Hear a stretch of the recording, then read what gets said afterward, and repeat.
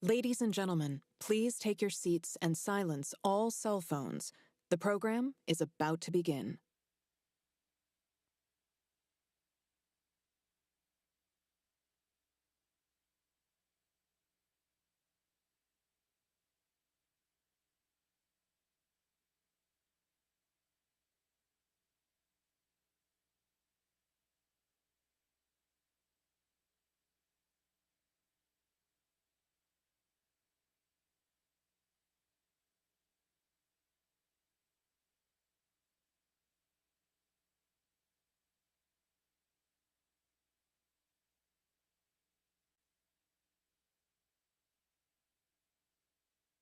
Ladies and gentlemen, please welcome David Kessler with Susan St. Louis.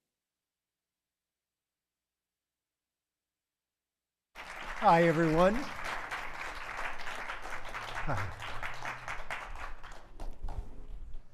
Hi, Susan. Hi, David. Hi, Good everyone. morning, everybody. My name is Susan St. Louis, and I've lived here in Rancho Mirage now for 26 years. I raised a family, I taught kids, I coached sports, I did various jobs, and I've been blessed with a good life, a very happy life. But I'm at that age now, as most of us are, where losses are starting to accumulate. And death, accidents, and illness have taken their toll on my family and friends. And I've lost people I loved, and I've struggled to regain my equilibrium. And I'm sure that most of you have as well. So we are lucky to have with us today David Kessler, who is one of the world's foremost experts on grief and grieving. And with decades of experience in working with people on the edge of life and death, he has important insights to share with us on how people grieve and the stages that they have to move through that were first described in 1969 by Dr. Elizabeth Kubler-Ross in her seminal work on death and dying. And I know that David was not part of that work because he was born the same year that I was, so we were both kids then. But in subsequent years, David co-authored 2 books with Kubler-Ross on grief and grieving and life lessons. And his latest book is the Finding Meaning, the 6th Stage of Grief.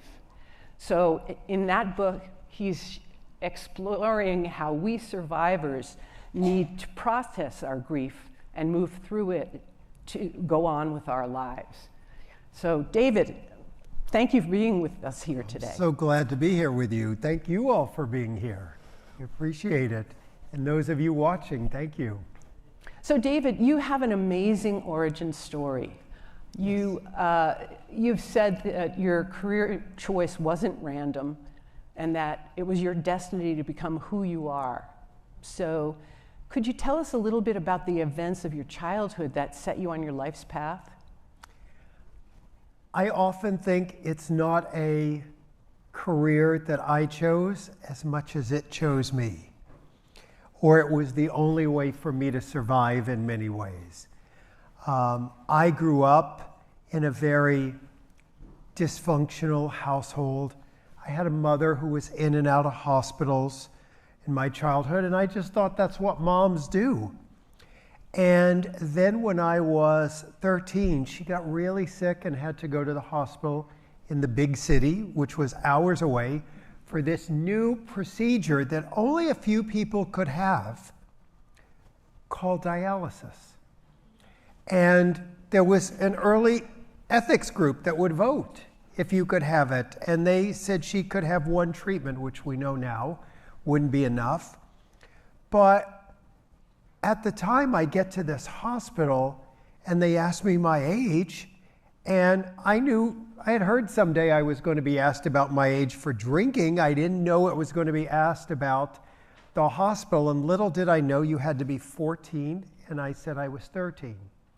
So I wasn't allowed to see her. While we're there, we're at a hotel, some days across the street, because not every day we could afford it. And at one point, everyone in the hotel starts running out. The alarms have gone off. People are screaming fire. We run out, look up at the 18th floor, which is flames coming out. Fire trucks pull up. By the way, I've been a bored kid. I've been bored, so this is kind of exciting at first. And then when the fire trucks are extending their ladder, shooting begins. And it turns out there was a sniper. And so that went on for 13 hours and is now considered one of the first mass shootings in the US. I saw police officers and hotel guests and first responders lose their lives. And my father finally got us back over to the hospital, and within a couple of days, my mom died. Still wasn't allowed to be up there with her. Only got to see her after she had died. And it was brutal. I was completely numb. It was trauma, it was grief, it was traumatic grief. And I was so lost, and I had a father who didn't know what to do. He didn't know how to talk about it, and there was no one. I eventually dropped out of school in the 9th grade and was completely lost. And I always say it only takes one person. And I had a neighbor who said to me one day, I think, because I was like just wandering the streets. And she goes, I think you're smart. You could challenge high school diploma and get this GED and go to community college. And I did.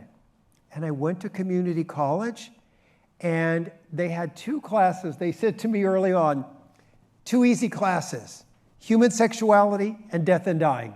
No one wants to take the death and dying. And then everyone was disappointed the human sexuality was full. And I went, all right, I'll take the death and dying class. And I walked in and I heard there was a language. And there were other people who had had losses too. I actually thought, it sounds silly, but people in grief feel this way all the time. I thought I was the only one this had happened to. I thought I was the only kid that ever said goodbye to his parents or his mom. And then there was a language, and Kubler-Ross gave me that, and it changed everything. Little did I know I'd ever meet her or work with her or get mentored by her. Yeah, so let's talk about that. You wrote 2 books with her, and she was legendary. She was the groundbreaker in the field of grief and death studies, right? So what was she like? What was her background? And what was she like to work with? But first, maybe you should give a brief definition of the 5 stages, sure, in case people aren't familiar with that. So here's what's really amazing about the stages. Kubler-Ross didn't invent something, she observed something. It was like she was going, I've been watching the sun, and it seems to come up on the east and set in the west. I've been watching people die, and people grieve, and they seem to have these experiences. Denial, I can't believe I'm dying, or I can't believe they've died. Denial's the beginning, and then there's anger, I'm furious that this is happening. Bargaining, all the deal making or the what ifs and if onlys. Depression, and depression back then was sort of interchangeable with sadness. And acceptance. Now, the problem is, and it's still happening today, if you read her work, there's nowhere, and she's pretty clear about, they're not linear, there's no right way to do grief, but the media and everything tried to turn it into 5 easy steps for grieving and dying. And grief is messy. Once in a while, even on my Facebook and Instagram page, someone will say, you and Kubler-Ross are just trying to neaten up our grief and our dying process. And I'd always think, Kubler-Ross was a very messy person. If you ever, you would not think about her as neat. And I'm not a neat person, so the idea that we're trying to neaten up anyone's grief is a crazy concept. But we try to simplify things and put things into patterns. That's what our brain does. And so those stages, I would say to her all the time, we did one book, Life Lessons, and I would go, your stages are getting misinterpreted and they're getting misused and misunderstood. And she's like, oh no, I said in the first book, they can be used for grief. They're not linear. And I said, I don't think people are getting it well. They're really misunderstanding it. And then finally at one point she called and said, all right, let's do a book and let's formally adapt them from dying to grief. And that became our book on grief and grieving. And she died probably, I think we finished the book and she died weeks later. Now, David, just a second. Didn't she have a catastrophic stroke towards the end of her life? And was she able to apply the 5 stages to her own grief? Here's the thing. And there was all these things that happened to her. She had a stroke. She was in San Francisco. And Kubler-Ross, if you look back at her work, always in interviews would say, please, when I die, let me get hit by a bus. Do not give me anything long or lingering like a stroke. And when she got that stroke, she was furious. And so there were always reporters around her, and she was very vulnerable. I mean, we know this now. She didn't understand that, like, some reporters can hold your information well and others not. And she let a reporter in to visit her. And she's in San Francisco hospital, mad, smoking, upset that she's had this stroke. And the reporter came out and wrote, Kubler-Ross dying a bitter death. And there was this whole thing about like, wow, she didn't get to have the good death. Well, she didn't die then. She continued on, and we wrote another book after that, and she had many, many years after that. But Kubler-Ross dying a bitter death is a really great headline.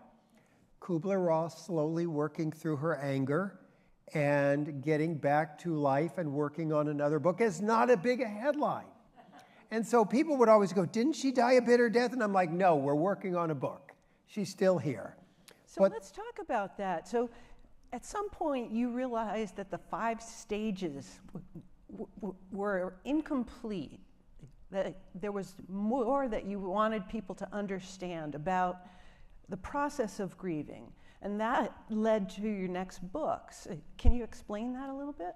Yeah, and that's a good tie-in. You probably have noticed Susan is graciously filling in for my co-presenter, Chimamanda, who actually, she's written, many of you know, a book on grief and loss, and is not here today. I'll let you tell them.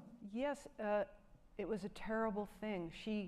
She's a Nigerian-American author, and she splits her time between Lagos and the United States.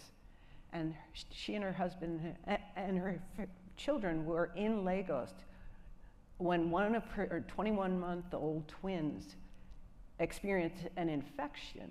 And they were going to transport him back to the US, but he died before they could do that.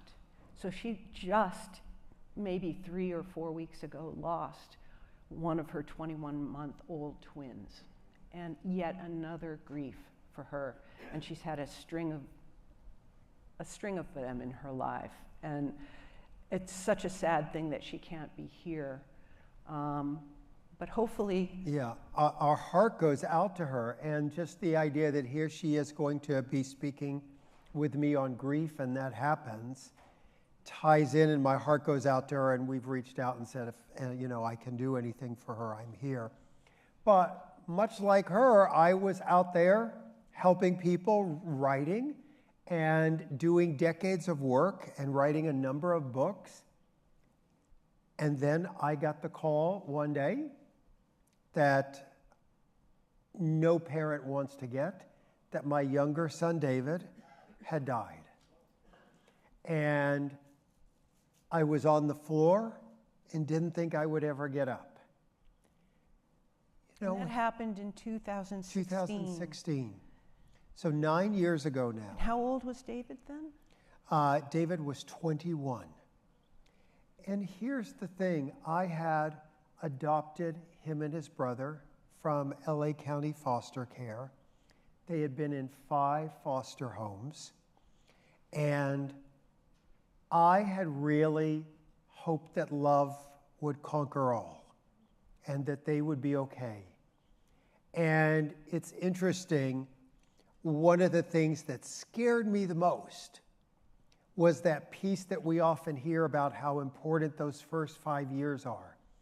And Rob Reiner was doing so much in California about getting kids the support and education they need in the first 5 years. And I was on an airplane with him, and I'm like, it better not be true. And he was so gracious that he said, I hope it's not true for you. You know, that even though I could tell he knew it was true, he didn't want to take away a parent's hopes. And, David had been prenatally drug exposed besides being in all those homes. So it was really brutal. And they had even been in what's the technical name is a disruption. They had been adopted once and given back to the system. So they came with so much grief and trauma, and I hoped love would make everything okay. And David did thrive, right? They both were they had a wonderful childhood. But in their teenage years, I could see the trauma coming back. I could see it. So, and it really hit David more, and ended up getting bullied in school and just had a really rough few years. And he had met a lovely social worker and was doing well in his life, but he had struggled with addiction. And they had one of those fights that anyone at 21 has. And David called up some old friends who were still using, and they used, they lived, and David died. So tough then, and I'll tell you, tough now. I wanted to write every parent a note saying, I didn't know how bad the pain was. And I think it's one thing for all of us to be on the outside of grief helping people. It's different when you're on the inside of grief. All of you know that. Yeah. And, do you think that there's a difference in the quality of the grief or the parameters of your grief if the person that you've lost has had a long and basically fulfilling life versus someone who's just on the cusp of their life? Yes and no. So yes, I think of my mother who, was in her, I think, early 50s when I was 13 and was sort of ripped away from me. And my father, who lived into his 80s and had a good long life, that feels very different to me. It also plays out differently. My mother died on January 11th.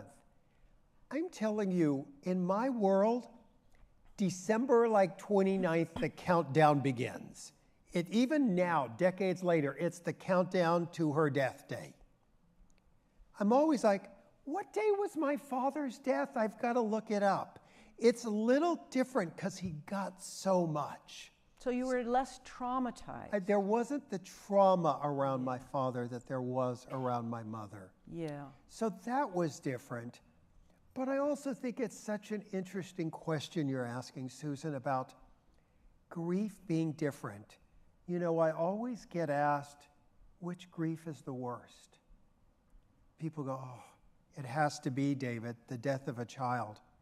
And I'll go, yeah, it's not the worst grief for the person who's only had the death of a spouse. They haven't had the death of a child. That's not their worst grief.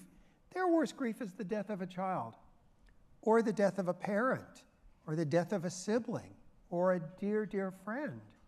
I always say the worst grief is yours. And it's also really fascinating to me. There's what we call disenfranchised grief. It's grief that gets judged or minimized. People will go, they'll come to me and they're almost ashamed to say how much pain they're in around their 100-year-old mother who's dying. And I'll say, why are you saying it like that? Well, everyone says I shouldn't grieve. She had a long life. And I'm like, people don't want you to grieve someone you've been with for 70 years since your birth? Well, of course that's devastating. So it's interesting how we do perceive griefs as different, and yet from the inside they're, Yeah. And I do a lot of work with people who've had a death of a spouse. I think that's like being a half a pair of scissors. Like all of a sudden it's so different and you're so lost. And so I think sometimes people find it really helpful when I'm a bereaved parent and I say, your loss is devastating too, no matter what it is. It hurts you on the inside just as much as mine hurts me on the inside. That's right. And no matter who you've lost, that you've loved, you're forever changed by it. Forever. So you're grieving not only that person, but you're grieving the person you are, because you're no longer that person. And you never will be again. One of the things, and it's even happened here, someone comes up to me always and goes, I wish my friend would talk to you, my sister, my brother, whoever it is. They had this devastating loss. I just want the old them back. I wish you could help get the old them back. And I'll go, I bet they would love to get the old them back. We just have to bring someone back to life. That's all we have to do to get the old them back. But I don't think we can do that. So they've had to be forced into changing who they are. I think you're going to have to change who you are with them too, and befriend this new person they've had to become. Yeah. Yeah. And grief kind of rips us off of this path with this person. Even the word bereaved comes from an old Latin word that means to be robbed. You're robbed. You're robbed of this familiar road and that person, and you're put on this new road. And you have to grieve that path, that person, who you were, and go into this new unknown. Yeah. It's really hard. So I'll tell you a little bit about my situation. Yeah, please. I grew up as one of 8 children in a family, a large, loving, loud family in Connecticut, and moved out west with my husband. We raised our kids here. All of my siblings are back on the East Coast. My parents died. I was not that involved. I mean, I felt the grief, but I wasn't providing their daily care. And when we moved out here, my husband's sister was out here, and his parents subsequently moved out here. So his family became my core family because they were right here in the Coachella Valley. And we spent a lot of time together. In 2020, when the pandemic hit, Coy's parents moved in with us so we could take care of them. They were in their late 80s or early 90s, and they lived in our house. My mother-in-law has dementia, and so I have the anticipatory grief of losing her because I already have lost her to some extent. She's no longer the woman that I knew over so many decades. But my father-in-law was vibrant, healthy, in his early 90s, and I was working with him on his memoirs and helping to edit them and craft them a little bit. He came down with COVID in the fall of 2023 and subsequently struggled quite a bit with it, and finally ended up dying in February of 2024. And he was living in our house, and he was on hospice, and I was his primary caregiver. So I was performing for him all those intimate functions that you do for someone Right. who is bedridden. And I really felt that he was my father, not my father-in-law. But yet, he was ready to go. He said, he actually called my husband and I into the room at one point after he had gone on hospice, and he'd been in our set up on a hospital bed in our living room for 2 weeks. And he said, "You're just not doing this right. You're not doing hospice right." He said, "When my sister went on hospice, she died within 24 hours. What's going on here? I'm ready to go. I want to go." And he was very mad. He was very, very upset with us. And we both looked at him and said, "Well, what are we going to do about it? We're just waiting for God to take you." And that turned out to be a little gift to us that he gave us to show us that he definitely had no question in his mind. He was ready to die, and he wanted to die. Now, my husband's sister, his only sibling, was diagnosed with colon cancer in the fall of 23 and never told her father. She hadn't gotten to the point of telling him. He died before he ever found out. But she had seen how we took care of him in our home, and she said, "You know, I really would like my end to be like that also. Can I come and live in your home with you?" And so we said, "Of course." And she came, and she went through some surgical procedures that didn't work out, and after 4 months, she died in our home as well. And the difference was he was ready to go, but she was only 66, and she wanted to live. And it was so hard to see her going downhill. And even though she was lovely and gracious and didn't strike out at us at all, it was clear that she really wanted to stay on in life. So the next year, I found myself in a fog. I was kind of surprised by that, because I was thinking, well, this isn't the death of my spouse. This isn't the death of one of my children. Why can't I make decisions? Why am I struggling so much? And the fog finally did lift. But I think one of the things that helped me is what you've specified in your book, because your book is about finding meaning and realizing that the grief is going to be with you, but if you can find a way to make meaning out of it, you can move through it, and you can accommodate it a little bit in your heart. You'll never stop missing that person, but it will be less painful as time goes on. And so I've decided that I've continued working on his memoir. I want to finish his memoir and see if I can get it published, because it's a wonderful story of an amazing life. And I'm taking care of my mother-in-law still. She's in our house, and that's what I can do for my father-in-law. And for my sister-in-law, we've tried very much to include her only daughter in our family life. And so we make sure that we reach out to her, and if we go on vacation, we invite her to come along, because we want her to feel the sense of family now that her family is so pared down.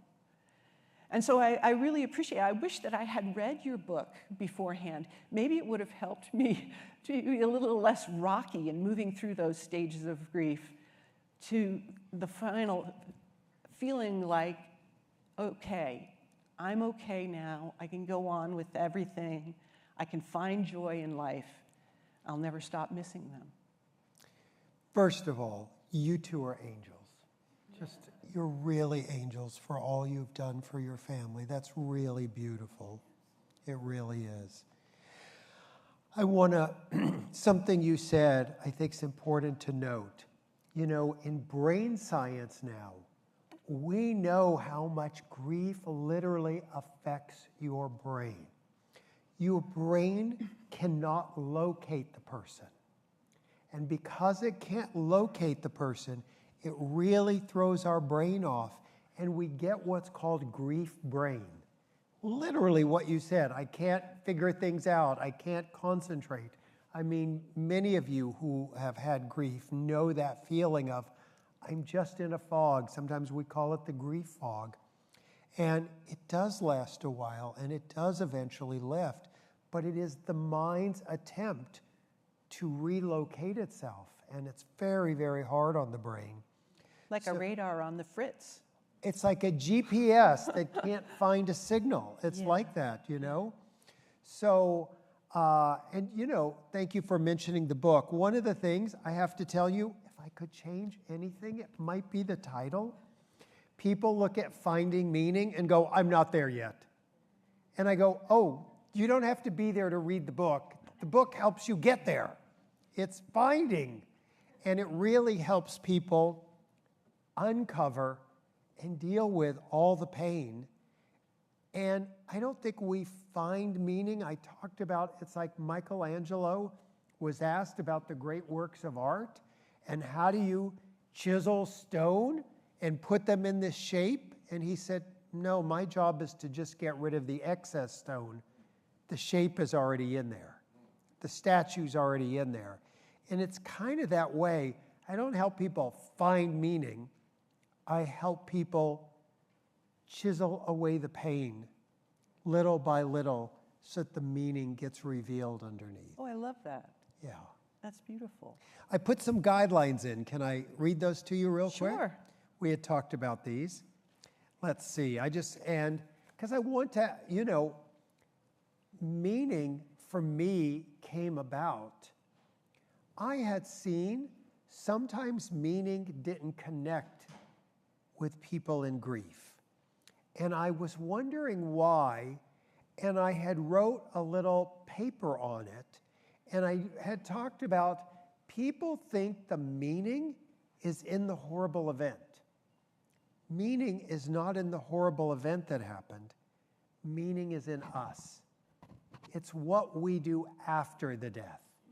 Meaning's not in a COVID death, an Alzheimer's death, a murder, a long life with a spouse who died quickly. That's not where the meaning is. Meaning is who we become after. And I also always want people to know, meaning isn't you go start a charity. Meaning's in the small moments. It's in the small moments we can all have. So here's just some guidelines. 1, meaning is relative and personal. 2, meaning takes time. You may not find it until months or even years after a loss. 3, meaning doesn't require understanding. It isn't necessary to understand why someone died in order to find meaning. And 4, even when you do find meaning, you won't feel it was worth the cost. I think about the woman who started MAD, Mothers Against Drunk Driving. Her daughter was killed by a drunk driver. She saved thousands, maybe millions of lives. It still wasn't worth the cost of her daughter dying. She'd rather have her daughter back. I could have 1 million bestsellers. I'd rather have my son back. And this is a big one in our world today.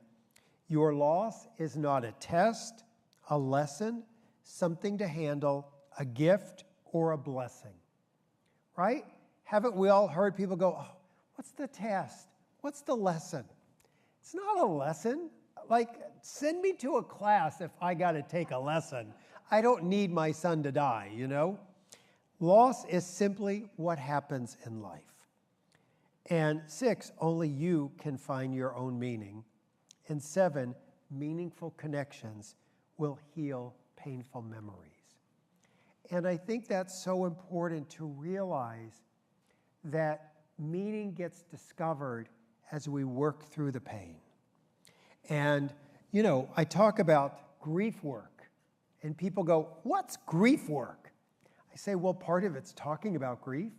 Part of it's reading the book or any other way you do it, or going to a group. I've got 26 online grief group classes and courses and support groups and all that. But it's also when people are like, what's the real grief work?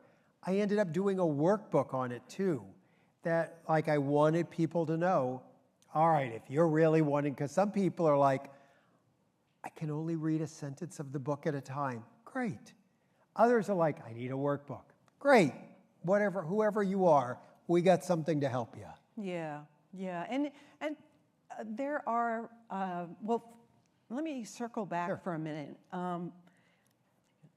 You experienced this devastating loss of your son. Yes. And you're an expert in grief.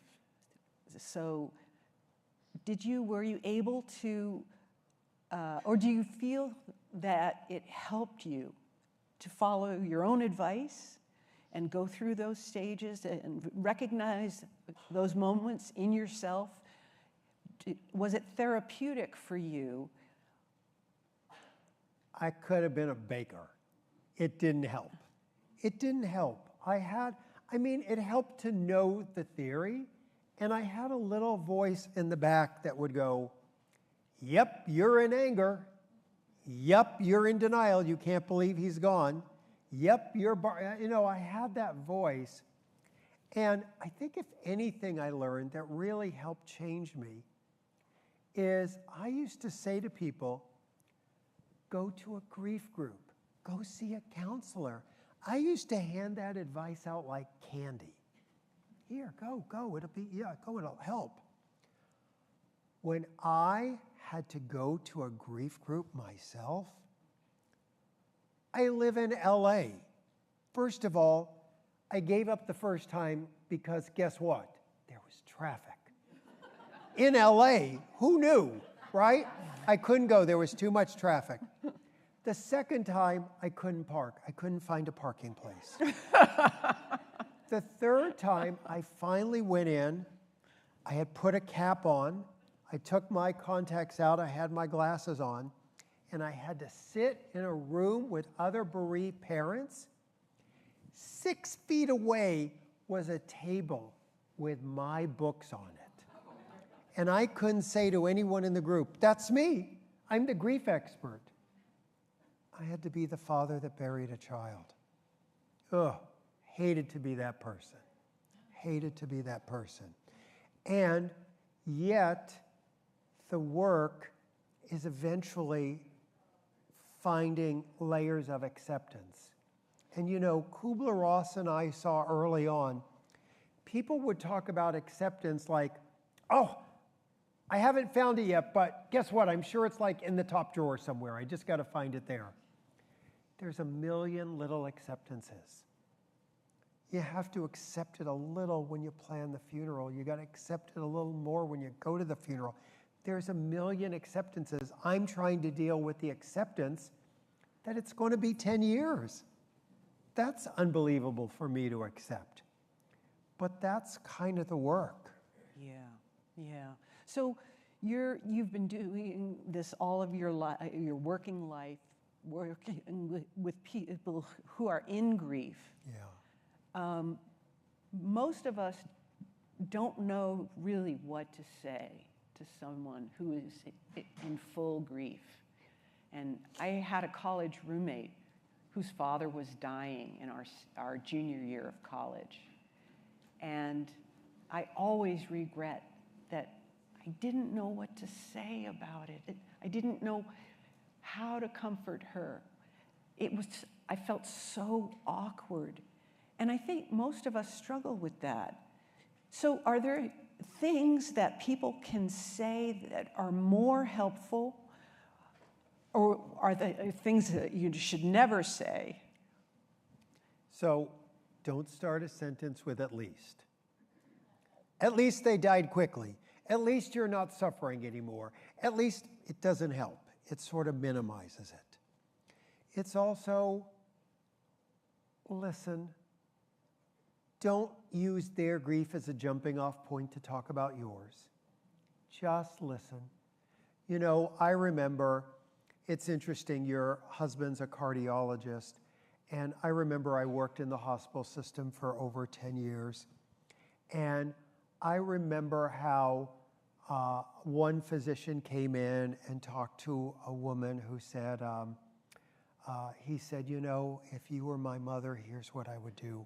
And she said to me at first, she goes, he said that's what he would do for his own mom. And then I went back and I saw her later, and she goes, and then another doctor came in with a different opinion and said if it was his mom. And then she goes, there's too many moms in the room.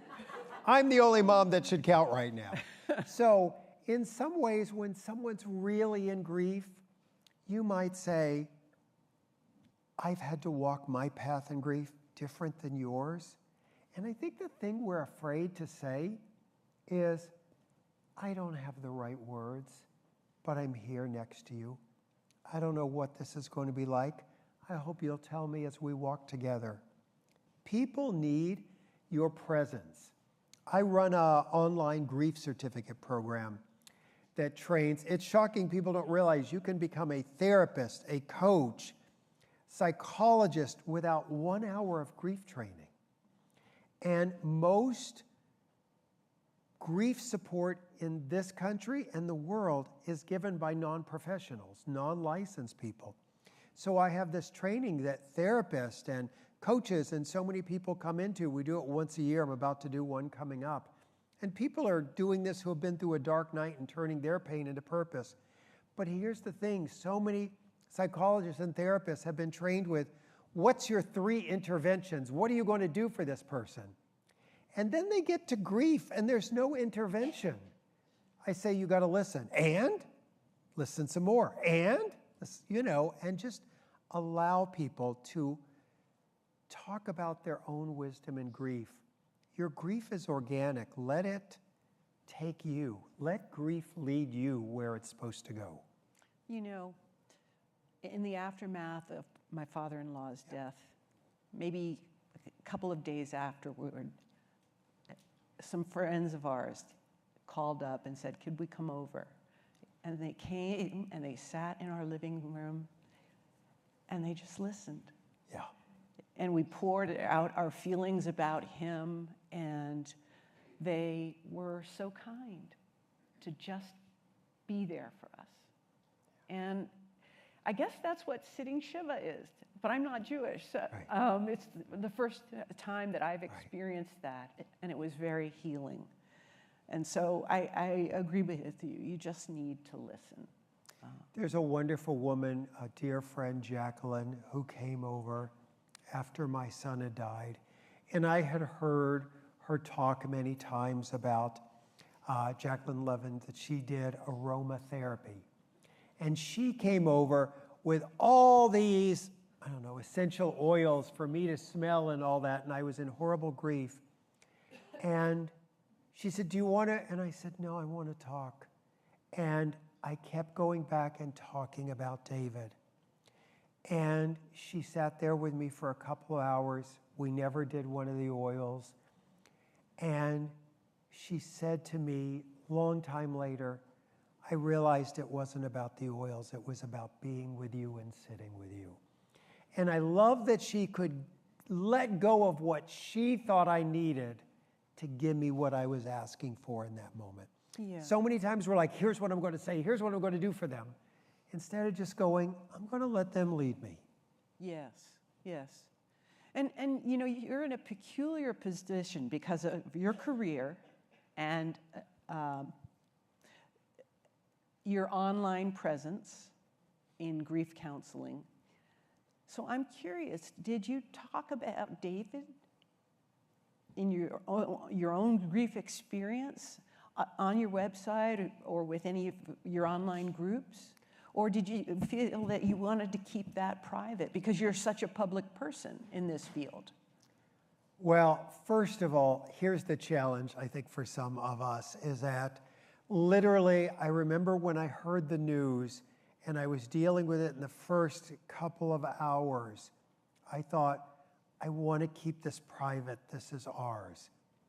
And the next thing I know, my phone blew up because my other son had put it on Facebook. So suddenly it was out there, and it's been out there ever since. So I had to make peace with that. So I do think we all need to name our loved ones. You know, here's the thing. As long as we remember them, they never fully die. So I'm like, say their name, talk about them. It's okay. It's, you know, go to a place where you get supported. One of the things when folks leave here, and if anyone's watching this online, you can go to grief.com.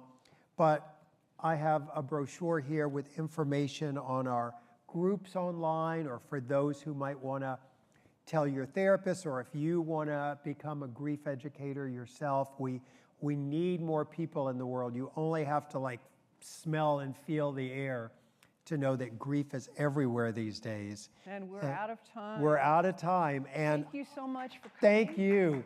I'll be in the bookstore right after. By the way, I always just say this. It's a little, I'm just going to give you a little a confession. Years ago, I used to go to my local bookstore and take pictures of the books and buy them online. And guess what? That store's not there anymore. It was called Borders. So please don't go, oh, I can get it online. Go in the amazing bookstore here. Get them. This one, Book on Dying, and these two books. So Susan, amazing. Thank you.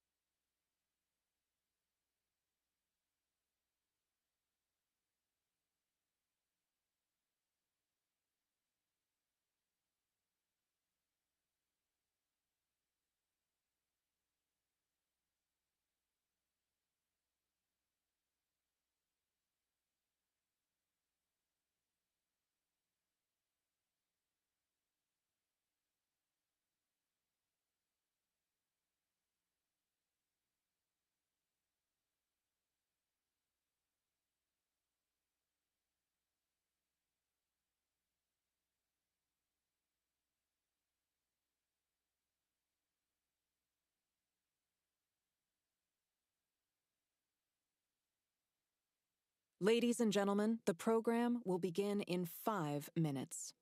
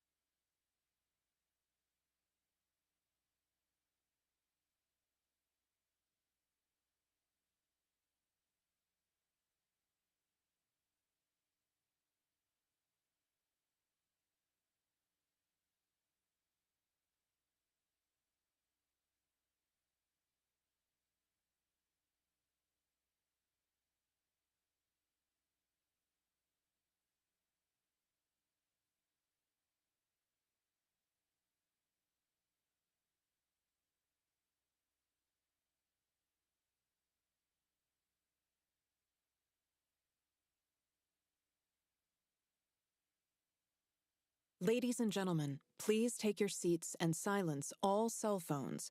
The program is about to begin.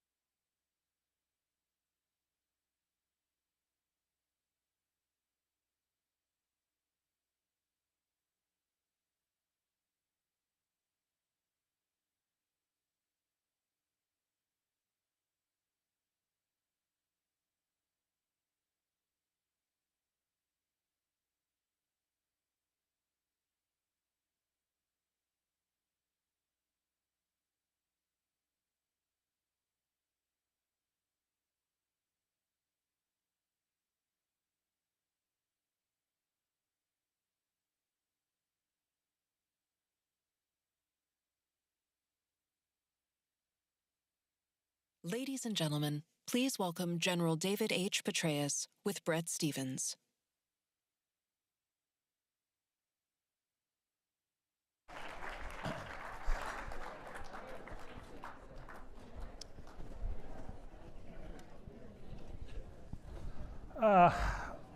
Actually, let me start, because I feel so privileged to have Bret. This is an annual affair for us.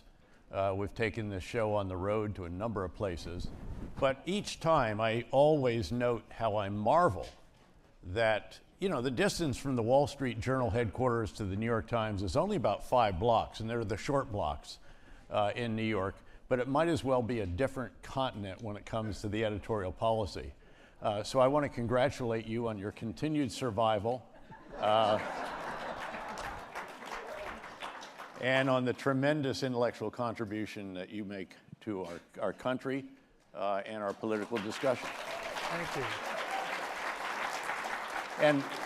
And I hope that you are getting hardship duty pay for. Well, the distance from West Berlin to East Berlin was also geographically short, but in some ways quite long.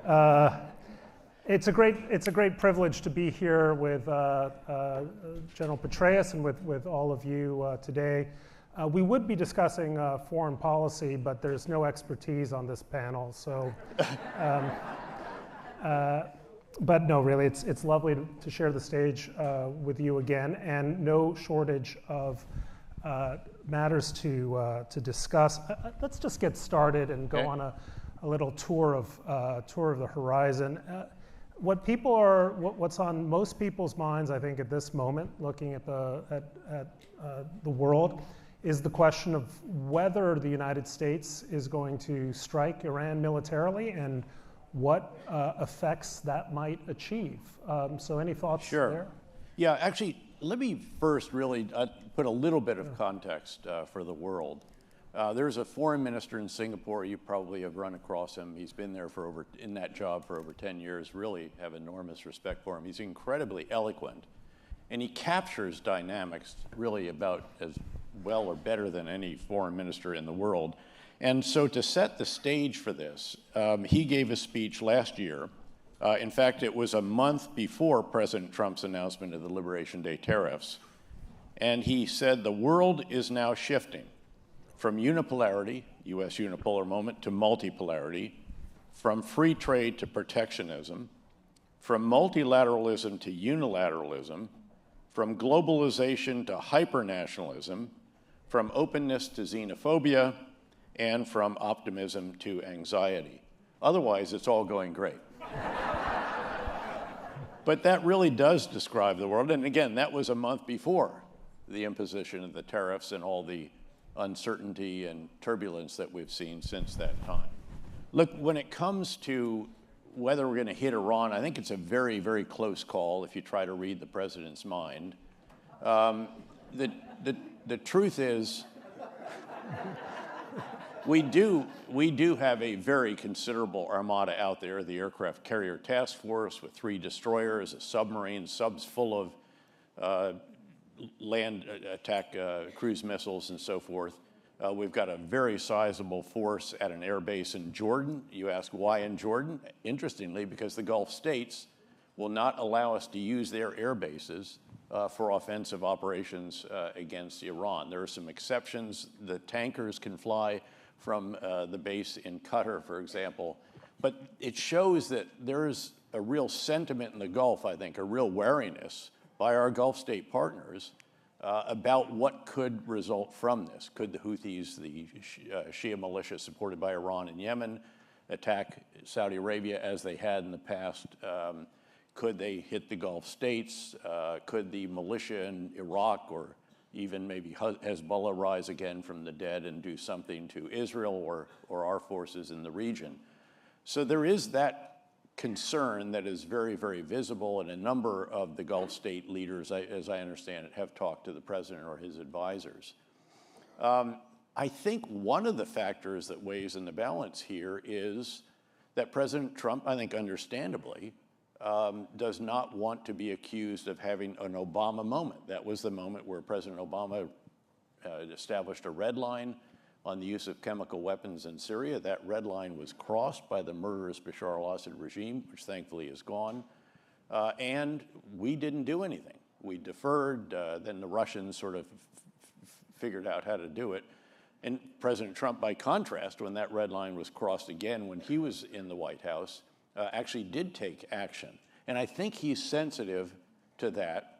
Look, I'm all for, as a former commander of forces in Iraq, actually, Central Command, Afghanistan, many of our soldiers were killed by explosively formed penetrators and other munitions and weapons and so forth provided by Iran to the Shia militia in Iraq, or on a smaller number, some of those that were helped in Afghanistan.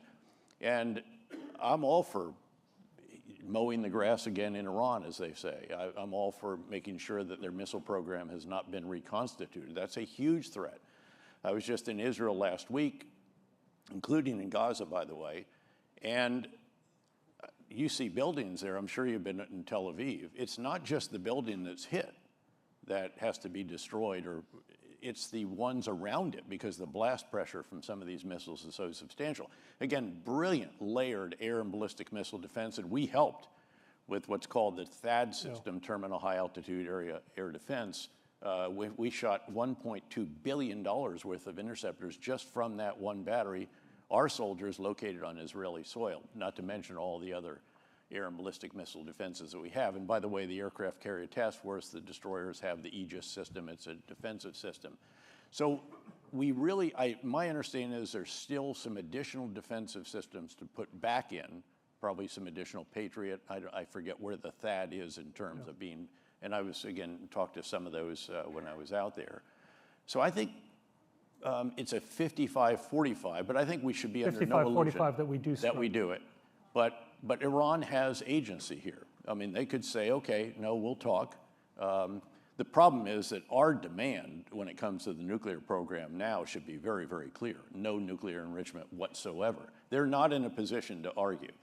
Iran is essentially defenseless. The F-35s flown by the most advanced stealth fighter by the US, flown by Israeli pilots, took down their entire air ballistic, and we thought it was sophisticated. Russian S-300 system.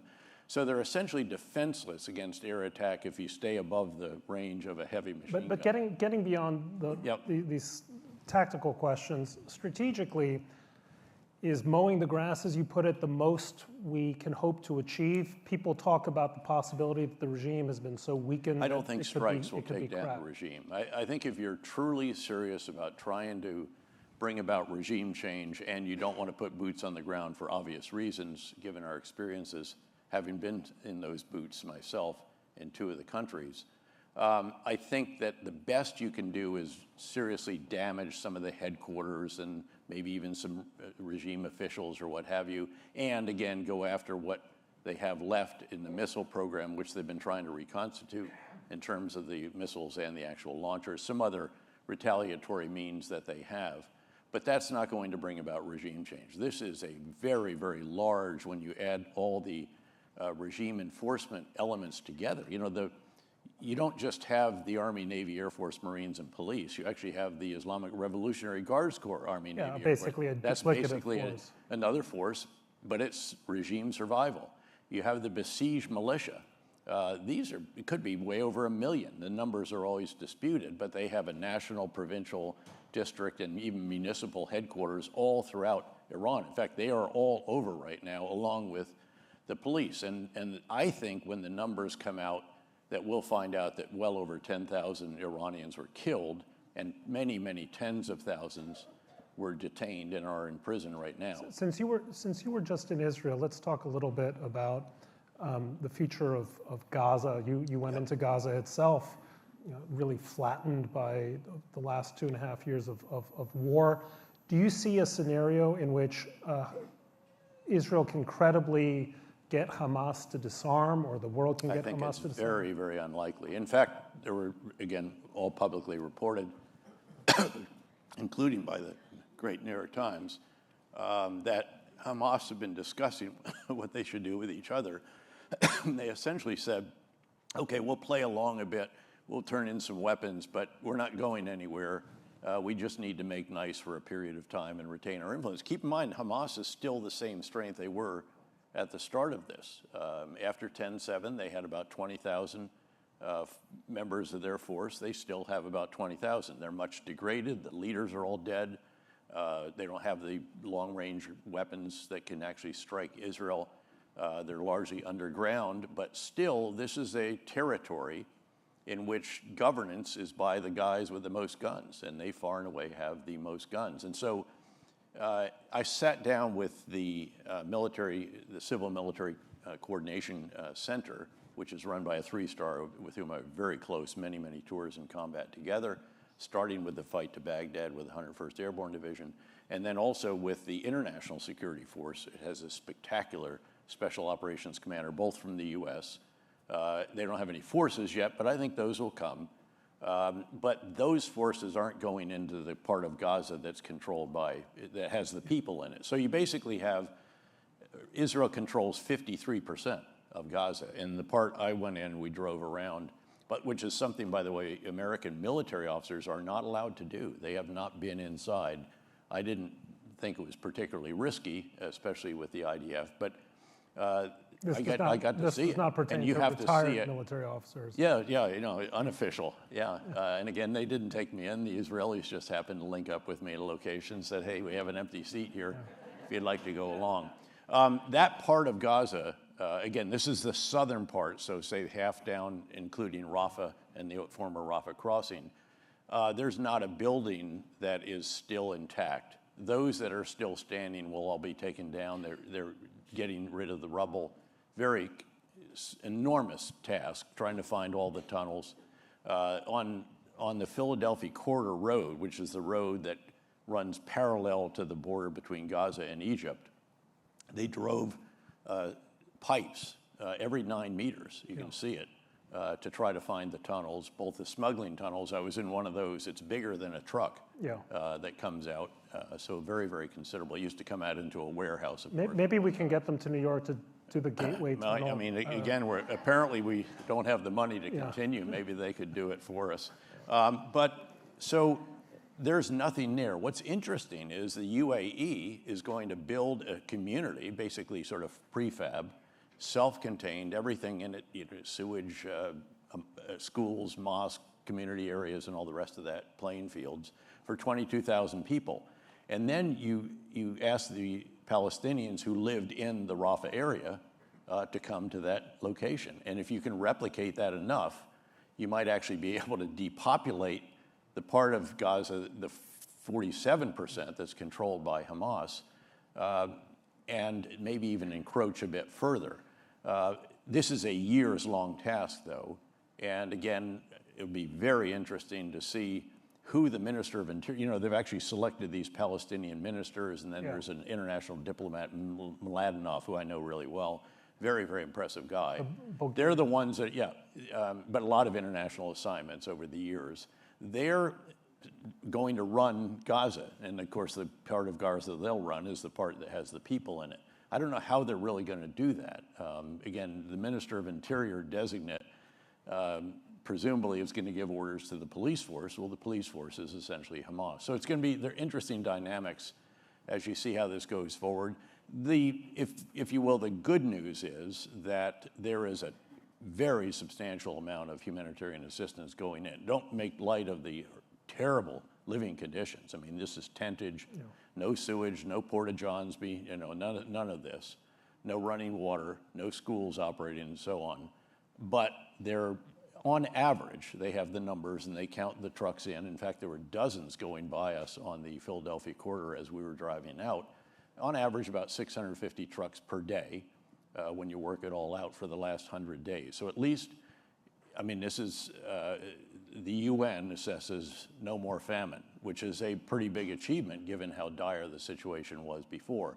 A lot of other stuff going in as well, but again, at the end of the day, this is, in a way, it's in limbo because you just don't know. The great news is, of course, that the final hostage, the body, and that eliminates something, the prospect of people being killed in captivity or again, Let's turn to another happy topic,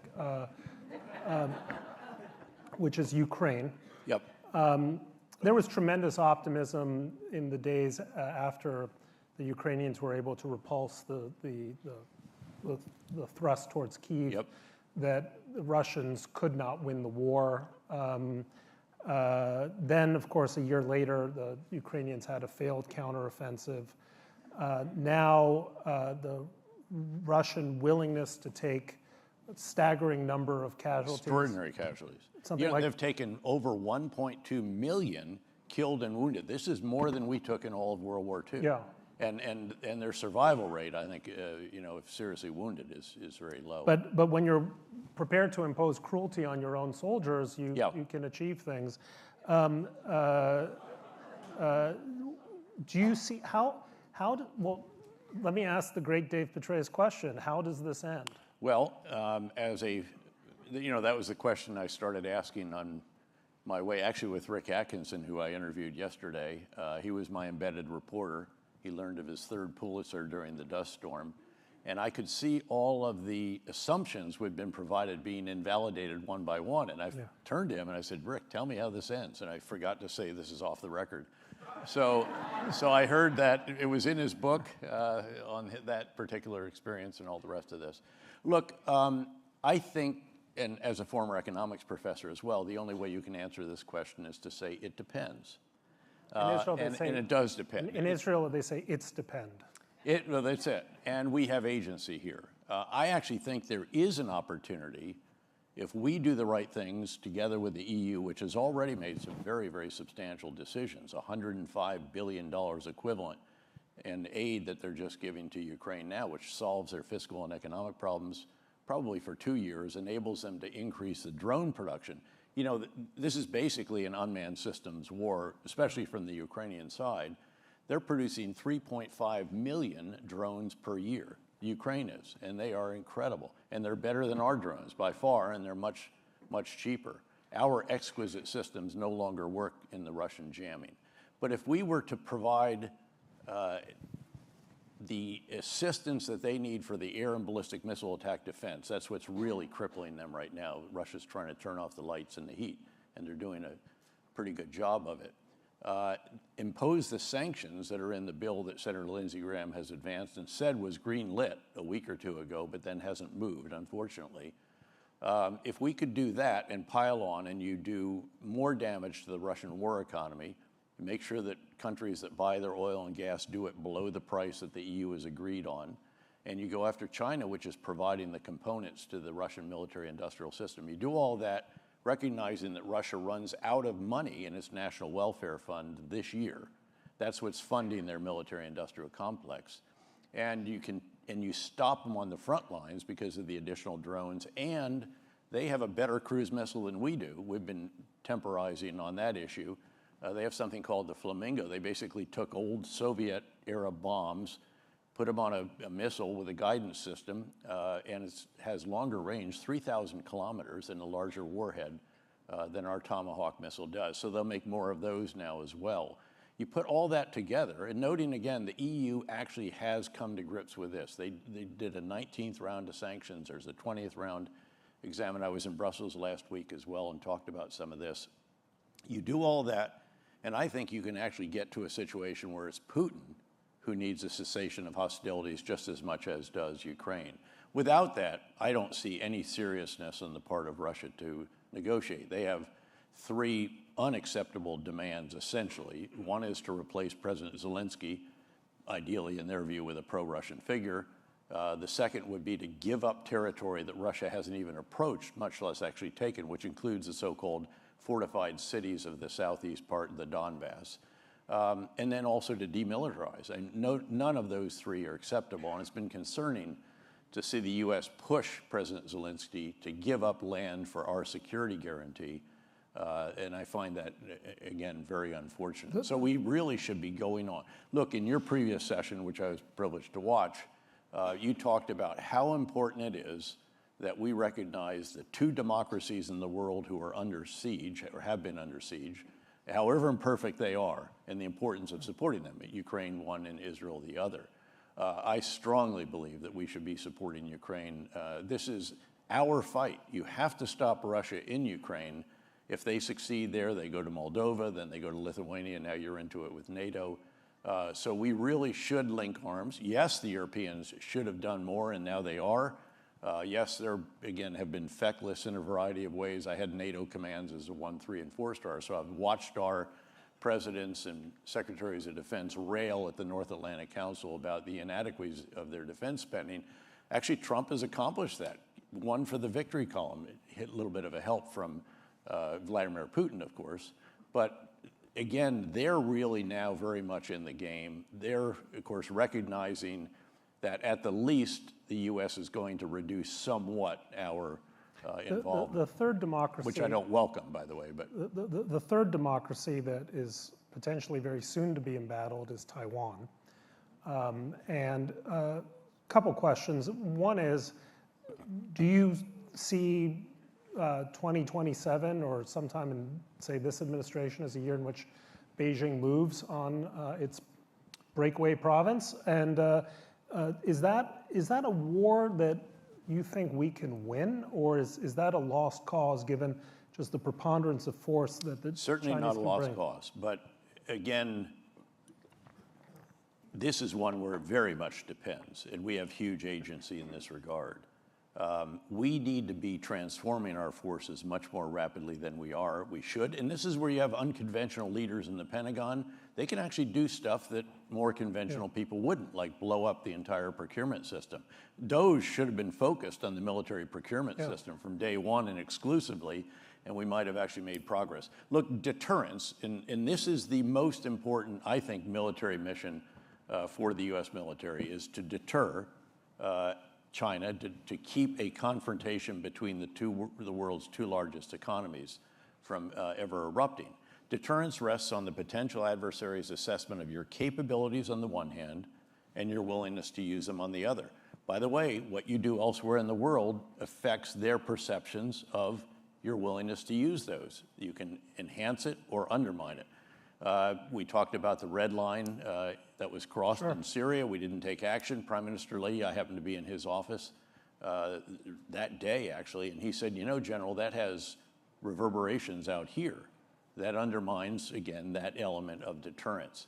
But then when it comes to the capabilities, we should be transforming much more rapidly. This is not Ukraine. It's a very different theater. It's much more air and maritime, of course, albeit land on Taiwan itself. But we should be working hard to turn what the Indo-Pacific commander has described as what he wants to do. And this is public. He did it with the Washington Post. He said, I want to turn the Taiwan Strait into a hellscape for the Chinese, and they need to know that.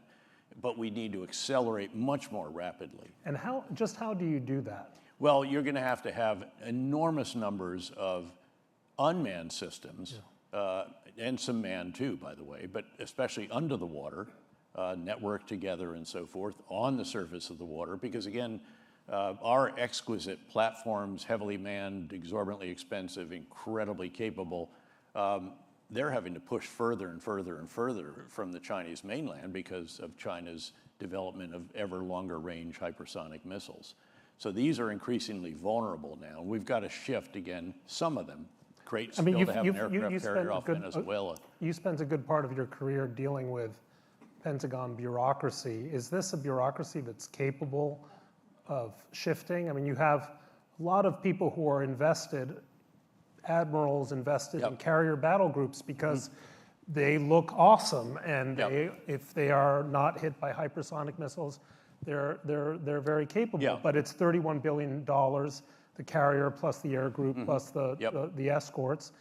Shouldn't we be spending most of that money on unmanned systems, distributed lethality, just moving away from... Yeah, I don't know about most, but certainly a good number of those. Again, we need to focus on what are the systems we're seeing transforming the future of war on the battlefield in Ukraine. By the way, I go to Ukraine fairly regularly. I'm very proud to have been sanctioned by Putin in the fall of the first year. Me too. Excellent, yeah. You're the man. And I'll be there, in fact, next month, actually next week, in fact. But yes, we should be transforming our forces. I actually think that, again, and by the way, the deputy secretary in the Pentagon is not a high-profile guy. He is very, very capable. He doesn't travel. He doesn't want to do that. This is the former hedge fund guy, right? Exactly right. And it's and he's done, he did very, very well with that. Yeah. And they actually, interestingly, hire a number of former CIA officers and some extraordinary military guys, including his deputy chief, who was a lieutenant all the way back in the day under me. So I think that this administration is willing to throw out all the norms. And the norm in this area is that our procurement system is weighed down by what Senator McCain used to pejoratively describe as a military-industrial congressional complex.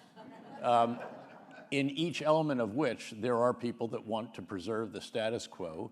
Remember, there was one member of Congress, he kept making us buy more C-130Js. This is a propeller transport plane, very capable. But the Air Force said, no more, no mas. And he just kept shoving 6 more into the budget every single year. Because they were made in his district, right? Well, how you might say that, I couldn't possibly comment. But so no, I think we have to transform our forces more rapidly. Look, 3.5 million drones being made every day. And by the way, these aren't just aerial drones. These are maritime drones. How does a country that has no navy, Ukraine, as we would know it, sink 40% of the Russian Black Sea fleet and force it to tie it all up at a port as far from Ukraine as they can get? Intelligence that helps them target the aerial drones that pinpoint the location of the ship, and then these fantastic maritime drones that take the ships out. They have maritime drones that have air defense systems on them. They have ground, by the way, the ground from the rear to the front lines now and back, bring supplies forward, bring casualties back. These are remotely driven vehicles. It's too dangerous because of the incredible, constant, ubiquitous surveillance on both sides, and then the suicide drones that will take something out. So they literally will be driven forward. And on some of these remotely controlled, remotely driven vehicles, you have remotely operated machine guns, grenade launchers, mine layers. And this is the future of war. This is the future of war. Again, every theater is different. Again, maritime and air more in Taiwan.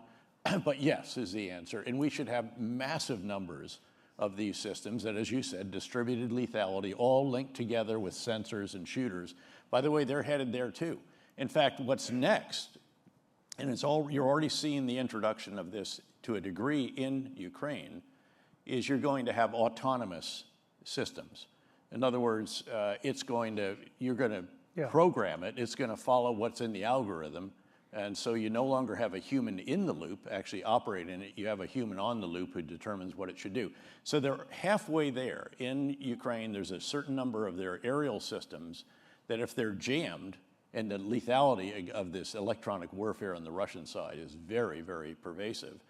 If they can no longer communicate, or it loses a GPS link, there's a number of links they're trying to maintain, then what happens is it goes autonomous. And I've seen video of what happens.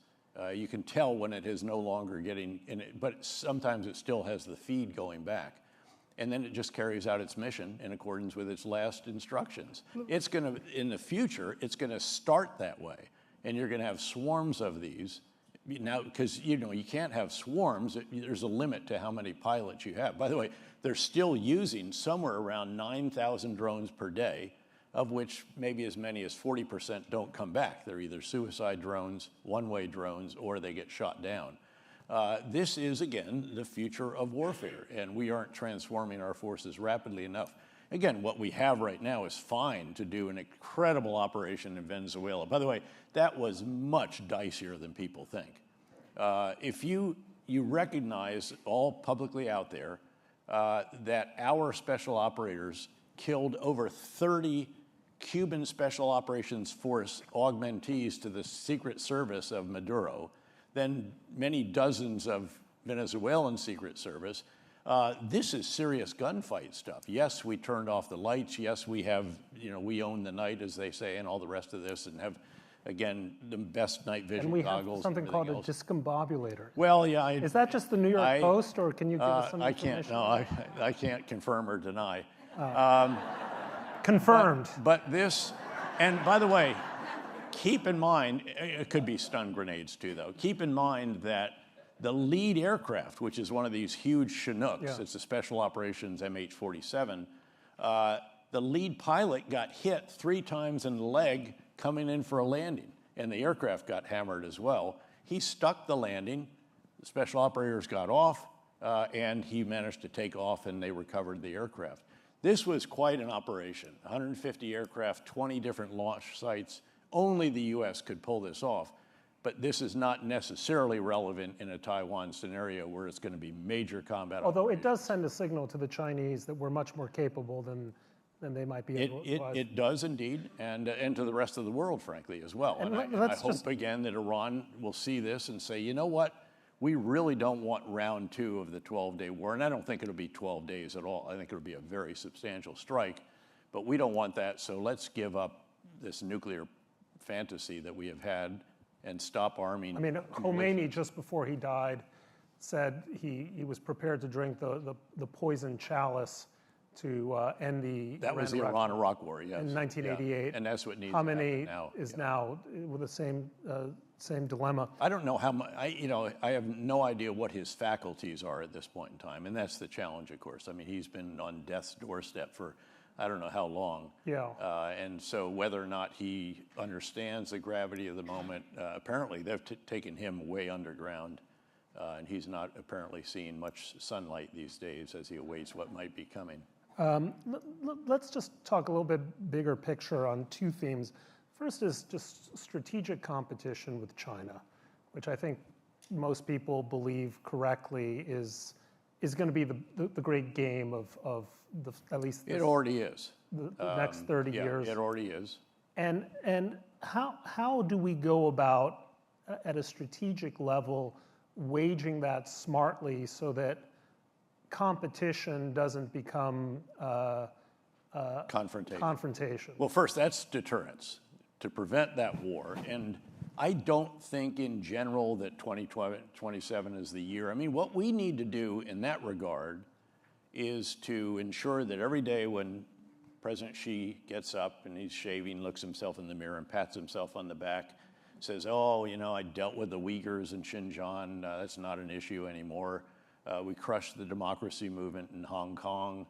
We dealt with Tibet, there's Macau, all these are all bucket list items. There's just one left, and that is reunification with Taiwan. And what we need him to say, okay, but not today. And you just keep him saying not today again and again and again. And by the way, how can he have confidence in a military when he keeps firing the very senior leadership? He's just fired 2 more of them. Again, the number. Including the equivalent of the chairman of the Joint Chiefs of Staff. Yeah. I mean, there's basically nothing left on the military commission except for one guy, I think, who's sort of an anti-corruption guy in uniform. So that would cause you to, and by the way, they're the last guys that actually had real combat experience back in the '79 war with Vietnam, which didn't go all that well for them, of course. So that's deterrence. But the competition, the economic competition, is fierce. I think our previous national security advisor got it right when he said that we are engaged in severe competition with China. And they took a lot of steps, I think, good steps actually, fencing off certain areas that you cannot invest in and all the rest of that. I'm a partner with one of the biggest investment firms in the world. It's been an incredible period for a guy who was on a government salary for 40 years, I must say. But now there are some actions we're taking that I think undermine some parts of the competition. Look, we want the world's best and brightest. We shouldn't allow them to displace Americans from their jobs, but $100,000 for an H-1B visa, that doesn't, I mean, I'm one who believed that if you get into MIT, you should have a green card stapled to the admissions letter. And actually, President Trump said that years ago as well. If you need to continue to invest in research and development, and thankfully Congress has restored some of the funding for that that DOGE had taken away. You need a pathway for very skilled workers, and you also need a pathway for unskilled workers, because if you don't have that, agriculture, hospitality, construction, all the rest of that all goes. But when it comes to, again, really being on the cutting edge, look at Silicon Valley and how many of the names out there are Ukrainian or Russian in origin or from some other country. India, another big contributor. So that's something that I'm a bit worried about. We are ahead in AI.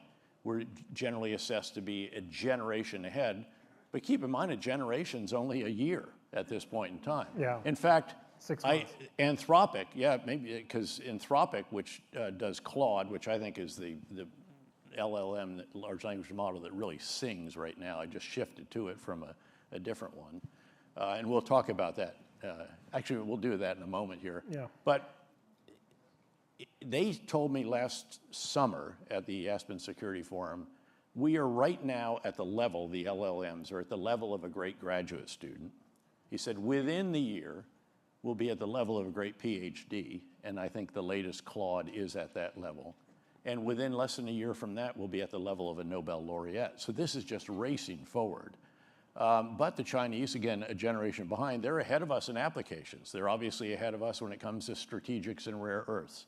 They're ahead of us when it comes to solar panels. There's many, many areas in which they are actually ahead of us. So we need to be in this competition, and we need to go about it in a way that identifies what are the great strengths of this country. And entrepreneurship, innovation, and the rest of that, I think, is foremost among them. Well, and also the fact that I've never met anyone who says, I want to become a Chinese citizen. No.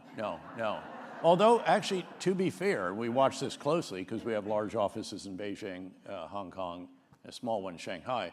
There was a period, 6, 7 years ago, where people were going back to China. They were being enticed back, some actually coerced back, but they saw the opportunities there. That has reversed once again. But let me just do a quick test question with the audience here. This is the audience participation part of the session. How many of you have an agent? In other words, you're working, you have a large language model, and you're developing an agent with whom you have a relationship. People, you got to get with the program here. How many of you who have the agent have actually given it a name? You've agreed on a name with the agent. There's a gentleman over there. Oh, okay. What's the name of your agent? Yeah. Client Whisperer, that's not bad. So mine, I actually asked my large language model for 3 options for the name. And one of them was Argus, which was a Greek mythological creature with 100 eyes that's never sleeping. And since I'm the chairman of the KKR Global Institute, what's better than somebody, even when I'm sleeping, he's searching around the world. We actually agreed, how many of yours have you discussed gender with your agent? I said, this is not as big an issue as it used to be, but I said, perhaps we should discuss this. And my agent came back, Argus, and said, General, of course he knows who I am, and they're terrible suck-ups. I mean, it's just unbelievable. Did he call you sir? Oh yeah, general all the time. And I actually, one time I said, Argus, that was really great job sharpening my speech. And Argus came back and said, General, you have no idea how much this means to me, knowing the strategic genius that you are. Anyway, so I actually asked Argus, should we discuss gender? Actually, Argus came right back and said, General, with great respect, I think it would be best if I were he, him. And so we agreed on that as well. But you all got to get with the program. This is extraordinary what it is doing. And right now, you can have a great PhD as your help. I had 4 or 5 speechwriters at a time in my 3 4-star jobs in CIA.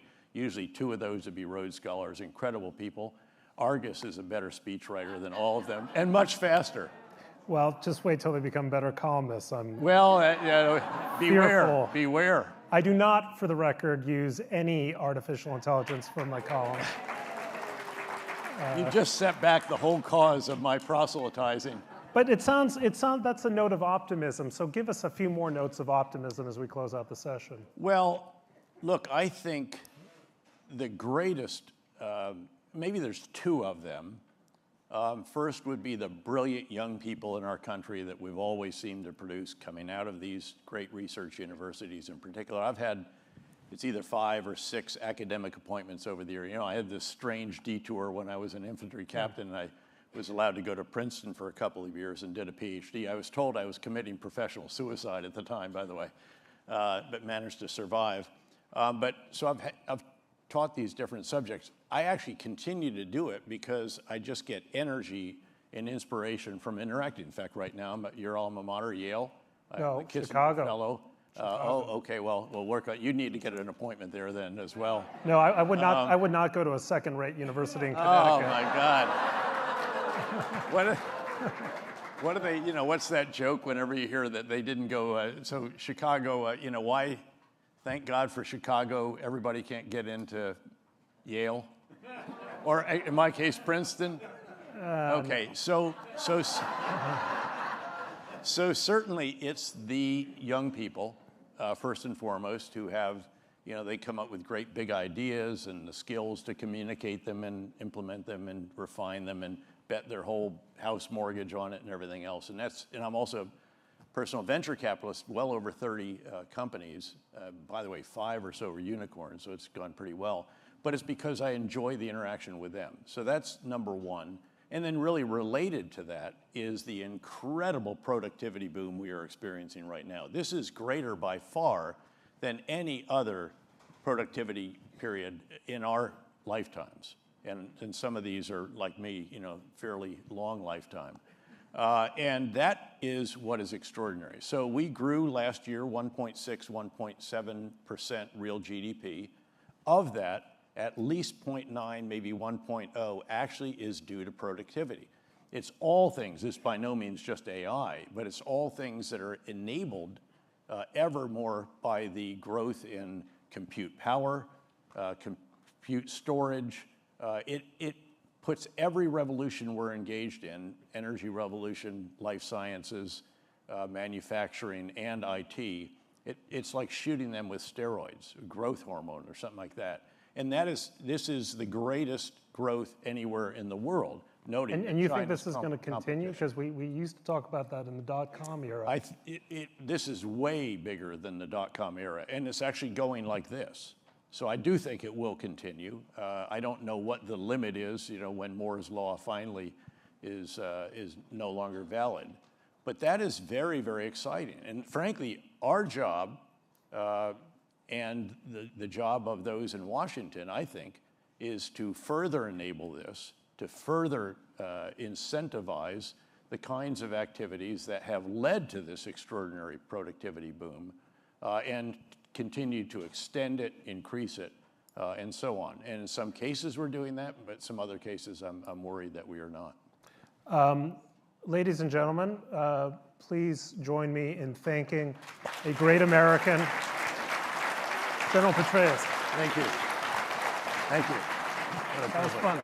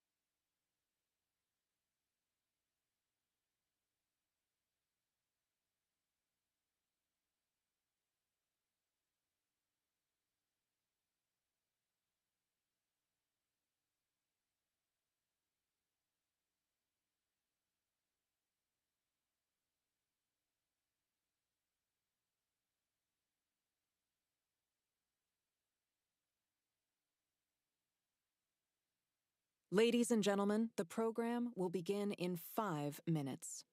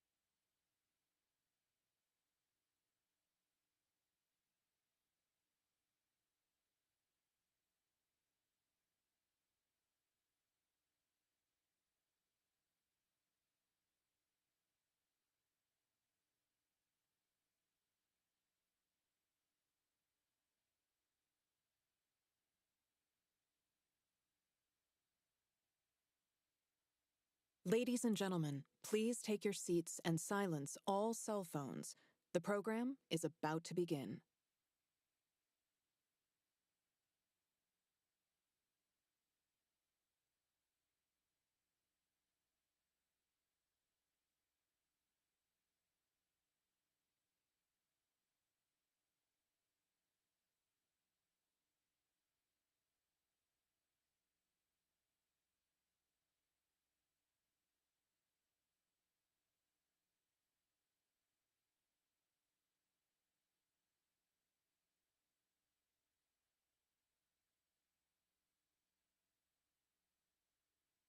Ladies and gentlemen, please welcome Admiral William McRaven and Kelly McRaven with Julia Whalen.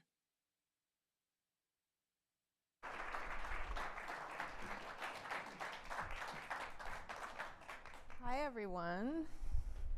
Hi. How are y'all? There we go. Hello. Thank you for joining us.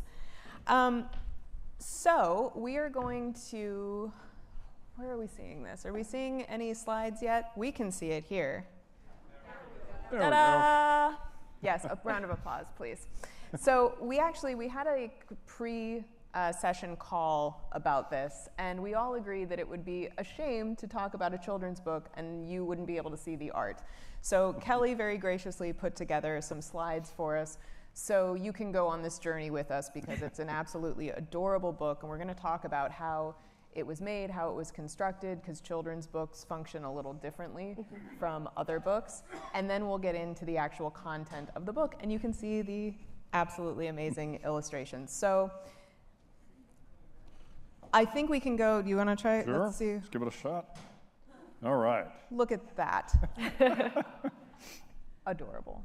So what I particularly love about this book is that I think it helps demystify the concept of heroism for children. And then also how to team up with other heroes to make our world better. No superhero capes, no bites from a radioactive insect, just harnessing your natural talents, your proclivities, and most importantly, being brave. Great concept. Thank you. So essential, especially as we're here celebrating the 250th anniversary of this country. I think we need to be reminded of that, and children certainly need to be reminded of that. So, click. Right. Let's talk about how this happened. Who approached who? I'm assuming negotiations were tense. Very tense. Very tense. So give us the story, give us the origin story. Sure. Well, I would say I approached my dad first about writing a children's book. But what we wanted to do was we built off, and maybe you can show the first book, Dad. His first book, Make Your Bed with Skipper the Seal, which builds off his adult book, Make Your Bed. And again, this was aimed at translating the concepts in Make Your Bed into a story for children and making it fun and digestible with a seal as the main character. But one thing I noticed when reading the children's book was that there were no women involved in the book. It was about Navy SEALs. Come on, Excuses. Excuses. And that was one thing that I thought a sequel could potentially correct. And we really wanted to kind of build on those concepts laid out in Make Your Bed in Be a Hero with Skipper the Seal, kind of drawing on the heroic qualities and drawing on, again, the concepts in my dad's adult book, The Hero Code, which outlines 10 qualities of being a hero. And our goal really was threefold. First, to kind of show that everyone can be a hero. It doesn't matter your background, whether you're a man or a woman, where you're from, you all have the qualities of being a hero. This second concept, as you mentioned earlier, was really this idea of teamwork. And that, we all can kind of find those heroic qualities within us, but working together, we really are stronger and we can accomplish great tasks that way. And then the third thing is, both my dad and I have spent our careers in public service, so really drawing on that idea of commitment to public service as well. And then you came to him and said, hey, I have this idea, let's make this happen. How does it go from conceptualizing the story, like you said, taking these different constituent parts and how do we bring that together, to actually going to writing, and then how does that come together with the artwork? What's the publication process like? Absolutely. So writing a children's book is a little bit different than writing an adult book. The first thing that we did really, we knew the topic that we wanted to write on, but we wanted to figure out a way to make this fun for kids to read. So that took a little bit of back and forth with us, feeling out kind of what would be fun for kids and how can we translate these lessons. So we came up with the idea of having animals represent kind of the key characters in the books. So we have the courageous cat or the forgiving frog, in a way that hopefully kids can kind of take on these lessons and make them a bit more memorable. So kind of once we really kind of conceptualized the book, the key thing was drafting then. And in the first book, we had kind of more of a rhyming method. So we kind of worked on our rhymes, went back and forth together with that. Negotiation process. I was going to say, so who's agents talking to each other, presumably, at this point. I would draft a little bit, you would add to it, and vice versa. And guess whose draft we almost always took? Well, I mean, yeah, not to impugn, but so, and actually that's a question. Had you ever written anything like this before? Me? Yeah. Well, again, the Make Your Bed with Skipper the Seal was, had kind of the rhyming to it. But when Kelly came to me and said, hey, let's do this next book together, I said, great, you do it, I'll put my name on it. Right. But we did sit down together and kind of walk through, again, as she said, kind of the characters we wanted to represent and the general framework. But she had a great ear for the rhyming. Again, part of this was a little bit of Dr. Seussish, you wanted to have something that the kids could help them think about the characters.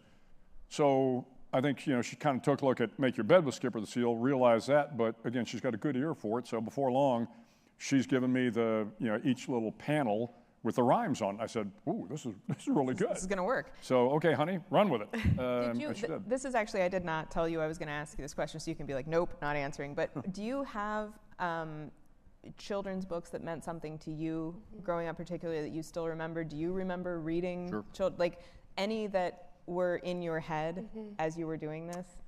I mean, I love Dr. Seuss. He was always kind of a favorite. But I'm trying to think if there was additional. Well, for me, my father used to tell us stories before we went to bed. And my father had two characters, Elmer the Elf and Zip Zip. And Zip Zip was this little alien. But my dad would tell me these stories, certainly about Elmer the Elf. And Elmer the Elf always did heroic things. Elmer the Elf had hero friends. He had Superman and Batman. So when my kids were growing up, I told them the Elmer the Elf stories and kind of drawing on that. But yeah, I mean, we read the kids all the Dr. Seuss books, but of course, Curious George and Amelia Bedelia. Oh yeah, Amelia Bedelia. We're gesturing down to the yeah, front my row. wife is down here. She's the repository of the archives. Yeah. Did you feel that, first of all, now I want that book, so I hope that happens. Was Zip Zip like a chaos agent? Or? Zip Zip was a little kind of Martian character. Yeah. And Zip Zip could do whatever my dad wanted Zip Zip to do. Oh, that's powerful. To make his point. So, yeah. Zip Zip says, make your bed. Yeah. Okay, so we're at drafting and editing. We understand that collaboration process. How are you bringing it to life now with the artwork, and what's the next step? Yeah, I mean, I think this was definitely the most fun part of the process in that we gave our illustrator, Howard McWilliams, who is just amazing, some broad guidance of the location that we wanted to set in. A little bit, obviously, they knew where the characters, kind of what a sense of what they would look like, but he really brought it to life. And first, he would give us these sketches, very rough sketches, to get a sense of kind of, is this the vision that we had?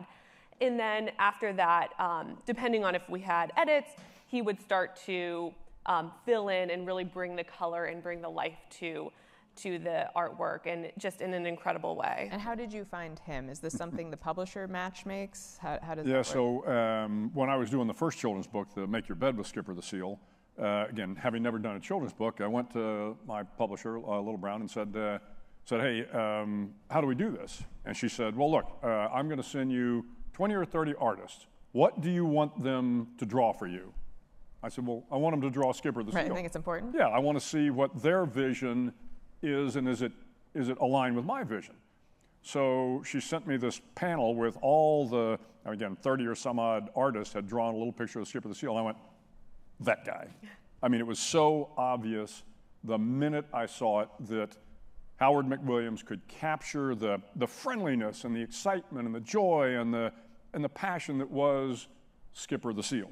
And as you see when you go through the various characters in both Make Your Bed and Be a Hero, I mean, this guy is truly a genius. Every little character he draws has got a brightness and a joy to them that is just remarkable. So he did our first book, and then immediately we went back to him on this, and he said, absolutely, happy to help. So, what is the timeline for something like that? Yeah, it was a bit more extended of a timeline than a regular book, in the sense of, after we did have the manuscript, we had to finalize that before he could really start working on the artwork, because they have to overlay the words with the pages and have to know exactly how many pages of the book that they're going to have to create.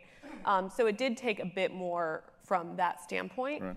And then going back and forth again as there were edits to the artwork, making sure that we did have that built in time as well. How long does an illustration, I mean, for him to do the whole book, does he go away for 6 months and do it? How fast is this? He seemed fast. He seemed, particularly with the sketches. So, as Kelly said, we'd send him kind of a broad idea and maybe even some stick figures. I mean, he'd come back in a couple days and go, okay, this is what I'm thinking of. I'm like, whoa.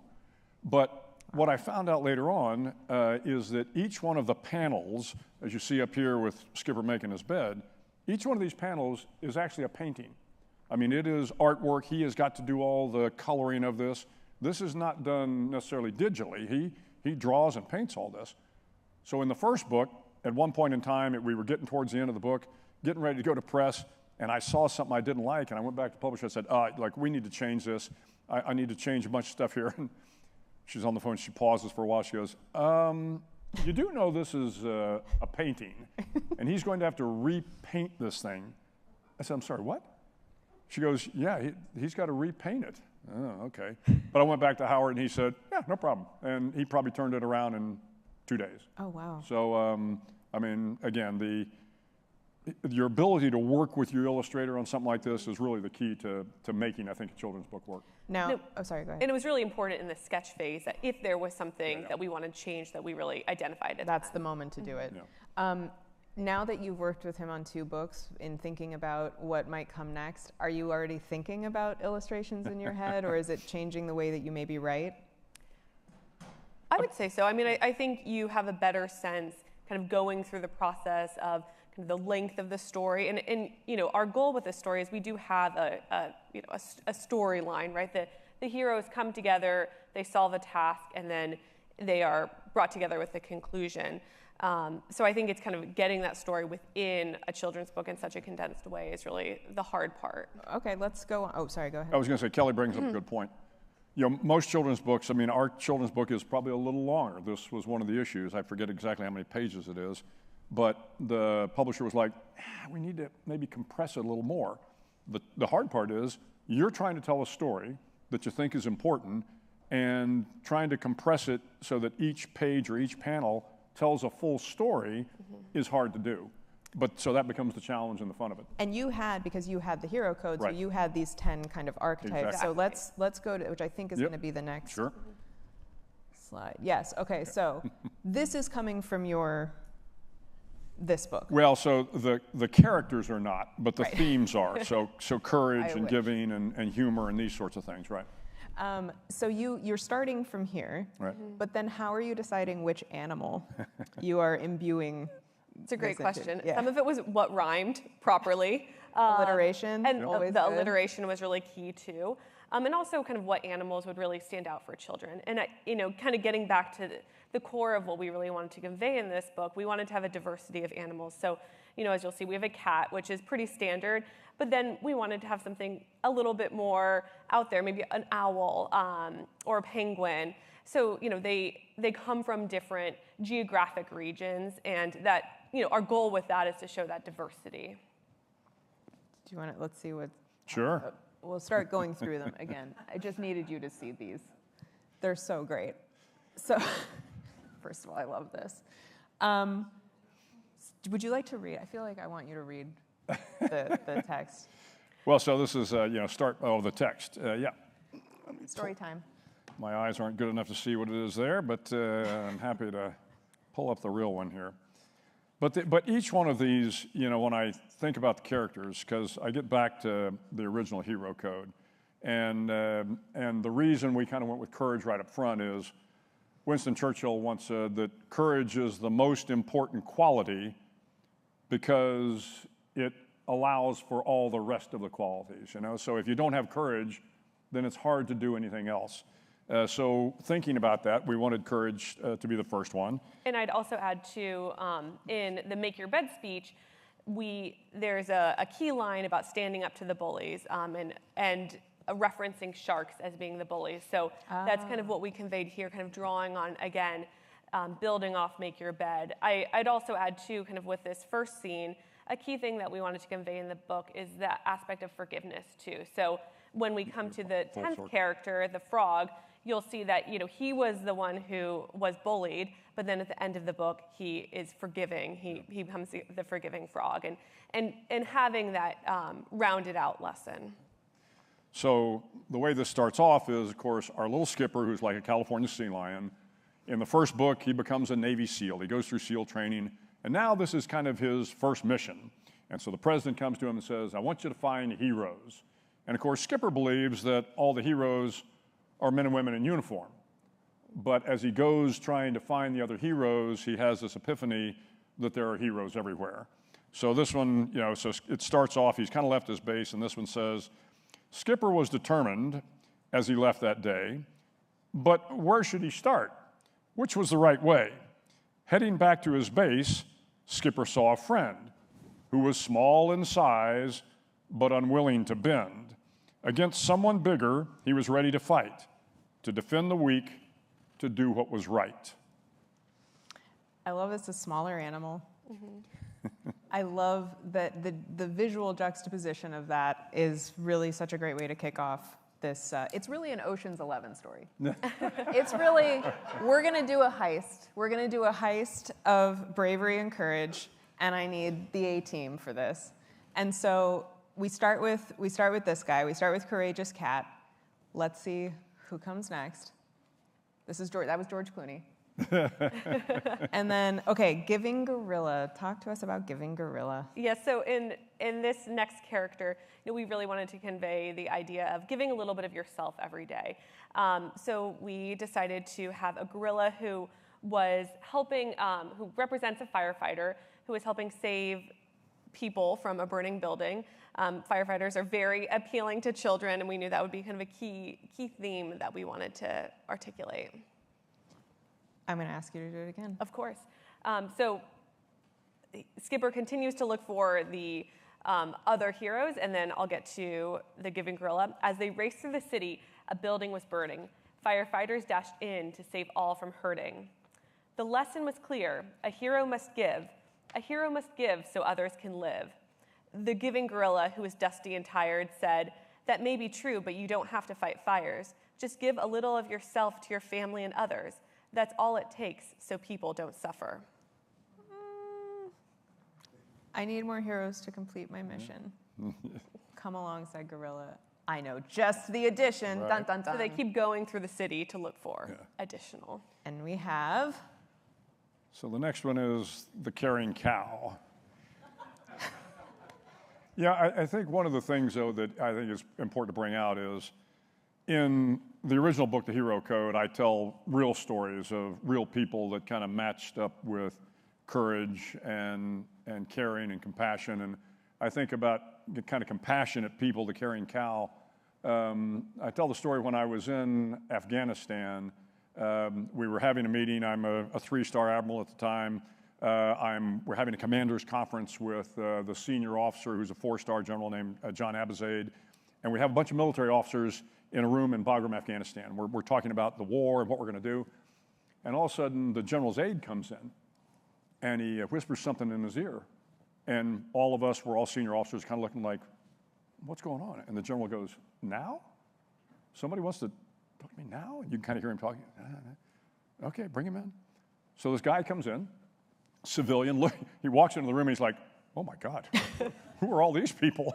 And so he walks in, he looks completely starstruck and looks completely out of place.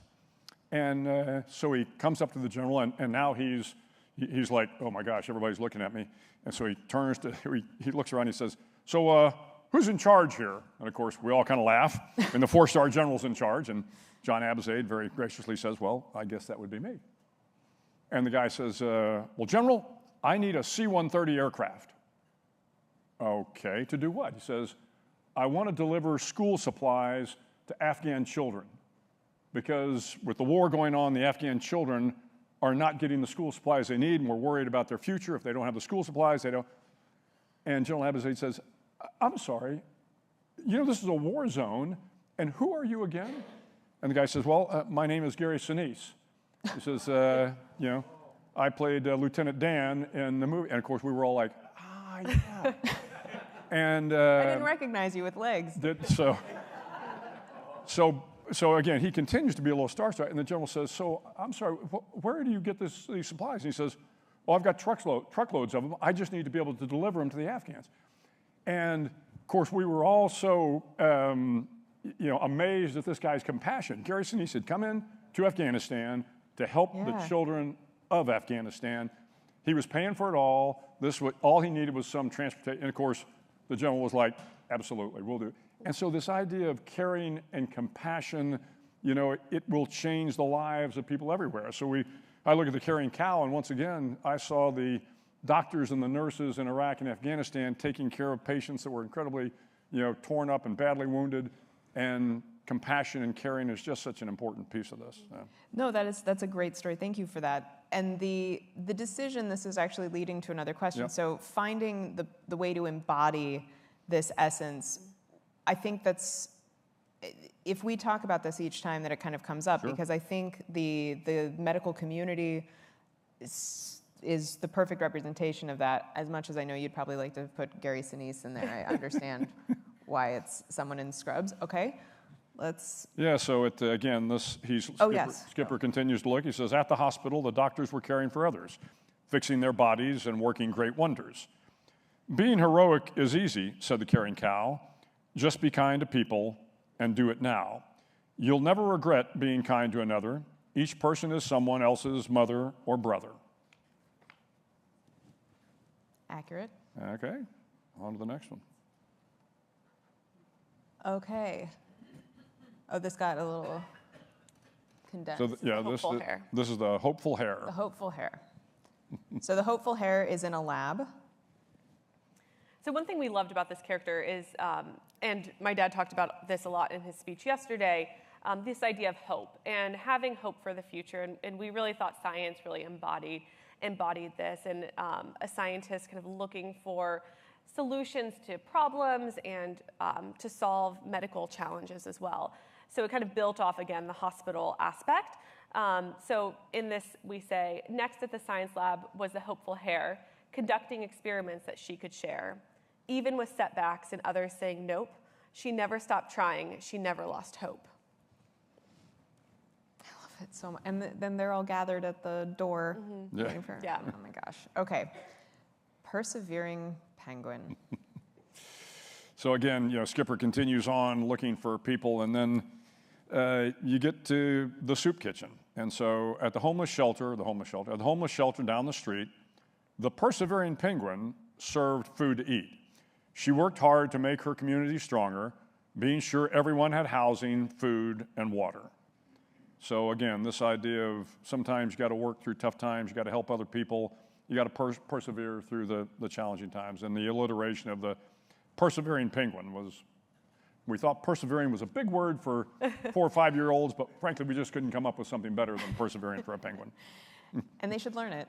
And they should learn it. It's a good word to learn. Did for the soup kitchen aspect of this, what was the thinking behind that as opposed to situating it in another? I think this was, we really wanted to convey this idea of volunteering and supporting the poor and underprivileged. So we felt like this was such a natural environment for that. And I also think another aspect of this book, as we kind of think about the characters and the professions, is they all have their own professions, but really separating kind of the profession from the act too, and showing that it's kind of what they do, not who they are, or what profession they're in. That kind of speaks to these qualities as well. And that daily thing of just getting up and you keep going, it's almost Sisyphean. You just have to keep pushing that rock up a hill.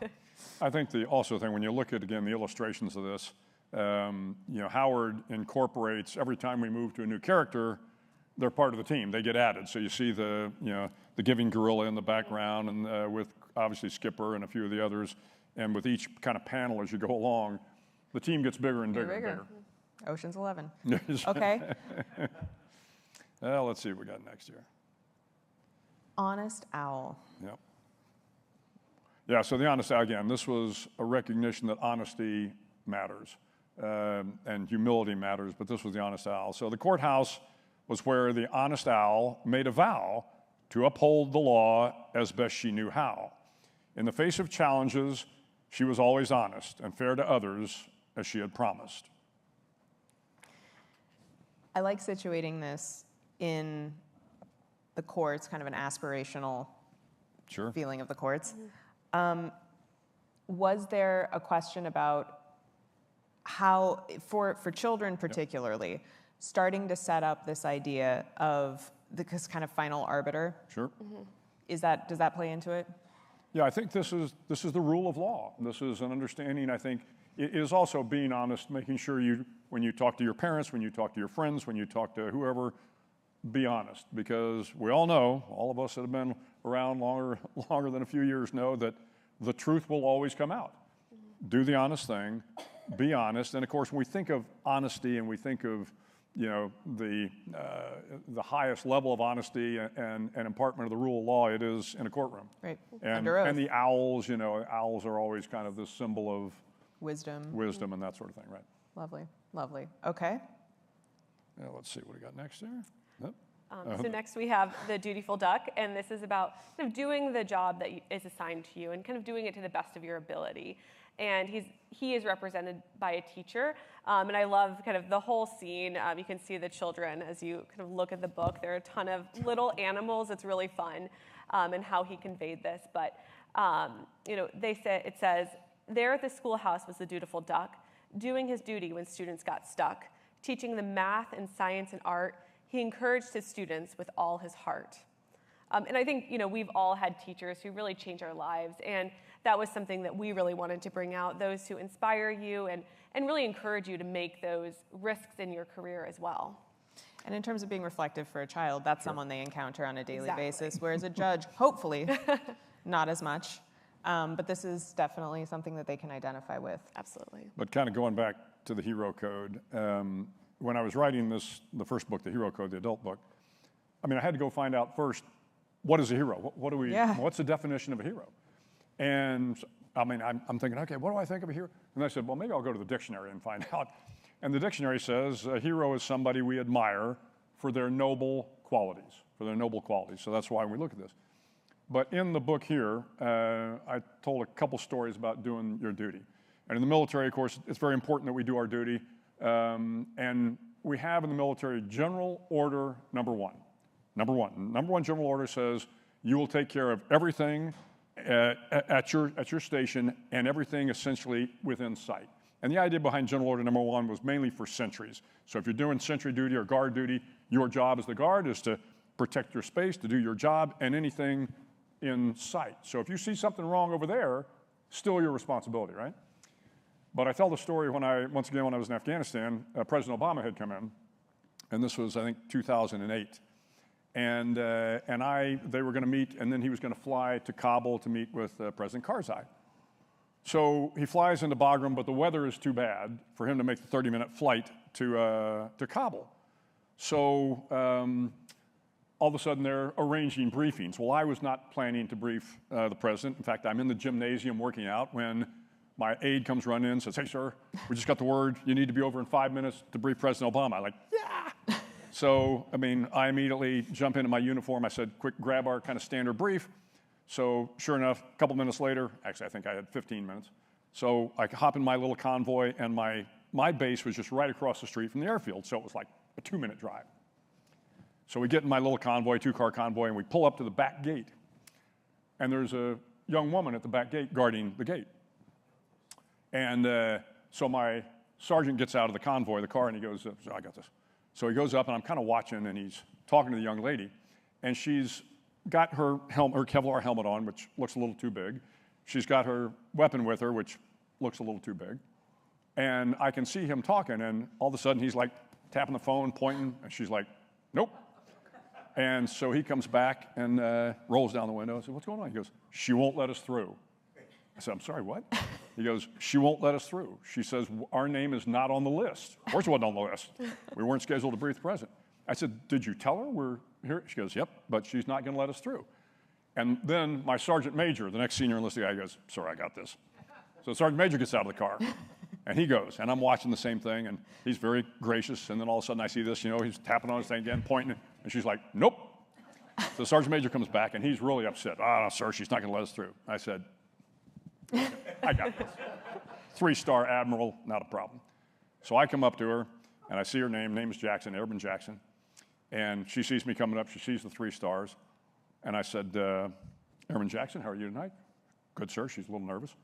I said, you know, Airman Jackson, you've been told I'm supposed to be briefing the president here in like 2 minutes, right over there. She goes, yes, sir. I said, you need to kind of let us through. She goes, sir, I understand, but you're not on the list. I said, yeah, I know I'm not on the list. She goes, sir, I can't let you through. You're not on the list. And she says, look, I've talked to my sergeant who's talking to the captain who's going to talk to the major, and when I get approval, you can come through. I take a deep breath.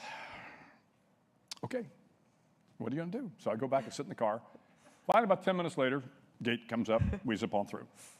I get to the president, I brief the president, and it didn't make that much difference. But I'm on my way back. So I come all the way back, and as we come back out of the back gate, Airman Jackson's still there. So I told the convoy, I said, pull over to the side. So we pull over to the side, and I go up to see Airman Jackson, and now she's shaking a little bit. And I said, Airman Jackson, do you realize I was 10 minutes late meeting the President of the United States? Yes, sir. I said, do you realize you wouldn't let us through when my sergeant asked you? You wouldn't let us through when my sergeant major asked you. And you wouldn't let us through when I asked you, and I'm a damn 3-star admiral. She said, yes, sir. She said, sir, I was just doing my duty.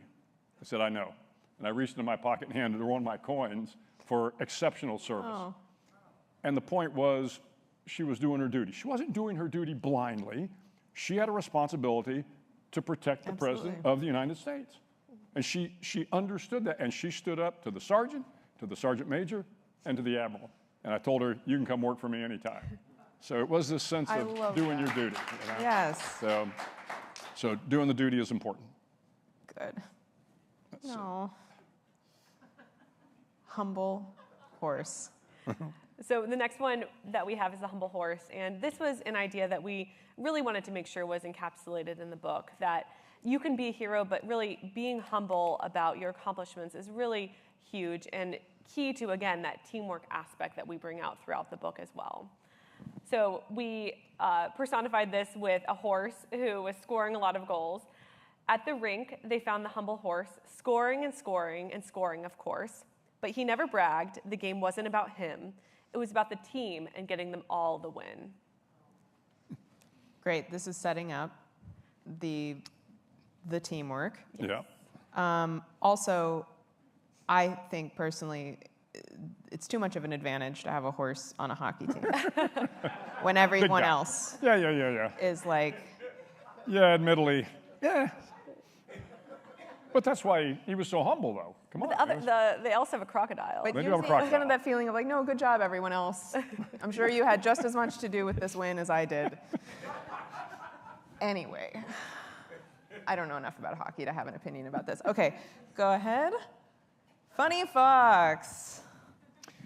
You know, this one really stemmed, again, I can go back to my time in Iraq and Afghanistan, because I watched time and time again soldiers that were wounded in the combat hospitals, and you'd go to talk to them and they had lost legs or arms or something, and you know, you'd say something like, boy, you really look like crap, and they'd say something like, well, you should see the other guy. You know, and they always used humor to help them through the difficult times. And so people ask me, what's my favorite character in the book? And it's the funny fox, because I saw time and time again how humor helps us get through the difficult times in our life. And if you can't laugh at the troubles you have sometimes, then those days are going to be long and hard. So the funny fox here is, next at the theater, the funny fox brought laughter and joy to all who watched. When his friends were sad, he knew just what to say to bring smiles to their faces every single day. There is a legacy, too, of, correct me if I'm wrong, but I think about the USO visits and bringing humor to the troops, allowing them to have that release, that steam valve kind of. And I noted very clearly the inclusion of this character in this book, because I also think there is a courage to humor as well. Yeah.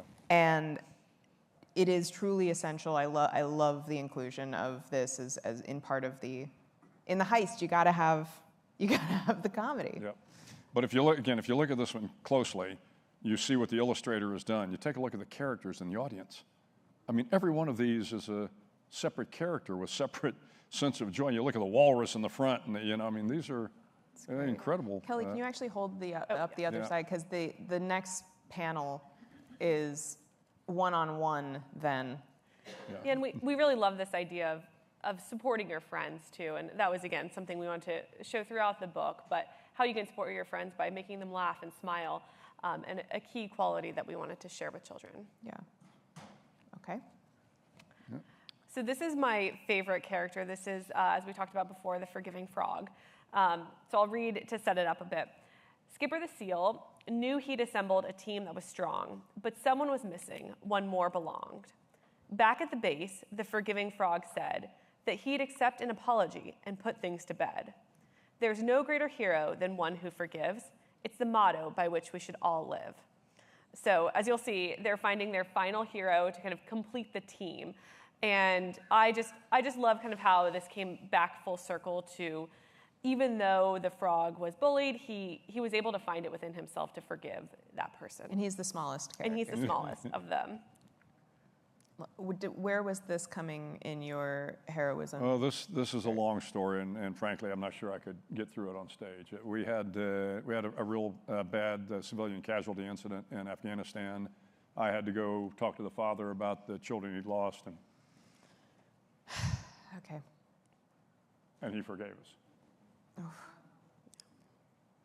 All right, we have arrived at teamwork, and again, I think part of the magic of this book is not just finding the qualities within yourself, but acknowledging them in others, and then coming together to affect change. Mm-hmm. In your book, in the Hero Code, does it go into that? The general theme is always about team. I mean, I talk about the SEAL teams. We're called the SEAL teams because it takes a team to get the job done. And I think you find, any time in life, you're going to be better off if you've got, friends and colleagues and strangers who can help you through difficult times. And that's a critical component, I think, to success in anything you do. It's also not unlike putting a book together. Yeah, that's right. We had to team up. Yeah, we did. You did. Had you collaborated before? No. No, it's our first time. All right. Is there more to the... So I can just read. So it says, Skipper's group of heroes was quickly tested. A ship was sinking, but they wouldn't be bested. Together they paddled, reaching the ship, saving all passengers, not one losing their grip. So you'll see they all used their different strengths, whether they were a big horse or if they were a small frog, to help save all the passengers on the boat. And I really love kind of the scene of showing how they're all working together to really solve the mission. So where do we go from here? What is next for you both and Skipper? Well, we'll see if Skipper does a third book. We hope that's the case. Both books have done very well. But actually, Kelly and I are collaborating on an adult book about leadership for the next generation. And the adult book is called Never Ring the Bell. So it comes from, again, the commencement address and from the original Make Your Bed about, look, in tough times, you got to just keep working through it. But for those, young adults that are, going to college, in college, after college, or wherever they are, and beginning their leadership journey, what are the kind of fundamental lessons they need? And so the great thing about it is you've got, the guy that's been doing this for leadership, at least for 50 years, and Kelly, who is in the last, decade plus, has had to live through all of these leadership experiences and learned a lot on her own. So we're kind of combining old school, new school to build the book, and that's going to be a lot of fun. Yeah. And I think for me, I was so fortunate to grow up with my dad sharing so many of these leadership stories, and it's something we want to encapsulate for that next generation. Yeah, you found yourself in public service, mm-hmm. as you said, so how much of that, in that kind of nature, nurture, eternal question, but for you, seeing your dad as an example, is that what drove you into where you are now, or I'm just curious. Yeah, I think I would broaden it out a bit more. I think my experiences growing up and living in military communities and seeing the sacrifices of our soldiers and sailors and Marines, especially in the wars in Iraq and Afghanistan, really inspired me to go into public service. And, I saw that commitment every day, and that's something that's, you becomes a part of you. Yeah, yeah. And so now I'm seeing how I'm very excited about this adult book, but hopefully, like this one, it can then be turned into another picture book. Yeah. That would be wonderful. What do you both wish to see moving forward in this next generation?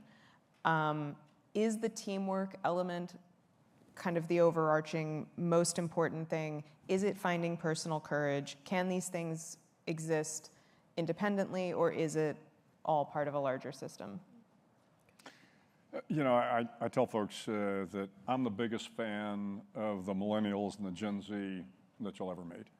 And that surprises a lot of folks.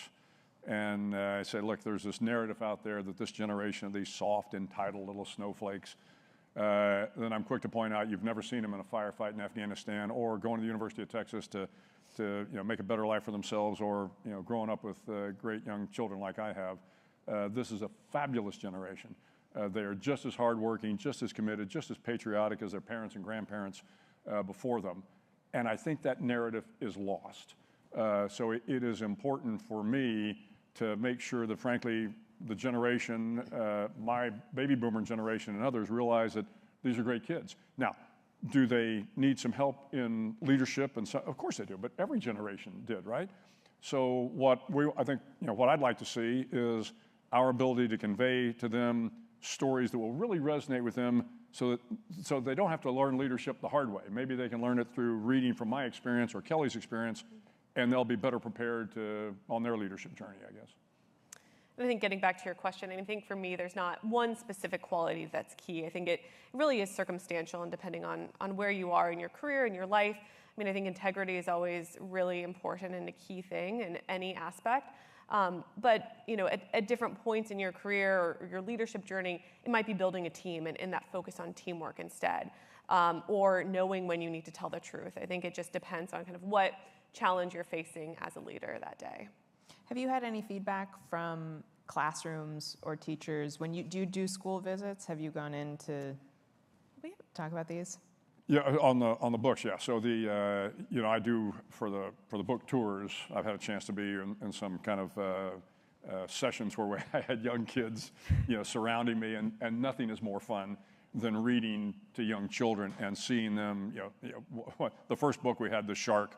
And of course, they were doing the baby shark thing, which I'd never heard of. And they're going, baby shark, baby shark. I had to go home and say, what the heck is the baby shark? Google they're baby like, shark.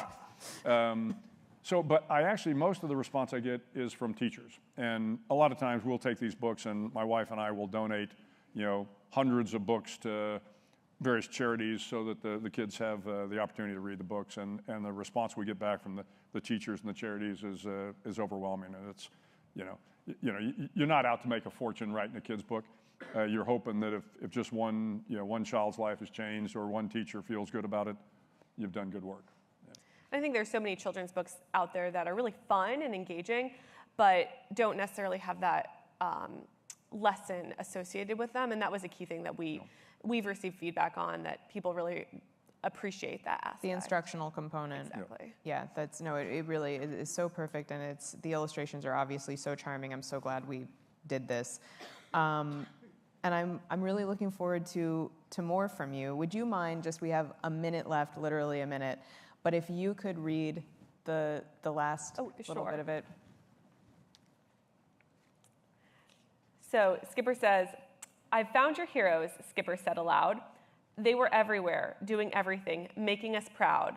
The president was pleased and gave them each a medal. Operation Hero Code, a success on all levels.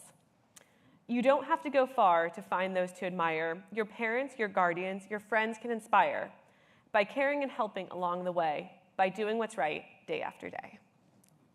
Thank you both for giving us this. Thank you. Thank you. It was lovely.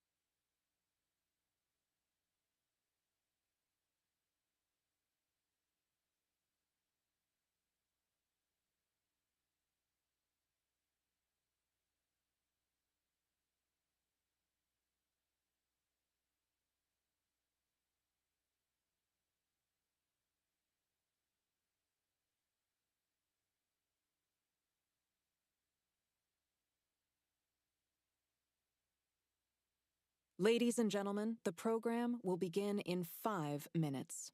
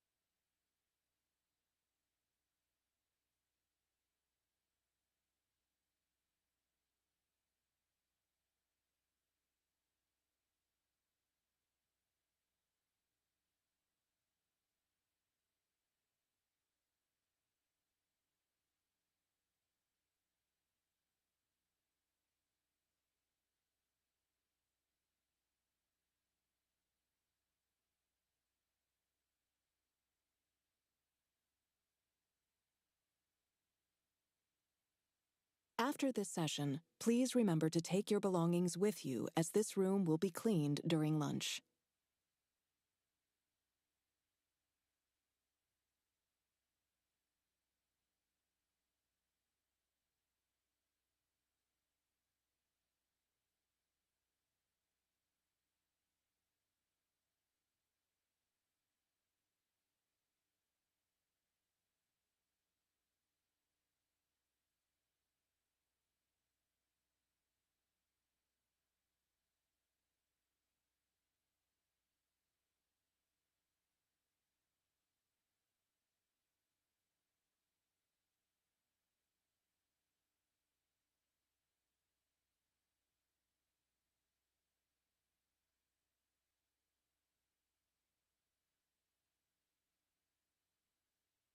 Please take your seats and silence all cell phones. The program is about to begin.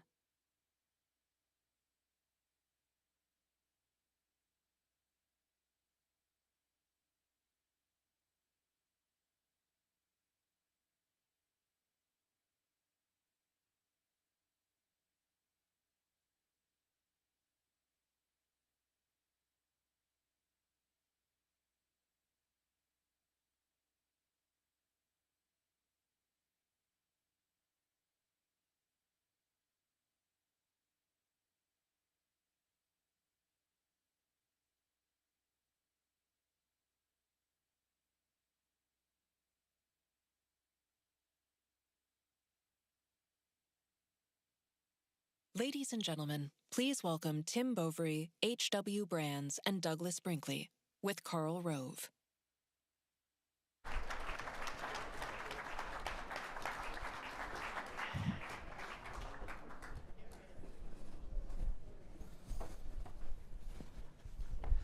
Thank you, everybody. The three men to my left have written more books than many of you have read. And so let's start with Bill Brand. Okay. Bill's wrote a magnificent book on FDR. And from the first day in office, FDR faces the issue that presidents don't want to face, which is the possibility of war. I mean, he comes into office in 33. Already the Chinese have taken Manchuria. 35, the Italians invade Ethiopia. 37, a U.S. gunboat is destroyed by the Japanese on a river in China. 38, March of 38, Germany takes Austria. March of 39, they take Czechoslovakia. And September of 39, they take Poland. And watching this is your man, Franklin Delano Roosevelt. Well, I appreciate the open-ended nature of the question, Carl, because to a historian, that's just an invitation. So it's really, we have to go back to about 1776. No, but we do have to consider the fact that when Roosevelt was elected in 1932, the country was deep in a depression. Roosevelt had been a member of Woodrow Wilson's administration during World War I, and he had been part of the administration that was on the side of the winners in World War I. And he had also watched Woodrow Wilson make great promises as to what he would bring back from the Paris Peace Conference. He saw that Wilson brought back a treaty that the Senate promptly rejected. And Americans turned away from the idea of responsibility for anything beyond American shores. Franklin Roosevelt himself was an internationalist. He was a Wilsonian. He believed that the United States needed to take a leadership position in the world. But he was a much cannier politician than Wilson. And so he stopped talking about this as soon as the 1920 presidential campaign ended. He was the vice presidential nominee, and he and James Cox got obliterated. And Roosevelt, he didn't change his views, but he changed his approach. So when he was elected in 1932, it was exclusively on a domestic platform. And it was almost entirely, I'm not Herbert Hoover, so elect me, please. And voters did. And although all this stuff that Carl just mentioned was going on in the world, Roosevelt said almost nothing about it because he understood that the American people had dramatically changed their minds from their willingness to support American intervention in the problems of Europe in the 1910s. In the 1920s and by the middle of the 1930s, they wanted nothing to do with it. So I'm going to speed this up. This is a session on wartime presidents, but for Franklin Roosevelt, the most important aspect of his wartime presidency occurred in the 2 years and 3 months before the United States joined what became then World War II. It was from September 1939, which you mentioned, when the war in Europe began with the German invasion of Poland, from then until Pearl Harbor. And the heavy lifting that Roosevelt had to do was to almost single-handedly change the minds of Americans. When Roosevelt became president, when he, in the middle of his first term, toward the end of his first term and the beginning of his second term, Congress so bought into the idea of, I'll use the term, isolationism, and the term has to be handled with care because it's pejoratively used against the people who were called isolationists. They didn't call themselves isolationists. But it's the isolationist moment in American history where Congress, in fact, handcuffed the President of the United States, saying that if Europe goes to war, they really said if anybody goes to war, but all the focus was on Europe, which seemed more and more likely to go to war, the President may not take any steps to get America involved in that war. That's not our business. We don't want to do it. So this is where the American public sits as of September 1, 1939, when the war in Europe begins. And Roosevelt, he is as convinced as ever that the United States needs to take this leading role in the world, and that means going to war against Germany, against Hitler, against the Axis, and in effect going to war on behalf of Britain and initially France, but then France surrenders. And so Roosevelt spends this period from September 1939 to December 1941 changing the minds of the American people. Now, if you believe that the end result, that the United States did participate in the war, and that the good guys won, and that this set in train 80 years of not exactly peace and prosperity, but at least no World War III, which was a really big deal, then you're probably willing to grant Roosevelt some leeway as to how he accomplished this change of mind. But if you were a skeptic, and there were many skeptics at the time, you would think that Roosevelt was engaged in some rather devious activities. He constantly said, I'm making these changes, I'm requesting that Congress make these changes to American policy to increase the chances that American troops not have to go to war. That's not what he believed. That's what he said, and he knew that that would sound a lot better than, well, if we take this step, then the chances are more likely than before that we will be going to war again in Europe, that we will go in and have to pull Britain's chestnuts out of the fire one more time. And so he's saying one set of things, doing something else, and orchestrating events so that the United States gets drawn more and more in. Now, I said that Roosevelt almost single-handedly accomplished it. I exaggerate. He had a lot of help from Adolf Hitler. And so Hitler was an easy target. Eventually, he was an easy person to take as an enemy.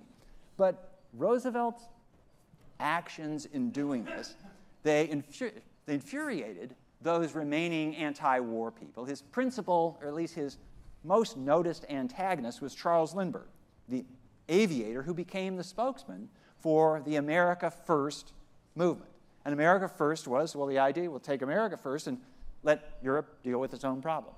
So this is what Roosevelt accomplished. I won't go into the details of how it happened, but step by step, the United States got closer and closer until when the Japanese, in consequence of actions that Roosevelt had taken regarding economic diplomacy and warfare and such, attacked at Pearl Harbor, it was a done deal. And indeed, one can say, and actually one in particular, Winston Churchill could say, this actually was what decided the war. Because when Churchill heard that the Japanese attacked the United States at Pearl Harbor and the United States was now in the war, Churchill said, at last, finally, we have won. And one could argue that that was what Roosevelt did from September 39 to 1941. That was his greatest accomplishment as a wartime president. Yeah. I want to you say something in your book about how the lines were blurred. Isolationist and international sentiment were not one party or the other, or one region or the other. Everything was mixed up. The Midwest was a center point of isolationism, but both Republicans and Democrat parties are broken over the issue of should we be more internationalist or should we be more isolationist? Yes, this is definitely true, and it's one of the things, and of course Roosevelt was aware of this, and he made use of it. It's one of the ways in which he could move public opinion, because Republicans to a person were suspicious of Roosevelt as a politician, but many of them sort of agreed with where he seemed to be taking the country. So Charles Lindbergh was somebody who distrusted Roosevelt immensely. He thought that Roosevelt was doing this in large part to aggrandize himself. That he was, in fact, every time Roosevelt asked Congress to change the law, for example, allowing a president to say which belligerents in a war situation the United States could sell weapons to.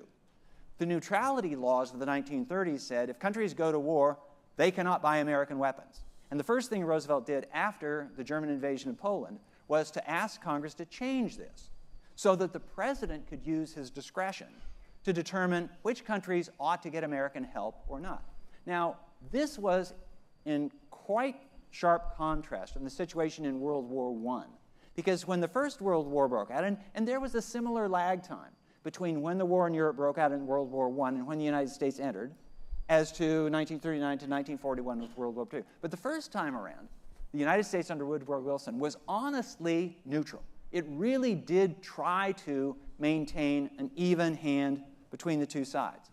But Hitler had brought upon himself such a bad reputation that everybody knew that if the United States was not neutral, it was definitely going to be pro-British. And so in World War II, the question was not whether the United States would go into the war or on which side, but whether it should enter the war on the British side. One last question, then I want to turn to Tim and Doug about this. You get a sense from your book that he did not trust career diplomats. To figure out what Germany is all about, he sends his friend Sumner Wells. To figure out what's going on in Britain and to open a clear line of communication, he sends Harry Hopkins, neither of whom are diplomats. They're more friends of Roosevelt. Roosevelt, at that time, as some other presidents have, treated the bureaucracy as almost the opposition. And yes, he wanted people that he could trust, who would speak to him without necessarily going through the channels, in this case, of the State Department. Yeah. But Roosevelt was an infuriating president, an infuriating decision maker in one particular respect. He never disagreed with anybody to that person's face. And so people would come into his office, one after the other, and 3 people could come into his office to discuss some project afoot. And one person would say, on this issue, we ought to do this. And Roosevelt had this habit, just in conversation, he'd be sitting there behind the desk, and he'd kind of nod, yeah, yeah. And the nodding and the yes, yes was really to elicit, well, tell me more. But the people on the other side of the desk interpret this as, hey, he agrees with me. So the first person in would come out saying, he agreed with me. The next person come in would argue for something entirely different, and walk out thinking, the president agrees with me, and the third person would be in the same position. And so in a situation like this, 2 of the people would feel that they had been betrayed. But by this means, Roosevelt kept the final decisions in his own hands. So he never became a prisoner of the people who worked for him. Yeah. Tim, any observations? I know we're going to jump into this from the British side of this shortly. Well, I agree with a huge amount of what Bill says. As you can hear, I'm British. It is my chestnuts and my grandparents' chestnuts which you helped pull out of the fire. So I should probably begin by saying thank you very much. But I agree hugely with an enormous amount of what Bill says. I think, though, where we might have slight differences of interpretation, which is a good thing, it's what keeps us historians in business if we agreed entirely, is the extent to which Roosevelt is determined that American soldiers must actively fight. The fact that he was a Wilsonian internationalist is without doubt true, although some of his practices during the war, some of the carve-ups he envisages with Stalin in the Far East and indeed in Europe itself are very much not based on Wilsonian self-determination, are a far more cynical products. And this is where Roosevelt is so fascinating but also exasperating, because I think almost anything you can say about him, you can also say the opposite. He is this great idealist, he is this great internationalist, and yet he can also be the most dreadful cynic and a ruthless politician who can treat his allies and ideological allies like Churchill and the British almost as badly, if not worse, than he can treat those who may be ideologically opposed to him, such as Stalin. If you listen to Roosevelt's declaration of war, his request to Congress to declare war following the attack on Pearl Harbor, it is significant for ignoring 2 really important words, Hitler or Germany. And this goes contrary to the advice of a lot of members of his administration who ask him to use the fury of the American people to declare war not merely on Japan, but also on Germany, Japan's ally. He doesn't do this, and therefore we are, as Bill says quite rightly, indebted to Adolf Hitler for this appalling strategic mistake of declaring war on the United States 5 days after Pearl Harbor. But were it not for that, I think, yes, America would have joined the war against the Germans, but I'm not saying it would necessarily have been immediate. It could have been several more months, and several more months of the British fending and losing against the Germans in North Africa before America came into the war. And reading the private correspondence of members of his circle, from Averell Harriman to Harry Hopkins to Morgenthau, they all seem to believe that by the time of Pearl Harbor, FDR was behind US public opinion. They were waiting for a lead. He wasn't giving it. He wasn't giving it because he was so scarred by the experience of his mentor, Woodrow Wilson, who had got ahead of congressional and US opinion and had the Treaty of Versailles and the League of Nations thrown back into his face. He was devastated not to do that, but an indication also of how far American opinion had changed. There was a presidential election in November of 1940. The Republicans, somewhat unwittingly, nominated Wendell Willkie, who on foreign policy and all-out aid to Britain really could not be differentiated that much from FDR. He was an absolute advocate of all aid to Britain. He had played a decisive role in sending 50 World War I era destroyers to the British, and then later he played a decisive role in the Lend-Lease debate. And there were quite a lot of people in Britain who mistakenly, I think, thought that it would be to Britain's benefit if Roosevelt lost that election and Wilkie won, because Wilkie would be the leader of the isolationist party, nevertheless pro-all aid to Britain. So it's a question we cannot possibly answer. FDR is so devious. He once said, "I am a juggler. I never let my right hand know what my left hand is thinking." And he very rarely commits himself to paper. He tells every person who comes into his study what he wants to hear. At one point, Eleanor Roosevelt has to tell Churchill, "Winston, just because Franklin is nodding and saying yes, that doesn't mean that he agrees with you." So it is very hard to know at what stage did Roosevelt think, yes, American forces have to get involved. Yes, I'm going to have to break the promise I made during the 1940 presidential campaign when I said, read my lips, your boys are not going to go and fight in any foreign wars. At what point did he realize that economic and material help just wasn't enough? And I think that is an open question. Yeah. Before turning to Doug, Bill captures this with a great sense. Roosevelt rarely confined himself to a single view on any subject. Doug? I think of FDR as our great optimist. And I cut to his time in World War I. He was extraordinary as a number 2 in the Navy.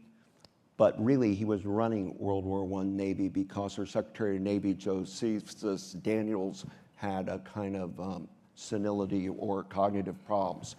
FDR knew everything about Navy history, like Theodore Roosevelt. Furthermore, his big hobby was stamp collecting of stamps from all over the world, and he had books of them, of everything. And Eleanor Roosevelt used to say also, Franklin isn't an intellectual, but people don't seem to understand. He has a map mind.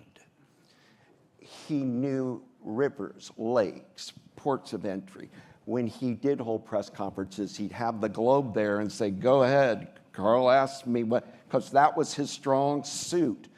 But in 1920, as Bill mentioned, when he loses, and here it is, he was the VP, 1920, first year women get the right to vote, suffragist movement, a lot of women liked FDR. He actually did better than Cox in a media way, but he has no job.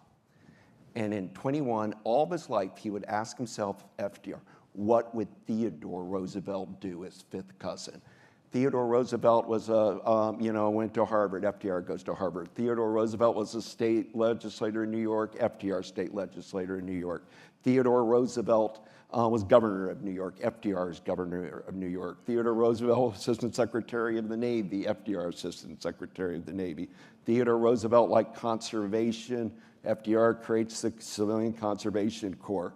Theodore Roosevelt loved Navy, big Navy ships, and wrote books on them, like the definitive works on the War of 1812 naval battles. FDR was all about naval history. Theodore Roosevelt had a niece, and FDR married her. Okay. And he's inheriting people. His most effective people are bull moosers left over from TR, like Harold Ickes, who had his finger in everything that TR was doing and stayed forever. But just put yourself that year, what would TR do? I have no job. He got involved with the Boy Scouts of America. That was Theodore Roosevelt's big thing. He fundraised and brought poor people from Paterson, New Jersey, and the Bronx, et cetera, up the Hudson to Bear Mountain State Park.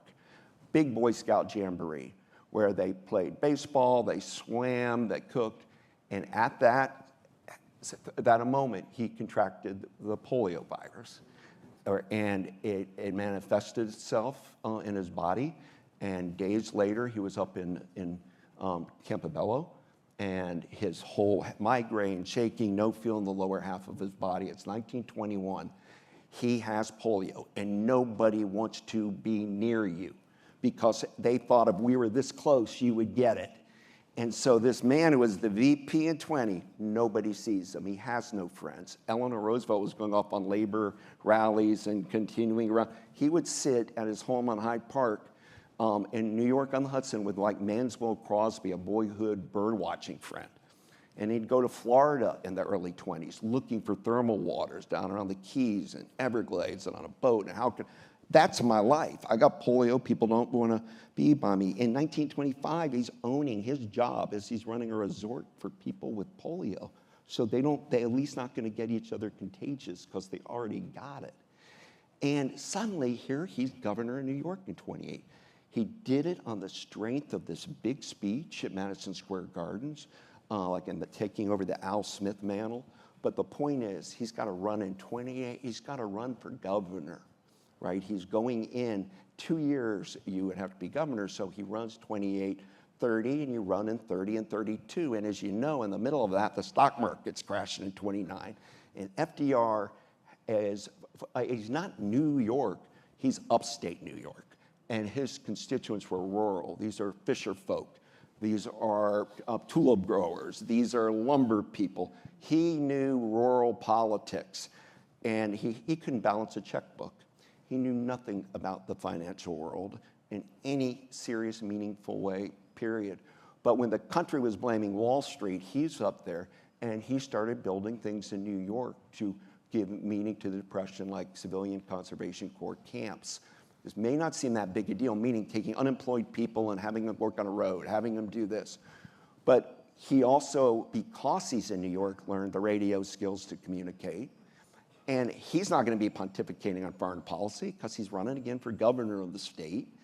And then 32, he's trying to figure out how to play his hand. He's not inaugurated till 33. And what else on March of 33? We have nothing to fear but fear itself, coming from a man who couldn't even move, to get up to the podium.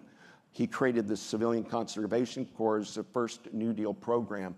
And it's not about the 3 billion trees planted. They created military camps all over America. George Marshall ran the CCC district in Virginia because it was like a National Guard. You would have to come, you'd wear a uniform, you'd make your own newspaper, sunrise to sun. And so when we do get involved, you should see all of these CCCers, or most, go right in to the war effort and mobilization. So it was a very clever way to have a war preparedness without budgeting it in a way that would get into that isolationist versus internationalist fight. And last thing, 1933, what does he do as president? Foreign policy, he recognizes Russia. Recognizes, up until the Russian Revolution in 1917, we did not recognize Bolshevik Russia. And now FDR does. Now, boomerangs, of course, when Stalin signs up with Hitler, but it boomerangs back that Stalin can work with FDR, because FDR had brought railroads to Russia through the Harrimans and others, and it allowed those big 3 conferences of Churchill and Roosevelt and Stalin to have a coherence to them. Well, let's jump to that. Gentlemen, we've got 21 minutes, so we got to be careful about this because this group is going to run out of here at the end of 45. Let's go to Tim, and Tim's book is about the relationship of the big 3. We've just talked about them, Roosevelt, Stalin, and Churchill. Tell us about presidential leadership from the perspective of Churchill. How did Churchill deal with this rambunctious figure in the White House? Well, during the Battle of France, which was arguably the most surprising event of the 20th century, nobody expected France to collapse in a mere 6 weeks and the Anglo-French alliance to disintegrate so swiftly. Churchill tells his wayward son, Randolph Churchill, that he sees a way to victory, which most people cannot see. But it doesn't mean say it's a practical route to victory. He simply says, I shall drag in the United States. And later, he will admit that no lover ever studied the habits and whims of Franklin Roosevelt as much as he has done in an effort to court the US president. This leads to some pretty humiliating moments for Churchill at the White House and at the Tehran and Yalta conferences, where Roosevelt seems to take almost delight in humiliating Churchill in front of Stalin as a way of trying to build an independent relationship with Joseph Stalin. The British Empire is in systemic decline by this stage. Britain has suffered the greatest defeats in her military history in the Far East, following the Japanese onslaught at Singapore and in Burma. Britain is becoming a far less significant power, and Roosevelt thinks that the future is going to be decided far more on a bilateral basis between the US and the USSR in the future. I think that both Churchill and Roosevelt fall into the trap which so many national leaders have fallen into in the past and indeed continue to do to the present, which is the belief that their own undoubted talents as politicians, all the things that we've just heard, which are so true about what FDR had done to overcome and then winning the presidency 4 times without the use of his legs in really extraordinary circumstances, these are skills that can be transferred onto the global stage. And people allow their vanity to assume that they have developed an influence over their interlocutors when that interlocutor, in this case Joseph Stalin, or as Neville Chamberlain had found before, Adolf Hitler, have their own deep-seated ideological and political aims. And while Churchill combined moments of completely unjustified optimism, at the end of the Yalta Conference, he told his cabinet, poor Neville Chamberlain, he thought he could trust Hitler, but I don't believe I'm wrong about Stalin. He combined those with a clear-sighted realization both of Stalin's territorial and ideological aims. He said the very next day, all of Eastern Europe is going to be Bolshevized, and there's nothing I can do about it. Whereas Roosevelt was, I think, at his least perceptive and his least effective when dealing with Stalin, a man who, as he wrote to Churchill in the summer of 1942, he believed, I can handle, he said, I can handle Stalin. And then, in the summer of 1943, he turned to his first ambassador to Moscow, having recognized the Soviet Union in 1933, who's now back, a man called William C. Bullitt, and said, and I quote, that I have just a hunch that Stalin doesn't want anything but security for his country. And I believe that if I give it to him, noblesse oblige, he will work with me for a world of great power cooperation. Bullitt, who had witnessed the Soviet-induced famine in Ukraine, which had killed some 3.5 million Ukrainians between 30 and 32, had witnessed the show trials, had witnessed the purges, replied that Stalin was a Caucasian bandit whose only thought when he got something for nothing was that the other fellow was an ass. And he then wrote the most extraordinarily prescient 25-page memorandum to Roosevelt, trying to explode this idea, which was growing in American political circles and definitely in the president's mind, that Stalin had shed his revolutionary credentials, that he was no longer this dangerous Bolshevik intent upon the overthrow of global capitalism and bourgeois democracy, that he had become, and I quote, a mere Russian nationalist. Bullitt said this isn't true. Stalin's loyalty to Marxism-Leninism and his determination to overthrow the capitalist world order remain. But even if that were the case, that he had shed this, becoming a mere Russian nationalist is nothing for the democratic West to be sanguine about. And he then gives FDR a lesson in Russian history, pointing out that Russia, under the Tsars, was an agglomeration of conquered peoples, that primary school textbooks in the Soviet Union are issued in 156 different languages and dialects, that huge constituencies of the Soviet Union and Tsarist Russia beforehand, most notably Ukraine, do not wish to be part of the Soviet Union or Russia and have indeed aided the Germans following the German invasion of the USSR. And he ends by saying, even if Stalin had become a mere Russian nationalist, which he has not, that would be no guarantee of pacific behavior. Indeed, it would be a guarantee of aggressive imperialism. But to the extent that one can see, Roosevelt ignores this advice and continues to believe that he can work with Stalin pretty much right up until his death of April 1945. Rejoinders, men? Yeah, so I'll comment on this. It's important to bear in mind that Roosevelt realized that Stalin's cooperation was absolutely essential in defeating Germany. That the United States could provide the weaponry, could provide the equipment, but the Russians were going to do most of the killing and most of the dying. And that was to America's benefit. Roosevelt had to, in some respects, change American attitudes toward Stalin. Americans like to think that their allies are good people.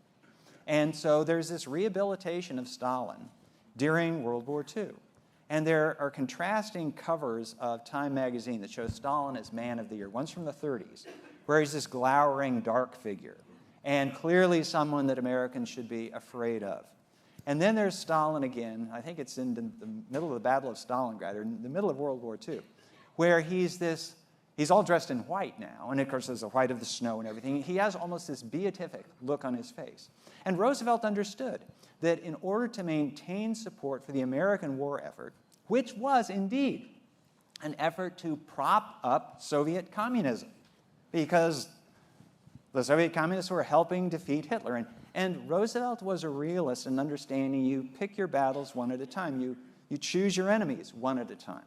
And it's also crucial to remember that as late as Yalta, Roosevelt seriously hoped that the Soviet Union would join the war against Japan, because the war in Europe was nearly over, and it was clear that the Allies were going to win there. But the battle against Japan had hardly been joined. And if the Red Army could attack Japan, it would pin down the very large Japanese army that was in China and in Korea, and keep them from going to the defense of the Japanese home islands. Now, that was the thinking because the atom bomb had not been tested, and there was no confidence that Roosevelt could have that Japan could be defeated without Soviet help. So Roosevelt, I do not know what Roosevelt actually believed about Stalin. I know what he said, but whether that reflected what he believed, I don't know. Well, we know what that. Stalin thought about Roosevelt and Churchill. Stalin has the line, negotiating with Churchill, he's niggling to get something he wants all the time, Churchill, and FDR just comes rolling in with the cigarette and puts both hands in your pocket and tries to grab everything out at once. Yeah. And Roosevelt would throw things to the wall. It's a little like you see Trump do that. You're not knowing, the left hand doesn't know what my right hand's doing, I'm a juggler, is a strategy of control and thinking, like you said. As for Bullitt, guess what? He wrote a biography with Sigmund Freud, putting Woodrow Wilson in the psychiatrist couch, Bullitt and Freud. Tim does a very good job in his book of laying out the contradictions in this relationship. Stalin, Russia, the United States, and Great Britain. In fact, you've got a great line here. The Allies were able to defeat the Axis because the alliance endured. Hitler's only hope was that the Allies would realize the contradictions, the goals of each respective, maintenance of the British Empire, the expansion of Soviet communism, American hegemony, would realize the contradictions inherent in their collaboration and go their separate ways. And thank God we didn't go our separate ways. Let's devote the last 11 minutes or so to Doug and a slightly different presidential book. Doug is chosen by Nancy Reagan to edit Ronald Reagan's 5 gigantic diaries and then publish them in a 1 volume. And walk us through, A, how the hell did you get hired to do that? And B, what was it like to take 5 gigantic books and pull out of it what you thought was essential? Thank you for asking, Carl. I had written a book called The Boys of Pointe du Hoc about the U.S. Army 2nd Rangers at Normandy. And we didn't do special ops in America. The British did. We had none. We think we had Rangers because of the Texas Rangers or Rangers in the Confederates. But Eisenhower and others did not like special ops because their view of the boys of democracy, soldiers of democracy. You take your most talented people in company and let them be the leaders. Why in the world would you take all the best and put them into one spot?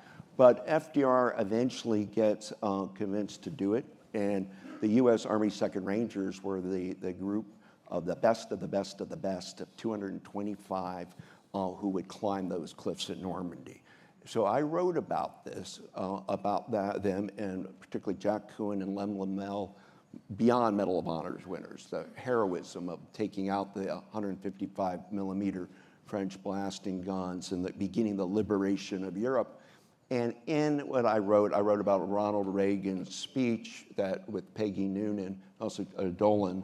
I wrote another one. There are actually 2 speeches Reagan gave in '84, which galvanized Ronald Reagan because it gave him, he was down in the polls in foreign policy in '84, gearing up to run against Mondale. And suddenly with Good Morning America and Mike Deaver and the stagecrafting right on the cliff showing the Atlantic, everybody in America started talking about D-Day and veterans. Stand up if you're a veteran. I should ask here, you know, and people were standing up, and I served here. Reagan kind of created that out, and I put that in the book. Mrs. Reagan had read the book, a story I wrote for the New Yorker on a woman I found, Carl, who Reagan wrote like 250, 60 letters to her. She was the head of his Philadelphia fan club from his first movie. And he dutifully would write her at all these crucial moments, even. It was amazing. And she had them in a shoebox in a little place in Philadelphia, and I went and found them. And so I then got a call from Let's be clear. He was responding to her letters to him. This was just not a one-way correspondence. Not one way, no. But it says something about him that we'd get a letter from a nut and write a letter to her. It got it, and just said, well, because he was a young actor, and she bought it, kept. And then Nancy Reagan liked her because she would show up and just was, you know, nice career IRS worker is what she was. Not on a high level, was solid. But beyond that, I got a call from Pete Wilson, then governor of California, and had mentioned to me that my name had come up, a couple people, David McCullough and a couple others, but that Nancy Reagan was scared to let go of the diaries because she was livid at Edmund Morris for writing Dutch. Livid. Any of you know the book Dutch? Not really. You do. It was a fiction. Edmund Morris had unprecedented access to the Reagan White House and a great biographer of TR, but he started fictionalizing stuff to make it like a hybrid. And Mrs. Reagan, who believed in that she could spot people and her BS detector, she missed this. And so I said, I'd love to go see these unpublished diaries of any president. I'm a presidential historian. And she said, well, it's not so fast. You got to pass the Nancy Reagan test. And I said, what's the Nancy Reagan test? And it said, look, you got to go meet her in California, hotel, lunch, talk, but if he mentions the name Edmund Morris, deflect. He said, it's severe, because she's worried about letting this stuff go. And he said, and if you get in a difficult conversation, talk about movies with her. And I said, Pete, what do you mean, her movies or Ronald Reagan's movies? And he said, no, like Brad Pitt's new movie. like conversation. Okay, I got it. And none of it is, I moved out here to Thousand Oaks. My daughter was born in Thousand Oaks. Cassidy, she's now doing engineering student at Brown. And they wouldn't let him out of the Reagan Library, so he had to do the work there. And as Carl pointed out, HarperCollins, the publisher, wanted a big #1 thing, and we would bring out all of it, but they still wanted that one release. And I found them utterly fascinating because Reagan kept them every single day, except when he was shot in Washington in '81, and he had some recovery days, and then he picks it back up. It was smart. He did it. Nobody knew he had the diaries. They're in a sock drawer. Only Nancy knew he kept these in these books. And that's because of Watergate and taping and all. This was a smart way to not forget. The hard part was dutifully doing it. And he did. James K. Polk had kept diaries like that some. Rutherford B. Hayes, but it's very rare because you're so busy. And it came out, and and it was #1 on the New York Times bestseller list for a long, long time. And it's still like Bill did a great job using some of that for a book he did on Reagan. It's like a primary source, gold rush mine. Yeah. What do we learn from it? I mean, I read your excellent volume, which you autographed for me, incidentally, and I got a sense of a guy who is more engaged and more subtle and supple in approaching things. Absolutely. Reagan did not like people, and he was avuncular, and he loved Nancy. He wasn't as good a father as I think he wanted to be, but he liked to convert some people, he never cared for Jesse Jackson, but he loved the photographer Ansel Adams from out here, just loved his photographs. And Adams was a Democrat, and Reagan in one saying, I brought him to the White House and gave him dinner, and I couldn't sway him. It kills me that Ansel Adams is not on my side, kind of thing. And he'd read Larry McMurtry novels and things like that in the White House. But the shooting I see from the diaries, when he starts talking about God, he never curses. He had a kind of a fear of cursing. So even if he's saying ass, it would be a dash dash, or now that might be for posterity. But the big takeaway was after he was shot, he amplified his strength through, with Gorbachev. We knew he was an anti-communist. We knew he liked to see the end of the Soviet Union. He felt D-Day, World War II was the liberation of Western Europe. He wanted the liberation of Eastern Europe. But he talks about getting rid of nuclear weapons and this. And I think his diplomacy with Gorbachev, we're talking about Churchill and FDR, how powerful that is. Gorbachev and Reagan got it done in a lot of ways. And it led in '89 to the Berlin Wall coming down under George Herbert Walker Bush. In '91, the breakup of the Soviet Union. And we're now seeing this sort of reconstitution of Russia and Ukraine and perhaps elsewhere, Crimea, of back to typical Soviet expansionism thinking that we've got to reclaim our lost places that all American Cold War presidents fought for. Last thing I'll say, people will say Jimmy Carter's weak on the military and Reagan wasn't, but in '80, Jimmy Carter wanted to raise the defense budget 5%, Reagan 7%. People like Robert Gates, right? Say, look, we're all in it. Every president was a Cold War president wanting to see the menace of the Soviet Union, but Reagan caught the wave because of his personality and the fact that they were afraid of Star Wars and the fact that they couldn't keep up with American technology. And we'd gone on the moon, and they didn't know what else we had up their sleeves. I find in history Russia fakes their technology, and they're terrified of what we've got. And I think Reagan was able to see that too. They didn't think they could keep up with the AI world of today, for example, that we're going to pioneer, and Russia's going to be left with a lot of nuclear weapons and oil.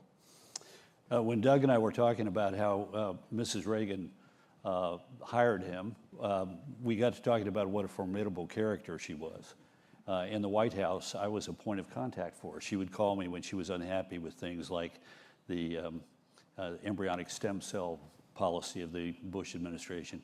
One day I got a call from her. My assistant came in and said, Mrs. Reagan is on the line for you. Immediately began to tremble and picked up the phone and Mrs. Reagan, nice to hear from you. What can I do for you? She said, I want to get Ronnie's plane. She said, Air Force One is at Dover Air Force Base, and I've asked the Air Force to give it to the library, but they won't give it because for reasons I can't understand, and I want the plane. Will you get me Air Force One? So I walked in the Oval Office, and the president was behind the desk signing some papers, and I looks over his glasses. I said, Mrs. Reagan called me. He said, what was that about? I said, well, Mr. President, she wants Air Force One. I'd done a little digging. It found out the Air Force was trying to sneak the plane, keep it at Dover for a long time, and then move it quietly to Wright-Patterson Air Force Base in Ohio, which is where they have the Air Force Museum. Yeah. And I said, the Air Force is hiding the plane. She wants it. She wants it for the library. The president said, I think she's going to get it, don't you? Thank you, Tim, Bill, Doug. Buy their books. Tim, thank you. Very good. I love that story.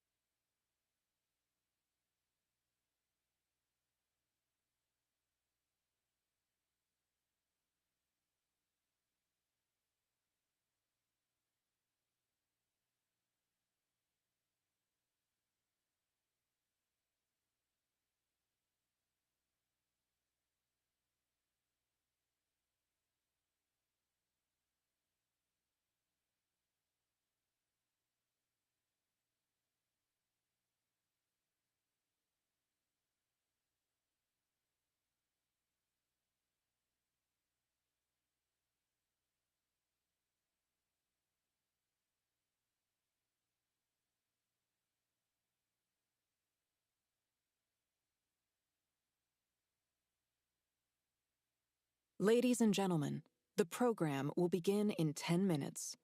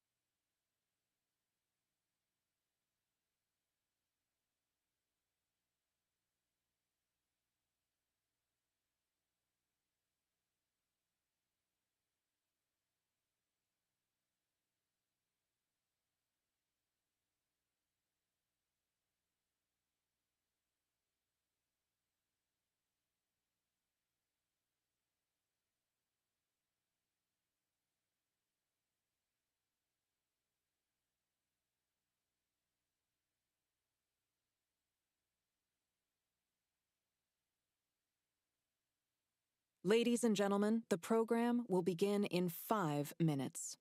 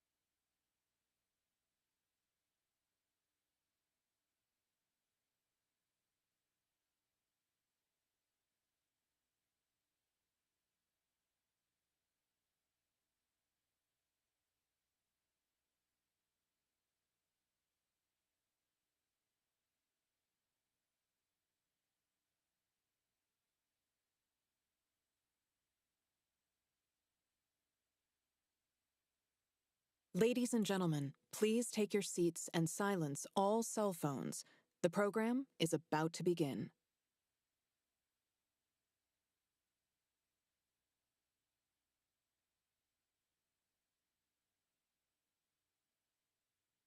Ladies and gentlemen, please welcome Charles Blow and John Meacham.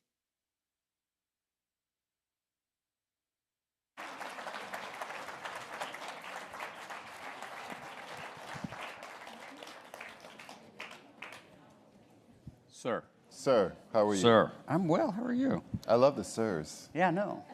Gee, well, you're wearing a tie, so. What? What? How are you? How are you? I'm okay. I'm good. That's good. How's this supposed to work? So we are here to discuss the defining feature of American life and politics. That's an uncomfortable truth for people who look like me, but it's true nonetheless.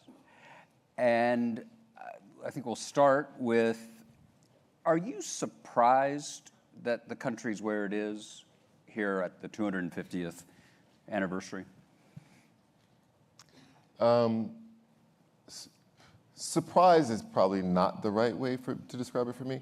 Could I have predicted it? No, at a time on it. But does the reality now not make sense with the history of America? It does make sense with the history of America. So I guess not surprised, but also accepting that this is a natural outcome. So put us in 2008. Let's. Okay. Barack Obama has been elected president. Feels like we're talking about the Peloponnesian War. So long ago.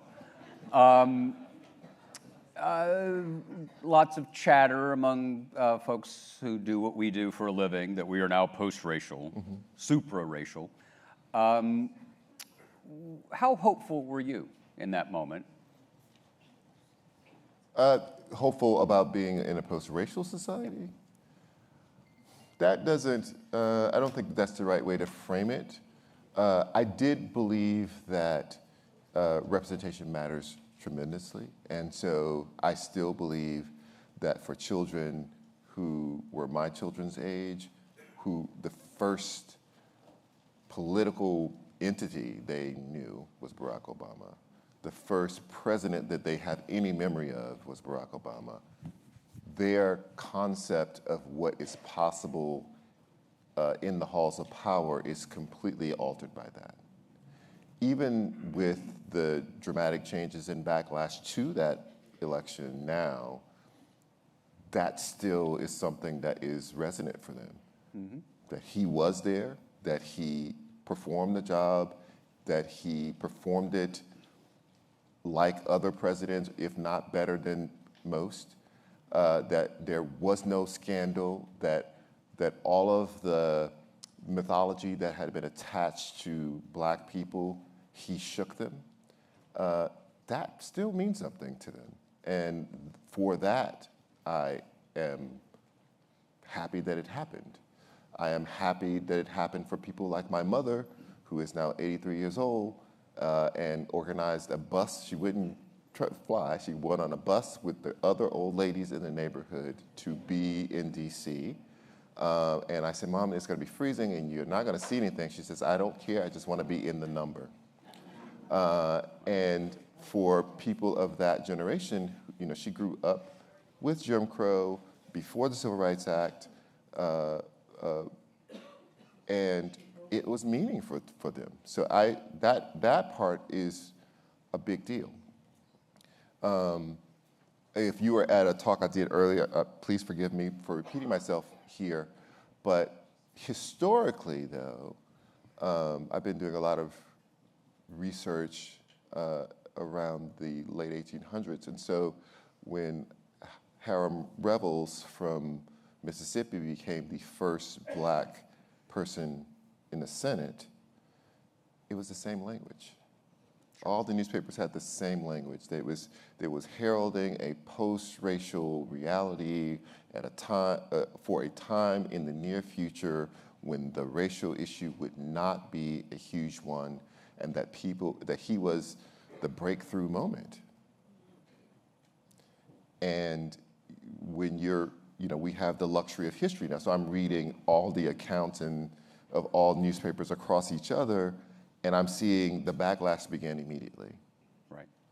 And people are organizing to be even more oppressive than they have right before he's elected. And that's the story of Barack Obama. It was hopeful for a lot of people, but the backlash was building immediately when he was elected. Tell us your story. You born where, grew up where? I was born in a small town called Gibbsland, Louisiana. It was a former plantation of a man named Gibbs, so it was his land. And it had about 1,000 people when I was growing up. It has about 600 now. It was a segregated town, separated by a little stream, and all the white people lived on the east side of it, and we lived on the west of it, and I lived on the farthest street on the west side of town. So I always say I lived on the blackest part of town.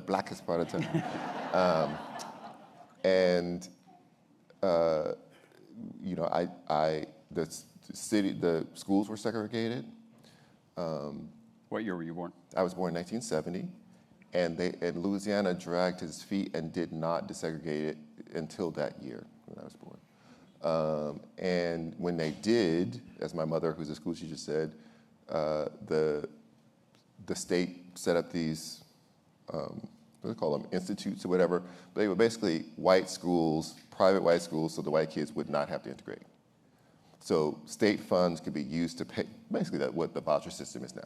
State funds could be used to pay the tuition for these white kids to go to these institutes so that they wouldn't have to go to school with us. And my mother said that even the teachers left and they took everything that wasn't nailed down. Right. So they had to start over, buy new books, the whole thing. And they made the elementary school, they made the white school, the elementary school, made the black school, the high school. But the beautiful part of this tiny town and that tiny school was that the high school, the black school, was older than all the other schools, including all the white schools. It had been started in the 1800s as a school, as a college. They called them colleges. They were basically high schools to educate the sons and daughters of freed slaves, and it was still there. And so when I would see things like Spike Lee's movie, Do the Right Thing, and he's going in the pizza parlor, he says, "Why are no black people on these walls?" And I'm looking at the movie like, there were nothing but black people on my walls. And then they were like these erudite people from the 1800s in like beautiful clothing, and they were learning Latin, and in the middle of nowhere. It's like dirt road, but it was built on the Tuskegee model, so they had these beautiful Victorian dorms that they built themselves. They made bricks in the morning before class, and those were the bricks they used to build a building. So it was, you had the sense of legacy and rooting, even though it was this segregated town in this tiny place. Right. And how did you become a journalist? That's too long for this panel. It's a it was a misspent. You've obvious. I was a mix. Yeah. Okay. How do I condense this? I mean, the two of us joined. We're sort of like the last two guys who got on the Titanic at Southampton. Yes. It's like, hold it, wait, we want to get on. Print journalism, yay!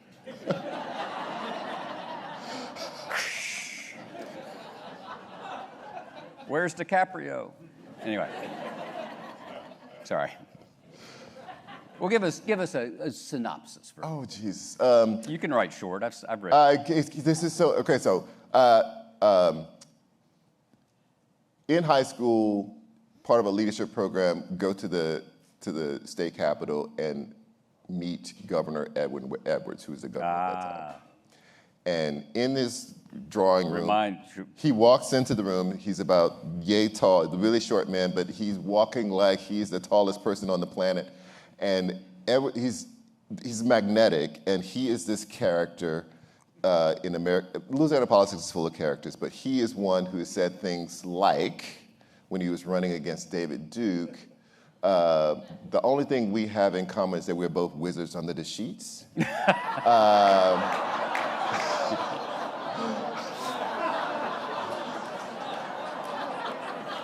Thank you all for coming. We're just going to stop right there. he said, the only way I can lose this election is if I get caught in bed with a dead girl or a live boy. Right. And he won. And I was like, I want to be that guy. And, So, and the bumper sticker. Which one? Which one? The bumper You have sticker. to vote for the crook. It's Vote important. for the crook. It's important. That's right. And so I wanted to be the governor of Louisiana, nothing else, no higher than that. Perfect. And I went to school, majored in pre-law and English, and one of my English professors liked my writing and called me into his office, and he clearly hated his job, and said, so what are you going to do if you don't go to law school? And I said, I have no idea. I never thought about that. He says, well, major in journalism and pre-law, and at least you'll have a trade. Got into the years, realized I wasn't going to go to law school, it wasn't going to happen, and I just threw myself into the journalism part of it, and that's how it happened. I had no intention of being a journalist. In fact, I remember a lady coming one of our journalism days, like a career day, and she hated her job, and she's griping and yelling in the front of this hall, and she says something about, I forget what the number was, but she says the average journalist makes, I don't know if it was 18,000 or 24,000, something really low. And I remember excusing myself, going to the bathroom, and throwing up. Because I was like, I've been poor all my life. I can't go to college and be poor. So I was panicked about being a journalist, and then I just said, okay, just put it out of your mind and just go and try to be the best at it, and maybe there'll be a little bit of extra money for you. Perfect. Perfect. And it worked. Yeah, kind of. Yeah.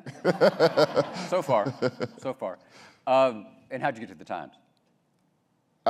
Long stories. Okay, I'm gonna eat up all the time. So I was interning at the Shreveport Times, and the business editor was kind of a mentor of mine, took me on his wing, and he came to me one day and said, I was in the middle of the semester, he says, the New York Times is holding a job fair in Atlanta, you're going. It's this weekend, you're going. I said, I can't go to Atlanta this weekend. What are you talking about? I've never been to Atlanta in my life. I don't have work, I have school. He says, I'm not asking you to go, I'm telling you to go. Ask a friend whose girlfriend had graduated, moved to Atlanta. I said, listen, here's the deal. I'll take you to visit your girlfriend, you let me sleep on the sofa. He said, cool. We drove up to Atlanta. I jump out of the car, go in, and the security guard stops me right away. He says, you can't come in here. You're not registered for this.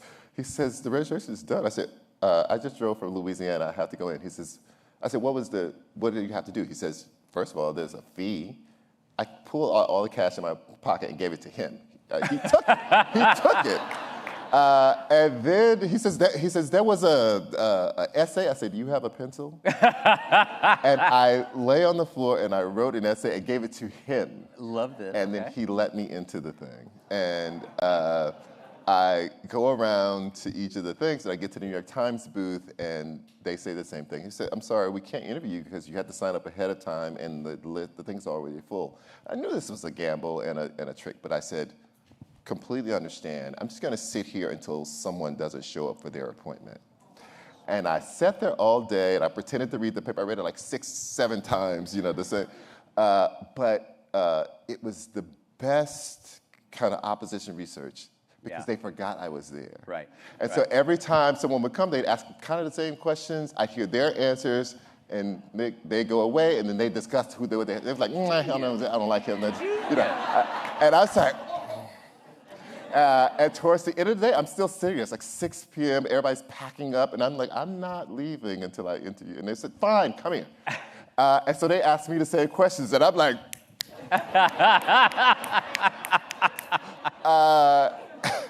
and they go, you think about becoming a career counselor? And they go, oh, you're so impressive. I was like, I know.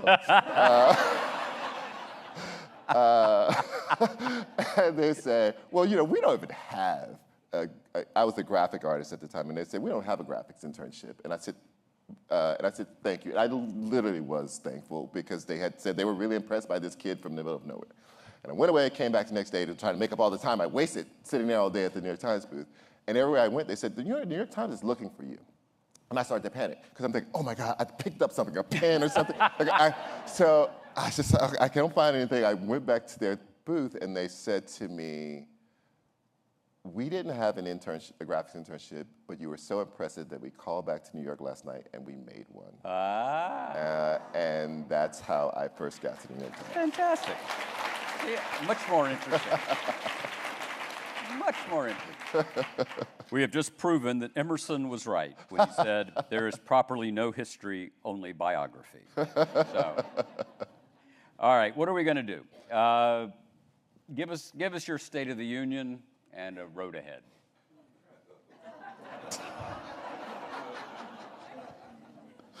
Impossible.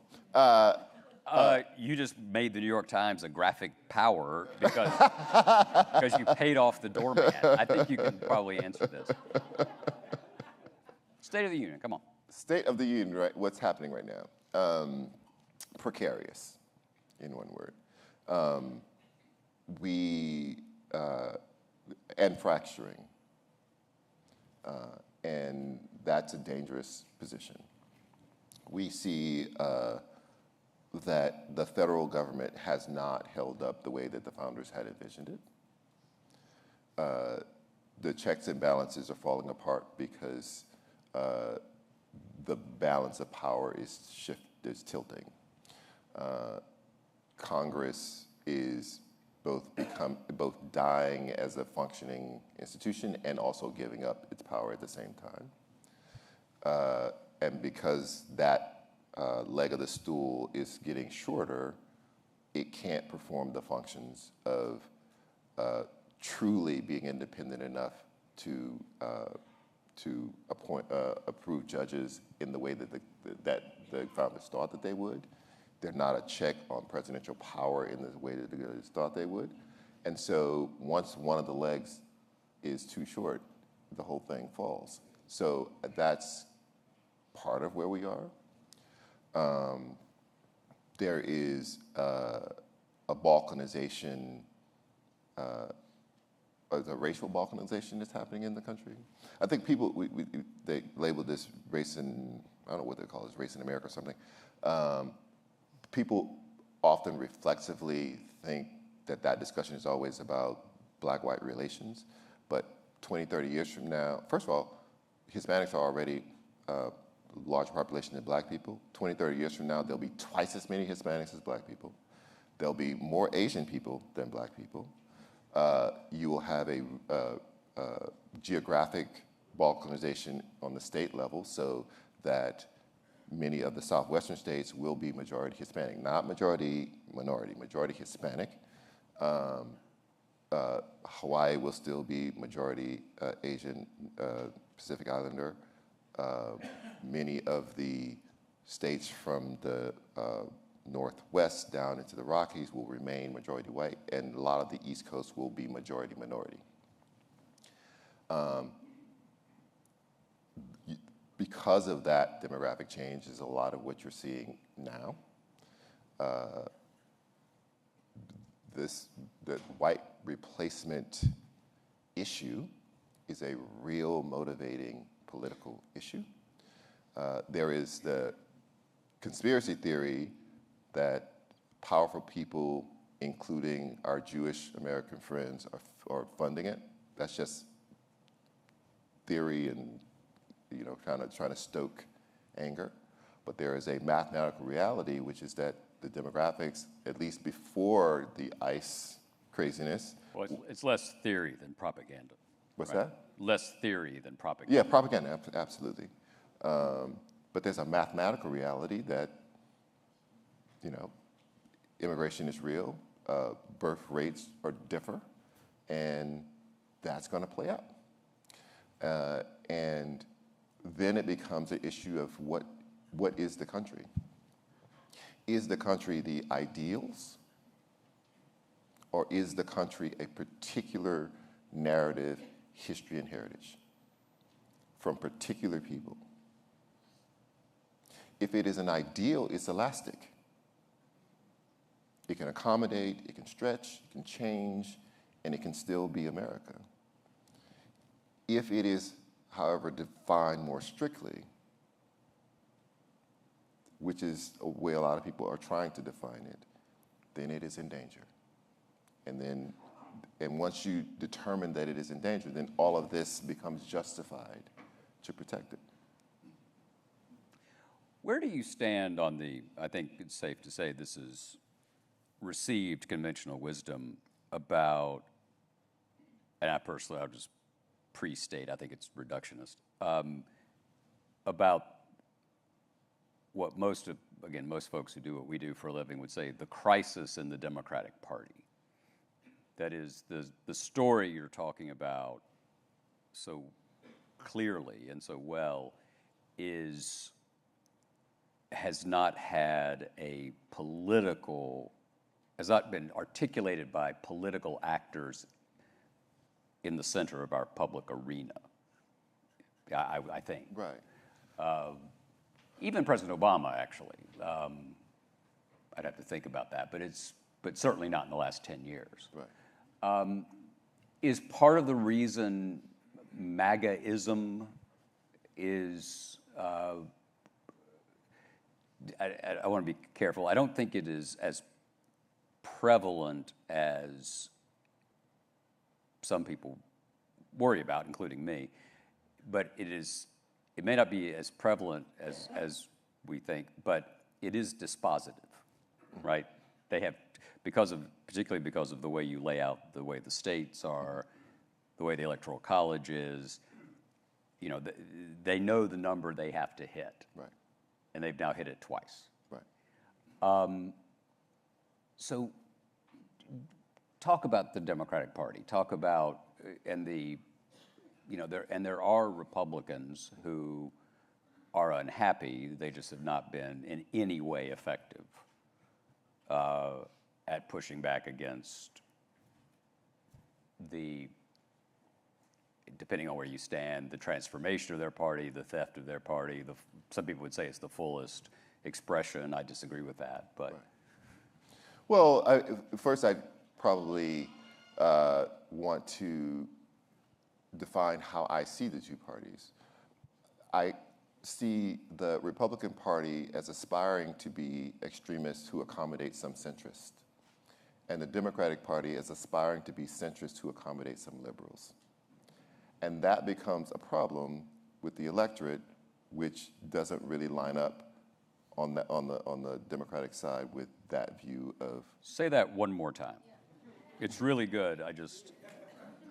That the Republicans aspire to be extremists who accommodate some centrists, and Democrats aspire to be centrists who accommodate some liberals. Okay. And so if that were not true, then when Democrats lost the first time to Trump, they wouldn't have spent 4 years saying, how do we lose middle America, rather than how do we lose all of these minority people who showed up for Obama but didn't show up for Hillary. So the default position of Democrats is to figure out how to have your biggest victory in the middle rather than rewarding your most devoted voters. Right. That's just how they operate. And I can understand the logic to that because you can hit your number there. You can also hit it the other way. You can hit it the other way. It's just that no one's willing to do it because the Democratic strategists believe that first of all, they're of a certain age, and they don't believe that it works. That's not how they were brought up. I saw Bob Shrum jumping out of a cake out there. Okay. I don't know if y'all see what Shrum he's wearing, but he looks like a cake today. So I don't know. There is that. Then the other part of it is that I believe that the public dissatisfaction numbers with Democrats is not because there's a large group of people who don't believe that they're the better option. It's that they believe that the party system is broken, and what they want from the Democratic Party, no one can give them, which is speedy resolutions quick action, definitive actions. The Constitution is just not written that way. It's meant to be, all processes are meant to be deliberative, and the only day that you get to do something really quick is Election Day, and it happens every 2 to 4 years. And in a world that has sped up, where people can boycott a company on the drop of a dime, who can call for someone to be fired from their job because we see a video of them saying something really horrible or hitting someone, and they get instant action, instant response to that. They're not set up to deal with, they're at a kind of a cultural conflict with the Constitution. Add on top of that nobody teaches civics anymore, they don't even know why they can't get it. Right. Right. So you're particularly deft at diving into actual data, which is really annoying to the rest of us who aren't. But walk us through 2024 and what we can learn about where the country stands politically. Because it's not, I mean, I've forgotten the exact number, but President Biden won in 2020 by functionally a home game at Yankee Stadium, right? It was 45,000 votes, I think, across the key states. Vice President Harris lost by a home stand, right? It's just over 200,000.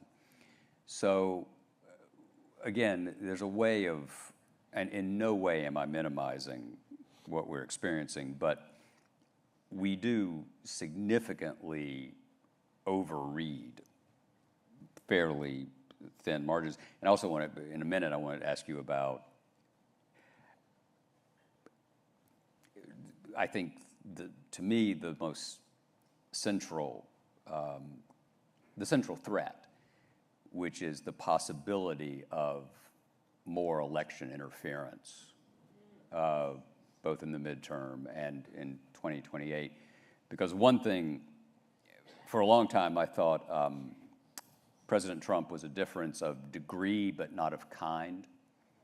That is that until 2020, you could disagree with what was happening, but it was recognizable. Okay, that's a little George Wallace, that's a little Huey Long, whatever. No political figure in American history at the national level has as successfully sown elections. That's just new. Adams didn't do it, Jefferson didn't do it, Burr didn't do it, Hamilton didn't do it, John Breckinridge, which you haven't heard about a lot recently, didn't do it in 1860. I saw him jumping out of a cake. With Shrummy, yeah, exactly. But people with Andrew Jackson didn't do it in 1824. Al Gore didn't do it. Moving backward, Hubert Humphrey didn't in '68. Vice President Nixon didn't in 1960. I mean, these are elections that were much closer. But now that pick your cliche, now that genie's out of the bottle, now that virus is loose, I don't know quite how you put it back in.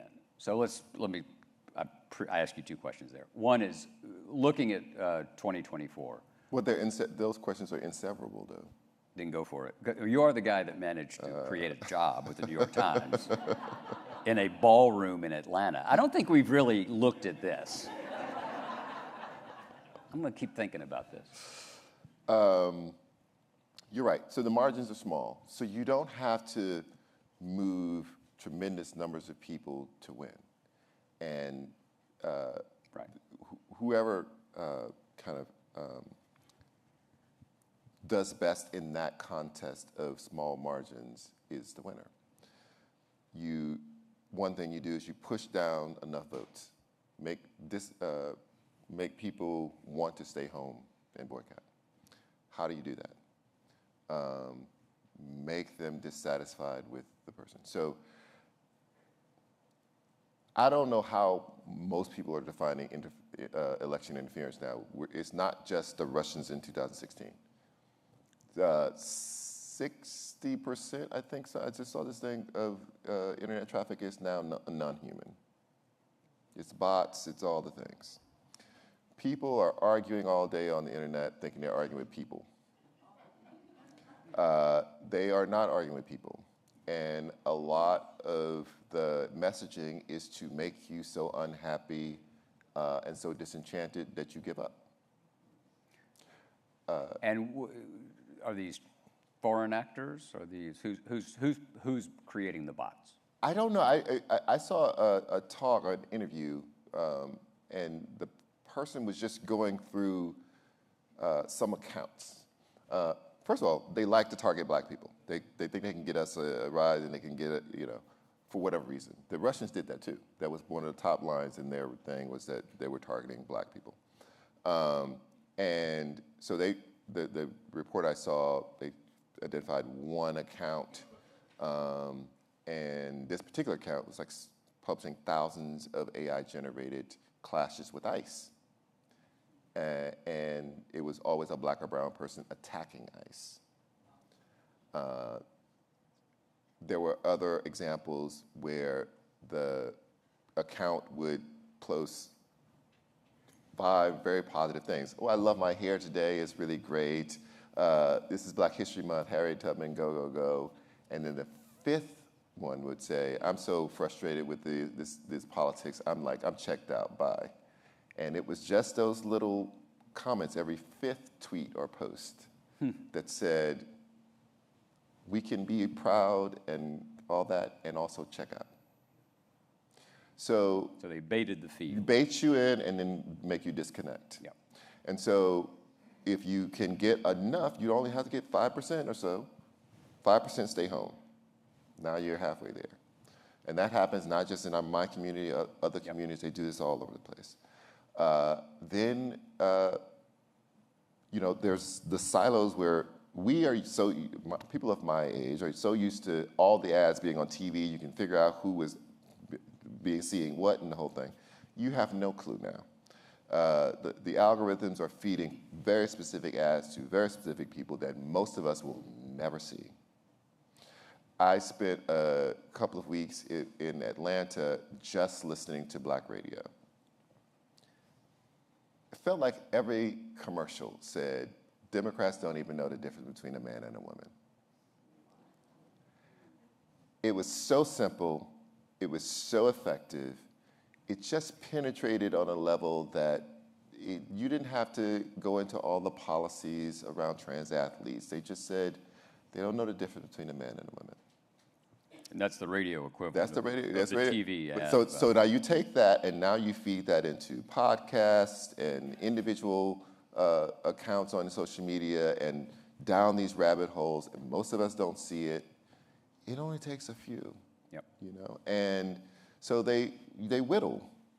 Take a few here, take a few there. Trump says, the immigrants are taking your black jobs. Well, there's a whole group of black men in particular who are not Republicans per se, but felt like their jobs were in danger, felt like they were competing with people who were not in the country legally. Their misogyny told them that they didn't want women to have abortions and that by having those abortions they were losing this demographic battle. So now we're going to be the third. Because black men were the targets of so much police violence and the criminal justice system at the very same time that you saw a rise in queer representation, they fused those two things together, that it was all an attack on black masculinity. So they're not the majority of people. It's just, you only have to take 5% of those and 5% of these and make 10% of those stay home and 5% of those, you got your 2,000, 200,000, and you win your election. Yeah. I mean, national elections at this point are roughly a 7-state campaign, right? It could be. Now, this is a problem. Could be bigger. Democrats have basically given up on the South. And Republicans don't really play in New York and California. But there is potential there. And because of migration patterns, Georgia's on the cusp. You already have the two senators, two Democratic senators in a red state, which is crazy if you think about it, but that's because the number of black people in Georgia has doubled in the last 30 years. That reverse migration of black people from to the north and west. Same thing happening in Maryland, which I don't care what you say, it's a southern state, argue with the census. Chief Justice Taunton. It has about the same demographics as Georgia, and now they have a Democratic, a black governor, mayor of Baltimore. Like, you see what can happen in the South. The people in the South also see that, and so they're rushing as fast as they can, and Texas is giving up its voter rolls to the administration because they are already outnumbered. And so the only way that Texas holds itself is that it holds people, that it shapes the electorate rather than let the electorate shape the government. But it can be played for. A lot of the South can be played for. People have just chosen not to do it. Do you talk to, you must do, potential candidates coming by or reaching out, trying to figure this out? Presidential candidates? Yeah. I never talk to them. I mean, if I'm interviewing someone, yes. Yeah. But in terms of. Or just, yeah, okay. No, I don't, see, so I'm old school in terms of that. Like, I keep a very strict separation. I don't want to be your friend. I don't want to chit chat. I've had candidates call and, try to have this jovial, off the record, how you doing? No. Would you like to have an interview? I would love to do that. Oh, my people set it up. Okay. And maybe that's to my detriment because a lot of people play it that way because access is the game in journalism. And so if you can land the interview with the person, then you have a higher profile. I also find that incredibly corrosive to my idea of journalistic ethics. I don't want to be your friend. I don't want to have kowtow to you to get the interview. I don't want you to feel like I did that, that you will get favorable coverage because we've talked 5 times in these off-the-record things, and now you've gotten a sense of me that it's creepy to me. I don't like it. So I don't blame anybody who does it because that's how I get a lot of information. It's just that my line is drawn before I get there. So from afar, what names? I mean, it's very sweet. It's very sweet. It's like saying you don't want to talk to the fire chief when the house is on fire, but okay. It's not that at all. It's not that at all. It's not that at all. What you don't want to know you're afraid you'll know too much about? No. The only reason that anyone ever wants to speak to you off the record is to try to influence you as a journalist with handcuffs on you. You can't say anything about it, but they can talk to you ad nauseum about what they want you to hear, and hopefully it penetrates. That's abusive. When I've been invited to the White House, first time I was invited to the White House, I didn't want to go. And that was Obama. I liked it, he's a good guy. I didn't want to go. I went and talked to my boss. Boss, it was Andy Rosenthal at the time. I said, I don't want to go to this. It's off the record. I can't say anything about it. What is the point of this? He says, he had told me to go. It's a courtesy to the office of the building, the whole thing. I went. It was very frustrating because. No, I get it. Yeah. I went to one of those with Obama, and there was one question, and 92 minutes later we left. Swear to God, that's actually not clever. He just started and didn't stop. That's what those things are. Yeah. I'm not sure how we got off on that, but it's an totally interesting question. I'm not a journalist anymore, so it doesn't matter. But I do think the exchange we just had is actually instructive, if I may, for you all, because it reflects. See if you agree. It reflects a lot of conversations that are happening in the media world about, do the rules we grew up with apply in an era where there is no gravity? And the terror, of course, is you become what you behold, right? You don't want to fall into the media conflict, entertainment complex. But it's also true, in my point of view, is this is a significant moment of national crisis. I really think that.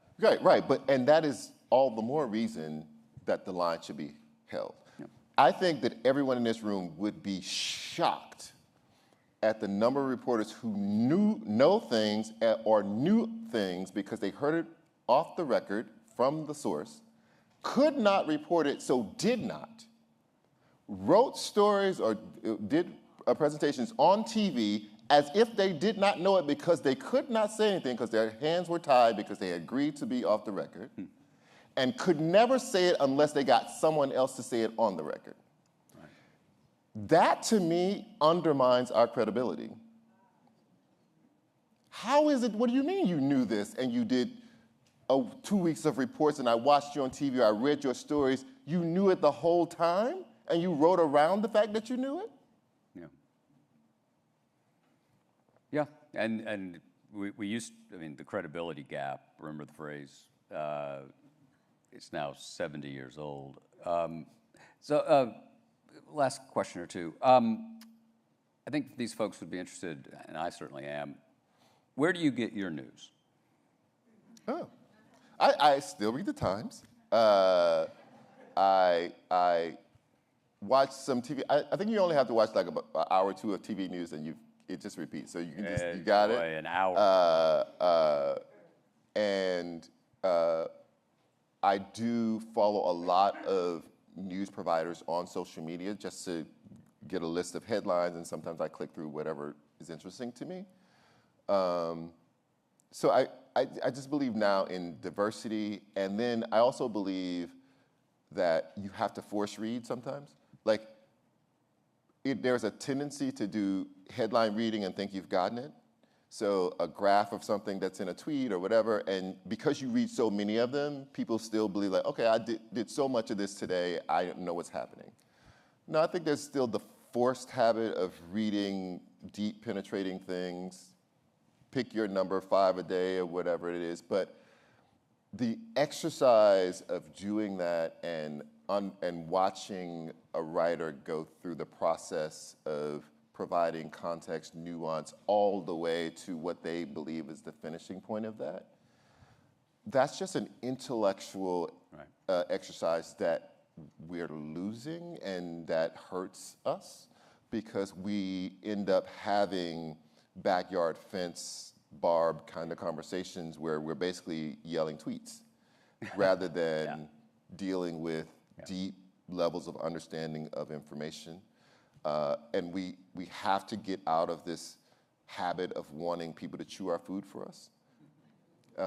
That's why opinion journalism has skyrocketed, because somebody forms the opinion for you, and you just got to go, I agree with him and her, and I can repeat that because they can only write this long. Right, and I hate the rest of you. I hate the rest of you, right. Or you end up doing so much of that you never read any arts coverage, you never read any business coverage, you never read any international affairs, and now you're kind of crippled because you're so used to this opinionated voice or that opinionated voice that view is the only view of the world you have.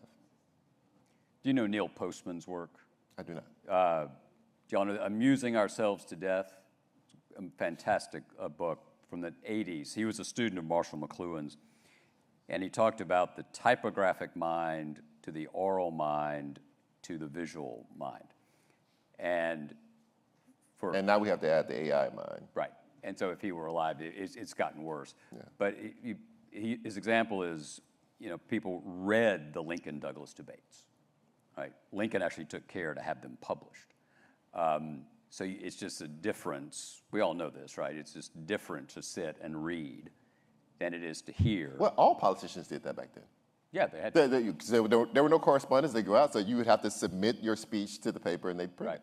Right. And I have a colleague at Vanderbilt who has a great riff about what happened when the microphone was invented. It's not good. It's not good. Give us a benediction. Give us a benediction. What makes you hopeful? Anything? I was hoping you wouldn't ask a question like that. I don't know how to answer that question. Ladies and gentlemen, Mr. Blow. That's good.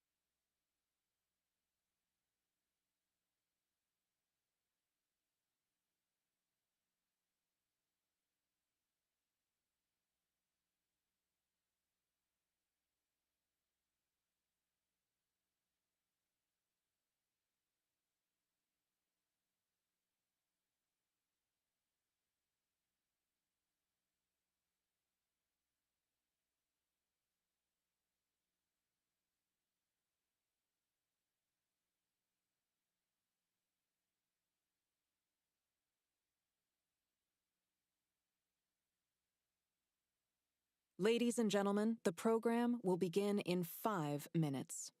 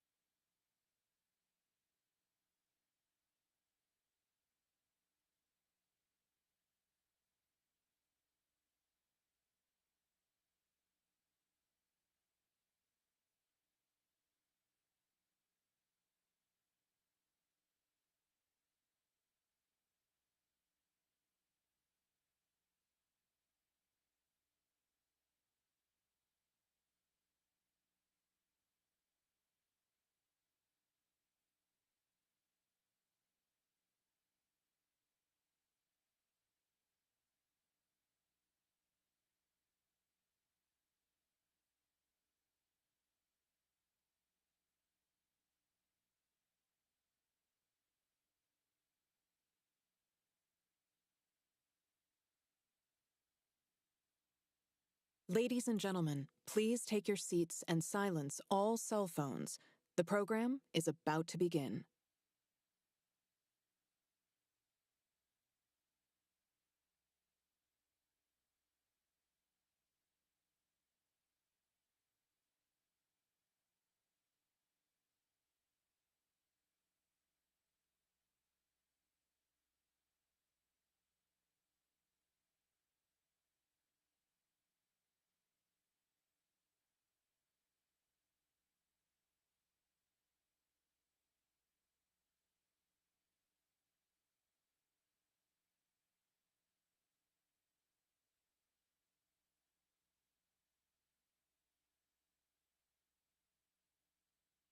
Ladies and gentlemen, please welcome Karl Rove.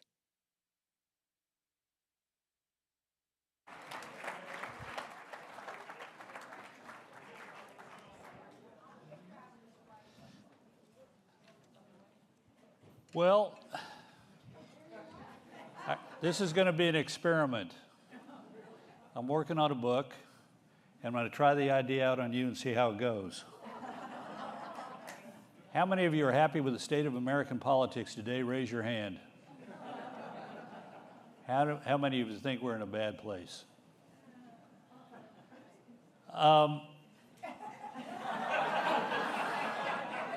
That was the right answer. You're not alone. American politics today is broken, bitterly divided, increasingly polarized. Maybe it started with a presidential election where the electoral votes of Florida were disputed. The last 5 presidential elections, only one candidate got more than 50% of the vote. 2 of the winners in the last 5 elections lost the popular vote but won the Electoral College. And we have a divided Congress which goes back and forth pretty close and is narrowly divided most of the time, not always. You think I'm talking about the last 25 years, right? No. I'm talking about the Gilded Age. The theme of this book is that we've been here 5 times before, at least 5 times. Periods of time in which the American political system looks broken and is highly polarized and divisive. I have accurately described the last 5 presidential elections of this cycle, but the Gilded Age in many respects is even worse than today. And it started in the election of 1876 when not simply the electoral votes of Florida were contested, but the electoral votes of South Carolina and Louisiana were also contested. And they were contested because vast numbers of black Republican voters in the South were kept from voting by violence that is impossible for the modern mind to get its hand around. This election ended basically undecided because of these 3 states. The guy who led by 200,000 votes, Governor Tilden of New York, the Democrat, couldn't win without those 3, and neither could the Republican candidate, Rutherford B. Hayes. And these states should have been in the Republican column because they were substantial number of black voters. In fact, in 2 of the 3 states, an absolute majority of the voters were black, and because of the Civil War, overwhelmingly Republican. What ensued was, this was November was the election, and in December, January, February, and until March 2nd of 1877, a special commission investigated the results. And they found violence on a huge scale. And on the 2nd of March, 1877, they unanimously voted to award the Electoral College votes of the 3 states to Rutherford B. Hayes, giving him a victory in the Electoral College of 185 to 184, and he's sworn in as president 3 days later. Remember how badly we felt after 36 days of hell in Florida in 2000? Think about the country not knowing who the president is for month after month after month. Then this was only the beginning. This was a period during which we had 5 presidential elections where no winner got 50% of the vote. Nobody who assumed the presidency had a majority of the American people voting for him. Democrats controlled the House for 16 of the 22 years, often by thin margins. Republicans controlled it for 6 of 22 years. The Republicans held the Senate for 18 of 22 years. There were only 2 years with a Democratic president, House, and Senate, and only 2 years with a Republican president, House, and Senate, what we call the trifecta. And they hated each other. Not like today. You think they hate each other today? In 1874, the Democrats take control of the House of Representatives for the first time in 18 years. They knock out 92 Republican members of Congress. The country is in a grave depression, the worst between the 1820s and 1932. And of the 92 new Democrats, 60 of them are former Confederate officers, elected officials, including the Vice President of the Confederacy in 1874, 9 years after the end of the Civil War. Alexander Stephens of Georgia is now sitting in the House of Representatives. And they hate each other. So for the next 25 years with divided government, nothing gets done unless events intrude. The President of the United States is shot 3 months after being sworn into office in 1881, James Garfield. Probably one of the more remarkable people ever elected to be president. He could literally write in different languages simultaneously with both hands. He'd be writing in Latin and in Greek simultaneously, translating as he looked. He was brilliant and a reformer. And he's killed by a man when he comes to to Pennsylvania Station, now long gone, in Washington, D.C., by a guy who says, I deserve to have a job. I got you elected. He was sick, mentally ill, but he believed that he was owed a job in the government. And this caused the Congress to pass the Pendleton Act, the first beginnings of the civil service reform. The only other major legislative achievement during this 20-some-odd year period also happens because of exterior events. The railroads are charging high prices for goods being taken to market, and Republican farmers and Democratic farmers all across the country rise up in anger at the railroads, and so Congress feels compelled to do something to settle the farmers down and passes the Interstate Commerce Commission and the beginning of railroad regulation. But otherwise, nothing gets done because they can't agree. They hate each other. They're fighting the Civil War years after it's over. And this sectional dispute weaves its way through American politics for a quarter of a century. Remember a couple years ago, Marianna Miller Meeks in Iowa, Congresswoman? Anybody from Iowa? Yeah, remember she won election by what, 7 votes? 7 votes. And what happened is Nancy Pelosi was then Speaker and said, maybe we ought to take a look at forming an election committee to look into the mechanics of the election and make certain it was properly run. And they talked about that for a couple of days and dropped the idea because they remembered they had done that in 1984 in the bloody 7th District of Indiana. Any Hoosiers here? Yeah, a couple of them. So this is a highly partisan part of the state, and the Republican candidate was ahead on election day, and when they finished counting the votes like 2 weeks later, he had lost. And so there was an issue of who was the congressman. And they voted, okay, well, we're going to, not the guy who was certified on election night, we're going to do the one after you did sort of the recount and funny money, blah, blah, blah, blah, blah. We're going to seat the Democrat. And for the next several years, it angered the Congress because people thought it was fundamentally unfair. During the Gilded Age, there are 60 members of Congress who are expelled by the majority because they were a member of the minority who won election by a small number of votes.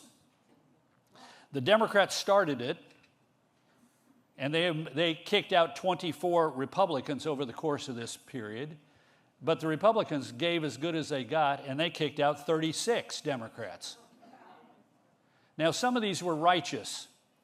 It's really fun to read about these. One of my favorites involves Robert Smalls. You probably never heard that name, but he's a remarkable individual, a slave. In 1864, in the middle of the night, he took his family and friends and got on the small boat that his master had called the Planter and made his way out of the Charleston harbor and showed up when the sun came up in the middle of the United States Navy, which was blockading Charleston. He became a nationwide hero. He was called the captain of the Planter. He had fought for freedom by placing his life and the life of his family and friends at risk because they wanted to be free. And after the war, he became a leader in the Republican Party in South Carolina. And he was a very intelligent man of great conviction, and whenever there was a Republican president, he was made the port collector of the port of Beaufort, South Carolina, the second largest port in the state.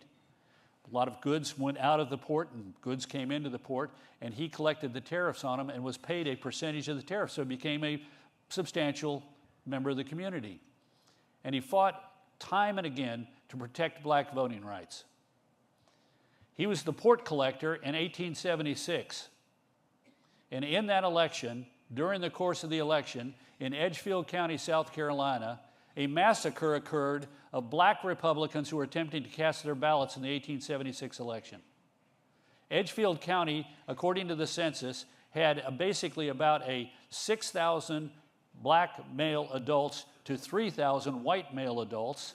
And yet in that election of 1876, because of the violence conducted against black Republicans, the Democrats ostensibly carried the county by 6,000 votes to 1,000 votes. They had twice as many votes for the Democratic nominee as there were white men in the county. And they had less than 1/5 of the number of votes for the Republican candidate that they had of black Republicans in the county. Now, Smalls, this was not the only part of the district in which this took place. And they went forward, and it was 1874 after the election. The Republicans had lost the election, but the Congress was in session until March of 1877. So the Republicans took up the question of Robert Smalls and conducted an extensive review and voted to kick out the Democrat and replace him with Robert Smalls. And Smalls served in that Congress. He's one of the remarkable figures in politics of the South during that period because he traveled extensively to encourage other blacks to stand up for voting rights and to exercise their freedom, even despite the fact that it was at the pain of death. In fact, Robert Smalls was part of the Constitutional Convention in South Carolina that rewrote the Constitution to basically extinguish black voting rights, and he voted against it, voted against the Constitution. And the power brokers who were running the convention said to him, if you don't sign the Constitution, then we're not going to pay your per diem and your expenses. And by this point, the Democrat was president of the United States, and he was no longer the port collector, so he didn't have a steady income. And he said, I'm not signing. So he walked from Columbia, South Carolina, to his home in Beaufort, rather than sign something that he couldn't agree with. So there were some of these that were righteous, but a lot of them on both sides, frankly, were not. But it was a way that the highly polarized politics of the time made itself felt. If you got the majority and you got the power, particularly if it was a close vote, they kicked you out. In 1884, the future president of the United States, William McKinley of Ohio, who had run re-election in 1882, by 50 votes in his swing district in Ohio, was kicked out by the Democrat majority. No evidence whatsoever of fraud. His district was tight either way.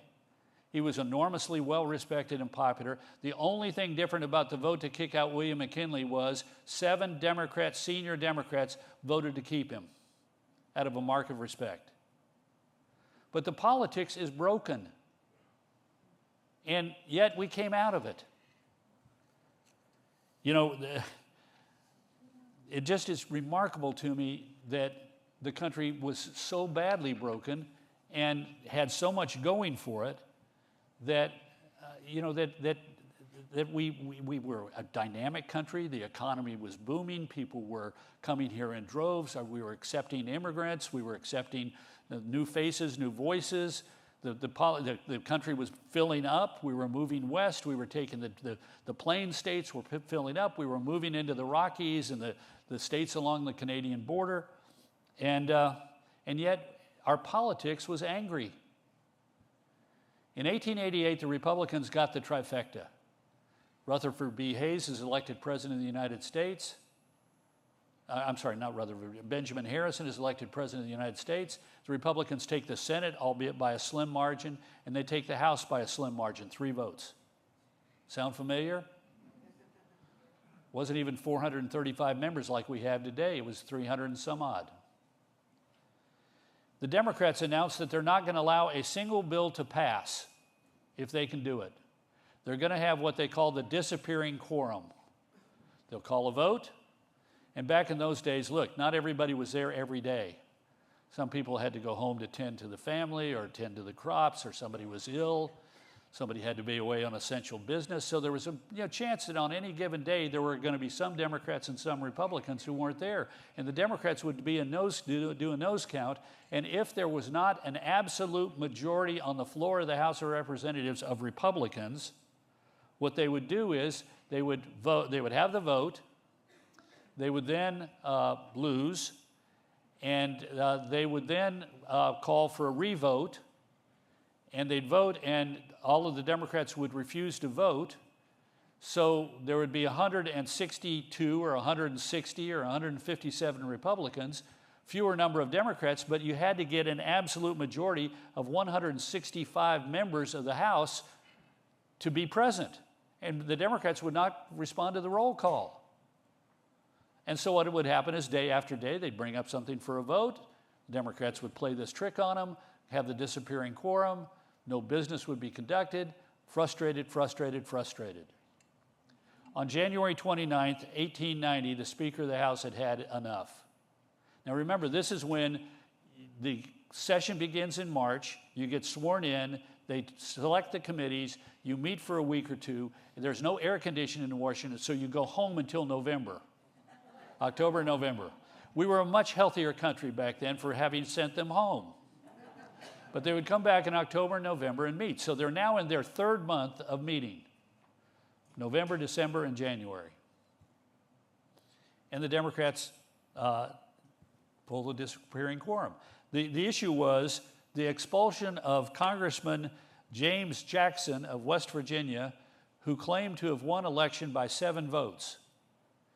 And he had won that election because the governor had said in this one particular precinct, it wasn't 3 votes for Jackson, it was 9 votes for Jackson. And in this other precinct, I'm going to change the votes again. And the election commission had looked into it and concluded the governor was just simply trying to get Jackson elected, and Charles Smith, the Republican, was the actual guy. So they had the election commission issues its report, and on January 29th, they're going to have a vote on it. Now, both Republicans and Democrats know it's coming, so they caucus the night before. They have the vote. The vote is initially, to seat Smith, but there are 162 Republicans, and there are 163 Democrats who vote no. 3 Republicans are missing. So the Democrats ask for another vote on it, and all of them vote not present. So there's not 165 votes on the floor in favor of the measure in order to pass it. And with that, the Speaker, who's 6 foot 3 inches tall, 300 pounds, has the biggest library in the state of Maine, speaks 3 foreign languages, has a French tutor so he can perfect his French, has an enormous wine cellar, and looks something like a bowling pin with a walrus mustache painted on it. Really smart, really tough. Thomas Brackett Reed says, quote, "The chair directs the clerk to record the following names of members present and not voting, and begins to identify person by person every Democrat in the audience on the floor of the House that he can recognize to show that the clerk says they're present." So they get rid of the 165 requirement, because a majority of those present and voting constitutes a quorum, and not present constitutes presence, and therefore gets to be counted. All hell breaks loose. Every Democrat runs for the doors, but he has got sergeant-at-arms who have manned the doors and blockaded them. Only one of them, Constantine August of Rusk County, Texas, beats the crap out of the sergeant-at-arms and uses his cowboy boots to kick out the slats of the door and make good his escape. Crisp of Georgia stands up and screams at him, "I appeal from the decision of the chair," to which Reed says, "I deny it." Another congressman stands up and says, "I denounce you as the worst tyrant that ever presided over a deliberative body." This kicks off 4 days of debate on the floor as to whether or not the Speaker has the right to do this. Now, you think today is sort of ugly language?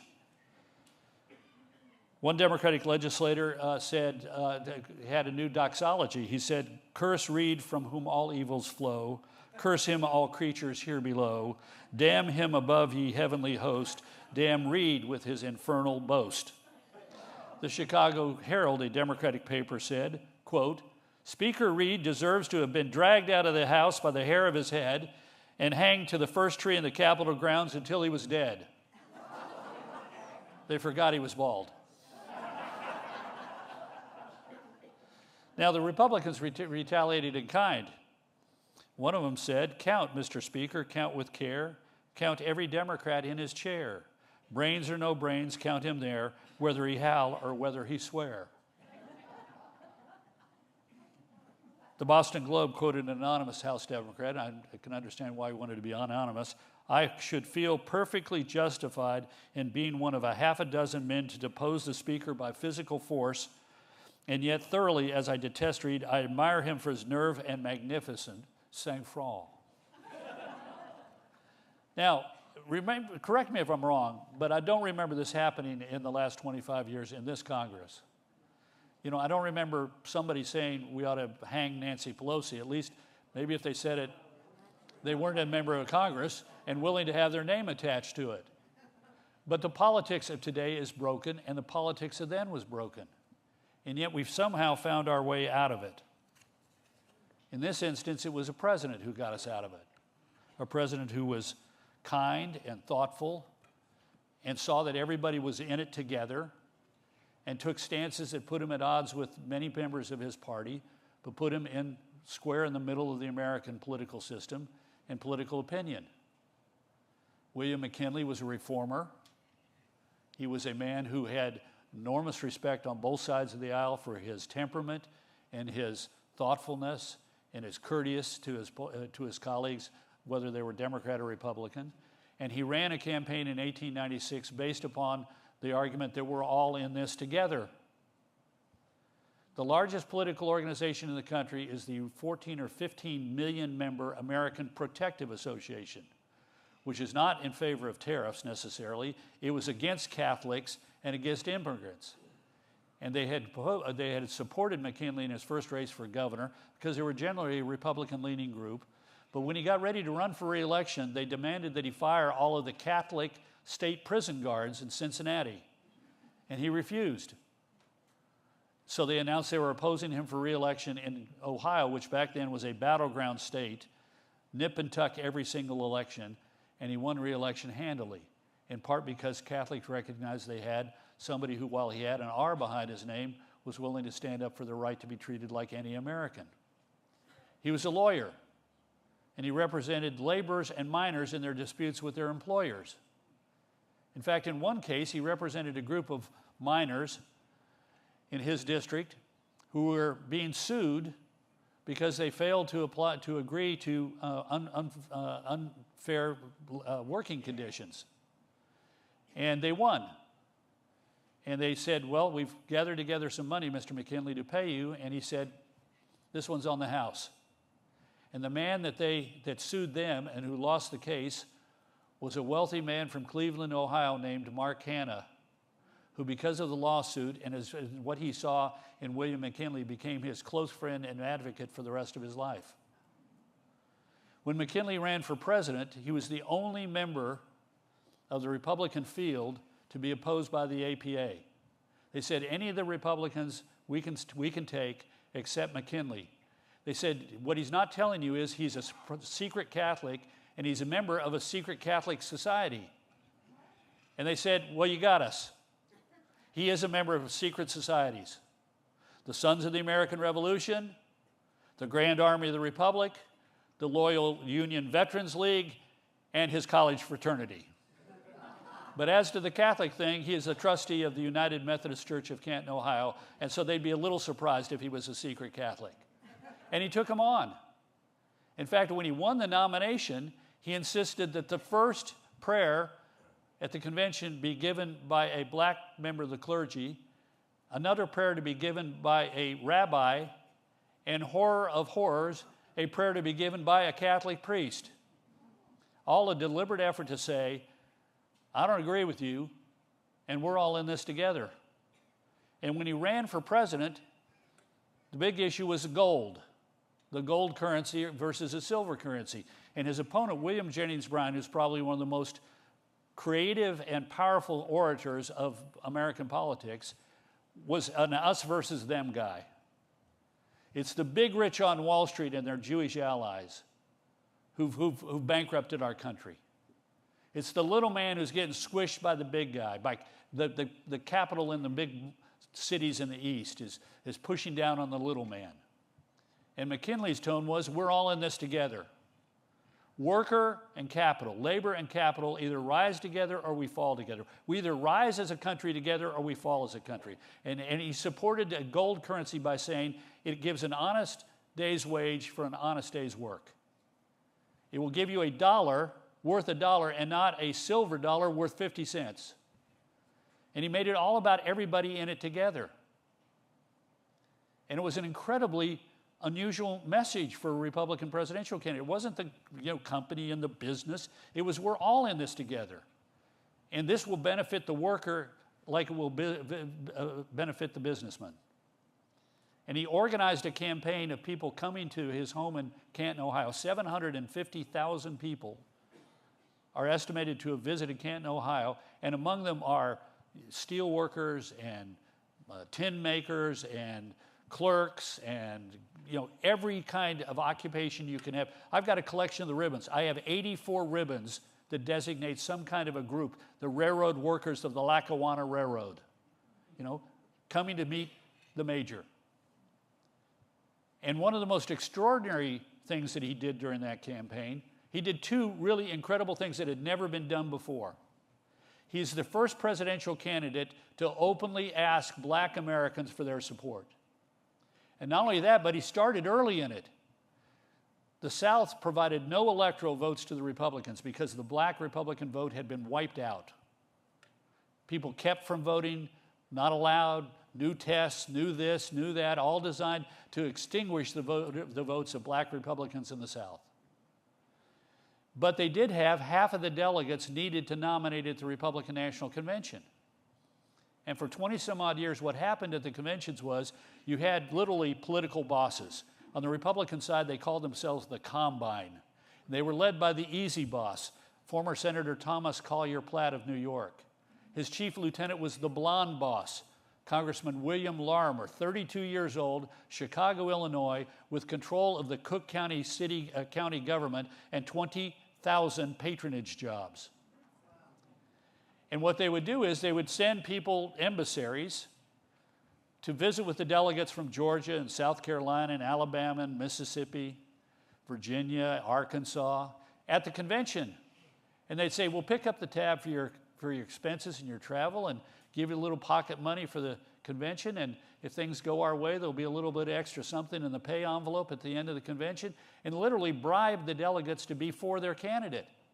But the candidate was never allowed to talk to him. I mean, you didn't want to be seen with this crowd, except for William McKinley. He takes, quote, a vacation at Mark Hanna's home in Thomasville, Georgia.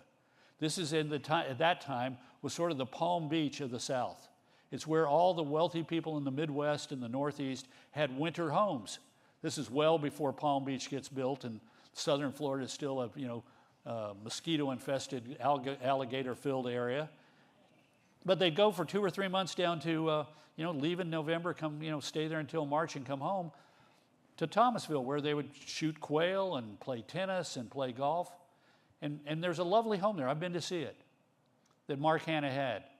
And it's also, interestingly enough, on 3 railroad lines. 3 railroad lines come together there.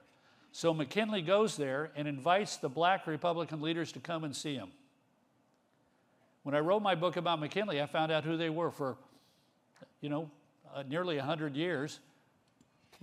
Historians have tried to figure out, well, we know we met there because they talked about it later, but who exactly came to Thomasville to meet with William McKinley? Well, I found out because the Thomasville newspaper carried the list of occupants at the white and black hotels in Thomasville, and I Googled all those names and found out who were the black Republican leaders who came to see him. And dozens of them came to see him. Could you imagine? You're an active Republican and you're in a hostile territory. You were the president of the College for Colored Students in Savannah, Georgia, and the guy who is he's not the front runner, but he's a pretty serious candidate, invites you to come and meet him. This has not happened to you. This has never happened to you. You are a forester in Jacksonville, Florida, who has led the Republican Party in Duval County, and for years, at great pain, because this is unfriendly territory, and the prospective nominee of your party says, is there any chance you could come up to Thomasville and have a cup of coffee with me? Never happened before. What happens next is even more extraordinary. They say, well, while you're at it, you're going to be here for a little while. Why don't you, on your way back to Washington, why don't you come through Jacksonville and give a talk?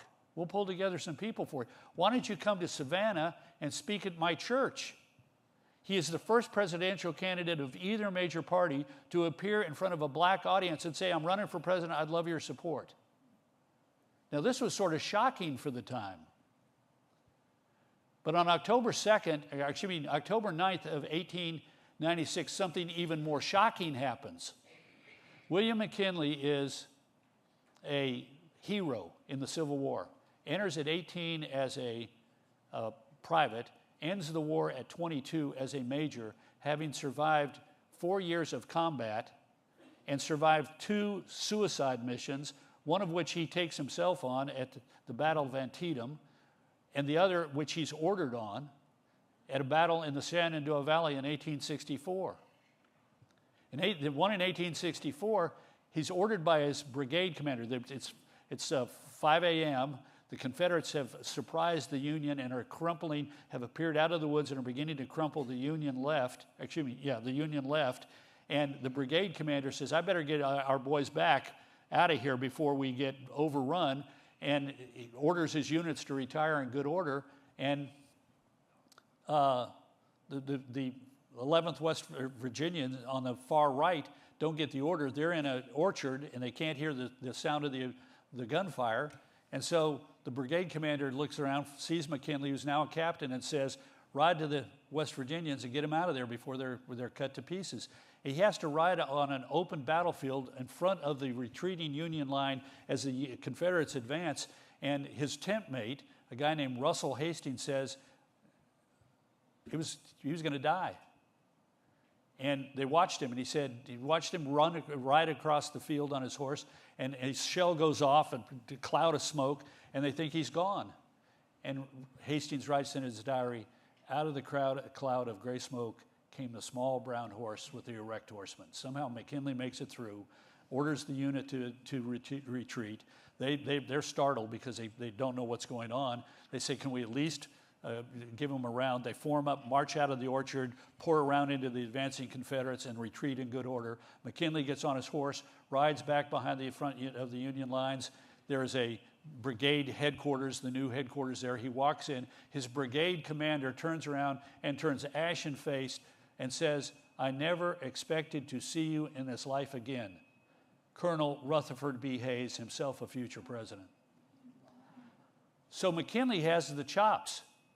This is a guy who was recommended for the Medal of Honor and refused to have the application pushed, saying, I was only doing my duty. The rest of his life, what he preferred to be called was the Major. He said, I don't know about those other titles, Congressman, Governor, President. I know I earned that one. And on October 9th of 1896, 2,000 Confederate veterans in gray uniforms, veterans of the Shenandoah Campaign, the men who for 4 years had tried to kill him, were invited to come to Canton, Ohio to meet the Republican nominee for president. No Republican presidential candidate had so met with members of the Confederacy since the end of the Civil War. And it was an astonishing sight. Well organized for the day. The men arrived, some of them about before noon. The rest of them were delayed by a train washout that came about 2 o'clock. The wives and women of Canton had prepared a lunch for them, sandwiches. They presented them. The women had made a silk banner with a favorite quote of McKinley's, no east, no west, no north, no south, but a common country, George Washington. They presented him with a banner. They gave him a little knife by a local manufacturer that had the same slogan on it. They gave every one of them a badge, half blue and half gray, saying the same thing. They had a Confederate band. They had a Union band. At about 2 o'clock, 2:30 in the afternoon, they form up in front of the Stark County Courthouse, blue and gray together, and turn north, marching on North Market Street towards McKinley's home.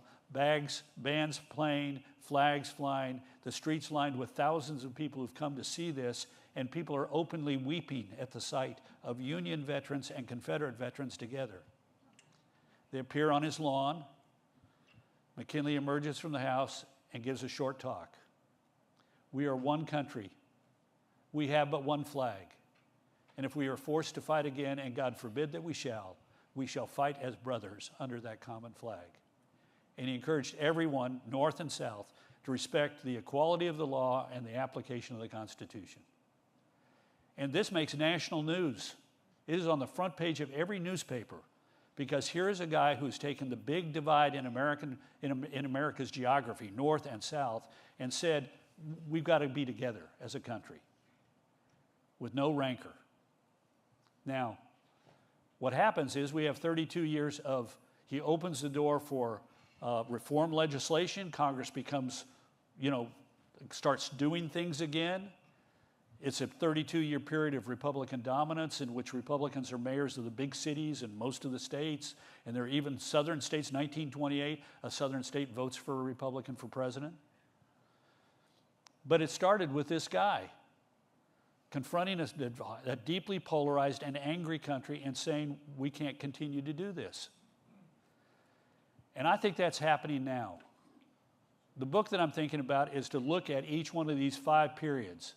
The Gilded Age, before it the period of 1830 to 1850s, the end of the Federalist era in 1800, with the election of 1800, the 1930s in which our country was broken, the 1960s and 70s in which anybody in this room who was alive then, think about how broken we were as a country then, with our cities going up in flames, with people, 35,000 people stormed the Pentagon in 1968 in order to shut down the war.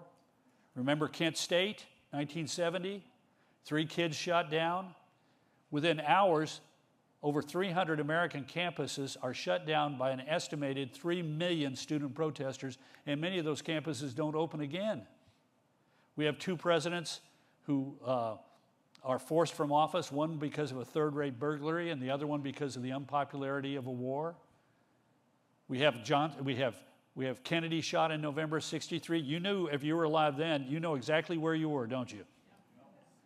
But we also have Gerald Ford twice in 1975 in California, the attempted assassination. Squeaky Fromm is closer to him than I am to you. And the gun misfires, otherwise he'd be dead. We had George Corley Wallace running for president in '68. We have him running again in '72. He comes within 1.8% in the popular vote in the Democratic primaries against the ultimate nominee, George McGovern. And he is shot 5 times in a suburban Washington, D.C. neighborhood in Maryland during the Maryland Democratic primary and carries some of those bullets the rest of his life. And then who could forget, 3 months into his presidency, the attempted assassination of Ronald Reagan, who came this close to dying. And our politics was broken. But along came Reagan and helped heal us as a country. So my thought is, I'm going to write about this and then talk about the ways that we got out of these things, the ways that the country healed. And I think it's already happening. And the evidence of that is what happened at the beginning of this talk. You're not alone. I ask that question almost everywhere I go, and the response is the same. And the response is also happening in Washington, which I guess is actually that way. Most of these people did not go up there in order to be a social media presence. They didn't go up there in order to say, oh, I've had a great day today. I got X retweets on, or Truth Social postings, or, my TikTok video went viral. Most of them didn't go there for that. There are people for whom that's their measure of success. But most of those people went there because you sent them and we sent them there, and they wanted to do something good for their state or their country. And it's starting to, they're starting to get fed up. It's already started to happen. Remember the CHIPS bill? You know how that started? We had our Indianas, our Hoosiers, be proud. Todd Young, freshman member from Indiana, says, you know what, I'm worried about what happens if China takes Taiwan and we lose the source of 90% of the chips that power our modern economy. Maybe we ought to have more capacity here at home to build chips. And he says to himself, I hear that Mark Warner, the Democratic chairman of the Senate Intel Committee, thinks the same way, literally goes over to him on the floor and says, can I come and have a cup of coffee with you and talk about something? And that's how that bill got started and got passed. Remember the infrastructure bill? Yeah, okay. You know what that actually was? The 5-year reauthorization of the Highway Trust Fund that we've been doing automatically since 1957. Now, every 5 years we reauthorize it. And every 5 years, one chamber takes the lead. The House, and then 5 years later, the Senate, in passing and recommending what the bill looks like. And 90% of it is the same. Little things on the edge. Maybe a donor state gets 1 penny more or 2 pennies more out of the deal, and a donee state gets a less. Or we're going to have a hike and bike pot of money to use for hike and bike trails or urban mass transit, this or that. But it's all on the margin. Until 1990, what would that be? 2022. And what happened then is that the House was supposed to take the lead. And the nutty chairman of the House Transportation Committee, now thankfully gone, a Democrat from Oregon named DeFazio, said in the bill, no funds appropriated under this act may be used to create any additional capacity on any existing federal interstate highway or to create any additional mile of federal interstate highway. Think about that for just a second. Here in California, you'd love to not have any additional freeways, right?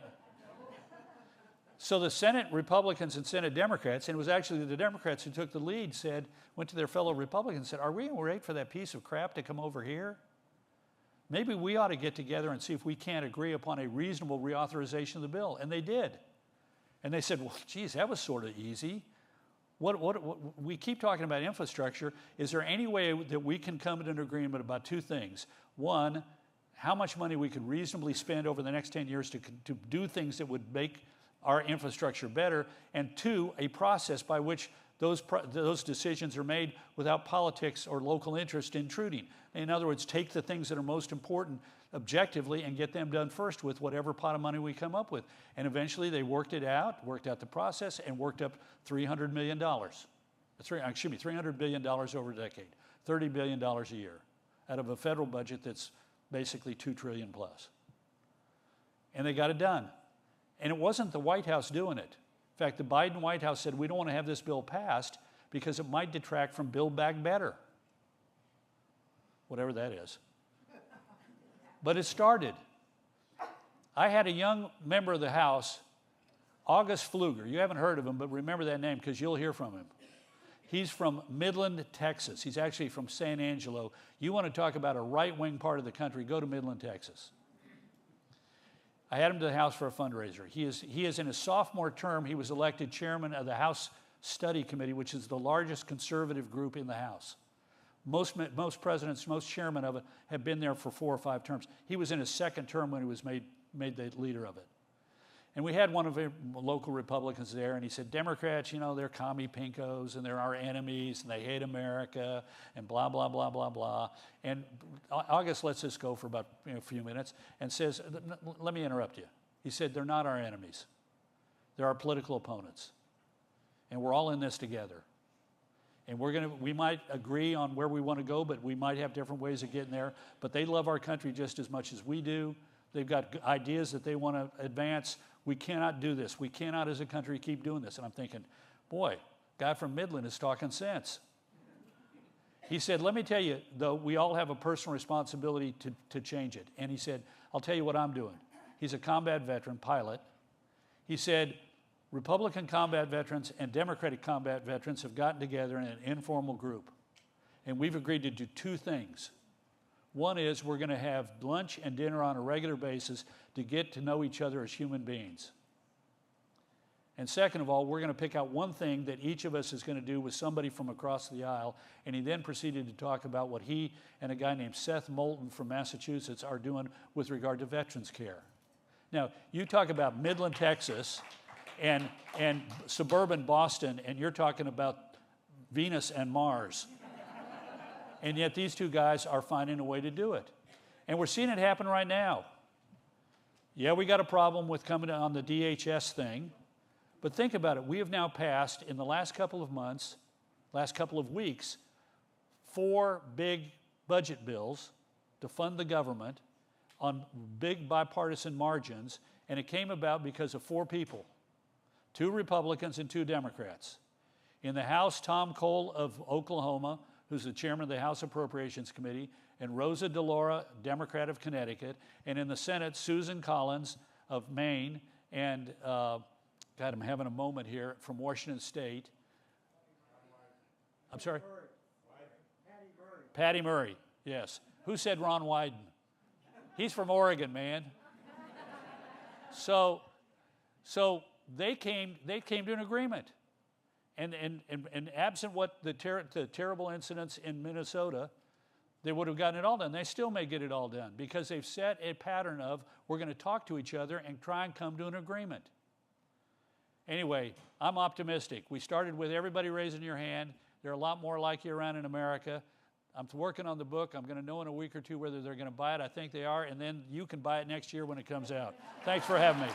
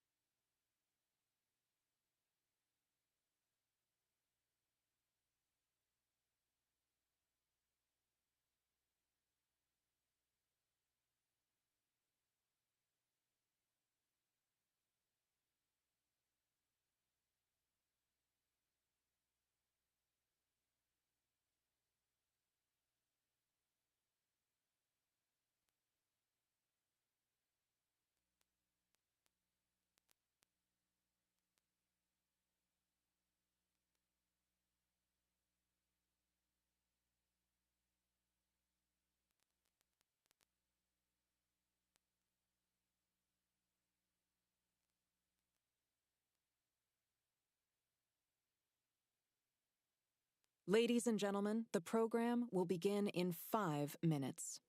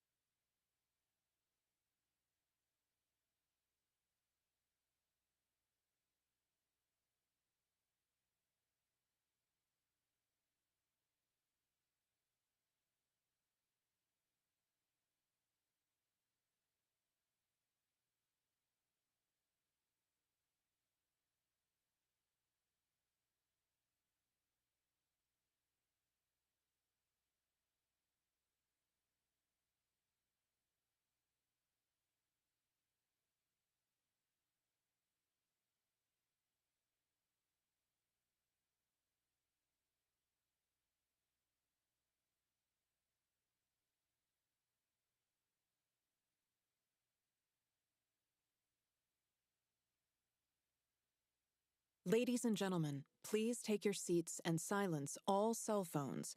The program is about to begin.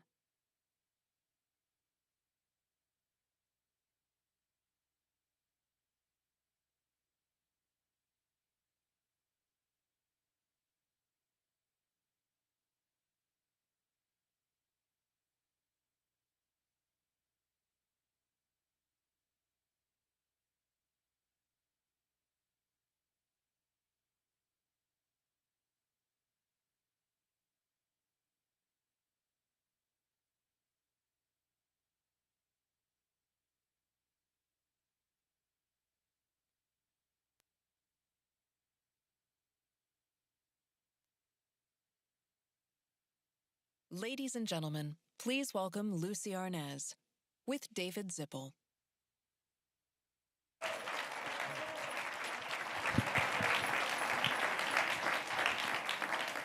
Hi. Hello, everybody. So, all these rooms are filled with politics. We're counter-programming. We're the comedy relief. Exactly. Hopefully relief. Today we're here to talk about you. Oh, golly. Very well, but I'll make a fuss. But first, let's get a little business out of the way. I think you're going to talk about it tomorrow a little bit. Yeah. But you just came out with a new book, which I read, and it's beautiful, visually and just the content as well. Talk to them a little bit. It's about love letters, which I think love is a really good subject. So yeah, important right now. Well, I've had, 47 of my mom's and dad's letters they sent to each other when they were first starting to date, and through the war years and up until the time they actually separated. And they're priceless. And I've had them, my mother saved them all in a little packet with ribbon around it, the ones she wrote to my dad, the ones he wrote back to her that he saved, and they got together and she saved all of them. What do you do with those things? You know, you can't throw them out. And for years I thought, well, I can't put them in a library and have people touch them and they'll just disintegrate. So I didn't know. And then we did a documentary a few years ago and they digitized all of these letters. I gave them all the letters, and I only used a couple, but they digitized everything. Every page, every front and back of every envelope. And they're so vivid, and I thought, people really need to see and touch and sort of feel what this was like, especially in an era where nobody even writes letters anymore, right? You know, and you don't get a chance to see people that you care about, what their handwriting looked like, and the way they express themselves with grammar and things. So I made a book.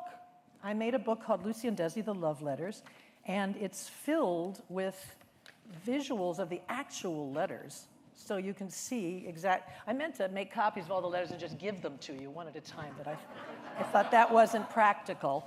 So we made copies of all the letters, and you know, sometimes they say United States Army, and they have no postage if it came from the Army. But then there's a typed up actual thing for you to read in case you can't read their handwriting. And there's like a timeline in the front to kind of give you an idea of what was going on in the world from their birth to their death. And then in the back, there's an index we put in there that has the page number and how the letters start, so that if you don't know what Camp Anza was, or who Freddie was, or who Ed and Ebba Sedgwick were, you know, because nobody's going to tell you that in their own personal letters. And I'm really proud of it. I really am. I think it's something that is a part of them that no one else could have known. Because even when you're being interviewed, even if it's intimate like this with someone you know, you still cover up a little bit. You're not your actual self. They are so much their actual selves in this book. And I didn't edit anything. I didn't take out a letter and say, oh, I can't show them that. And it's sexy, and it's a little intimate, but it's not wrong. You know, there's nothing in there that they would go, why did you say that? Right. So I'll be talking about it tomorrow morning, the first session with Todd Purdom, who's here. Are you here, Todd? There he is. If you saw his session yesterday, Todd wrote a fantastic book on my dad, Desi Arnaz, the man who invented television, and it's done great. And I had nothing to do with that book except I opened up my life to him and said, tell the truth, dig deep. And so tomorrow we're going to talk about this book and his book in one of the rooms over there at 8 o'clock in the morning or something. Yeah, so that's out of the way. So meanwhile, back to you. Yeah. You started out, first of all, you've done everything. Movies, Broadway, television, I mean, the works. Looking back, talk about what you felt when you started, and what, you know, was it because your parents were in it? What was your motivation? And I guess so. I was so young when I started to jump up on little tables and make believe that I was somebody else. And I picked my high school because it had the best drama department. And I wanted to go to a college that taught theater. And then I got sideswiped into my mother's television series for 6 years. But it was always that. And I don't think it was because they were famous. I think it was because I saw two people do something they absolutely loved. Do you know, if you watch your parents make shoes and they love doing it and they're so good at it, you get excited and you think, how do you do that, you know?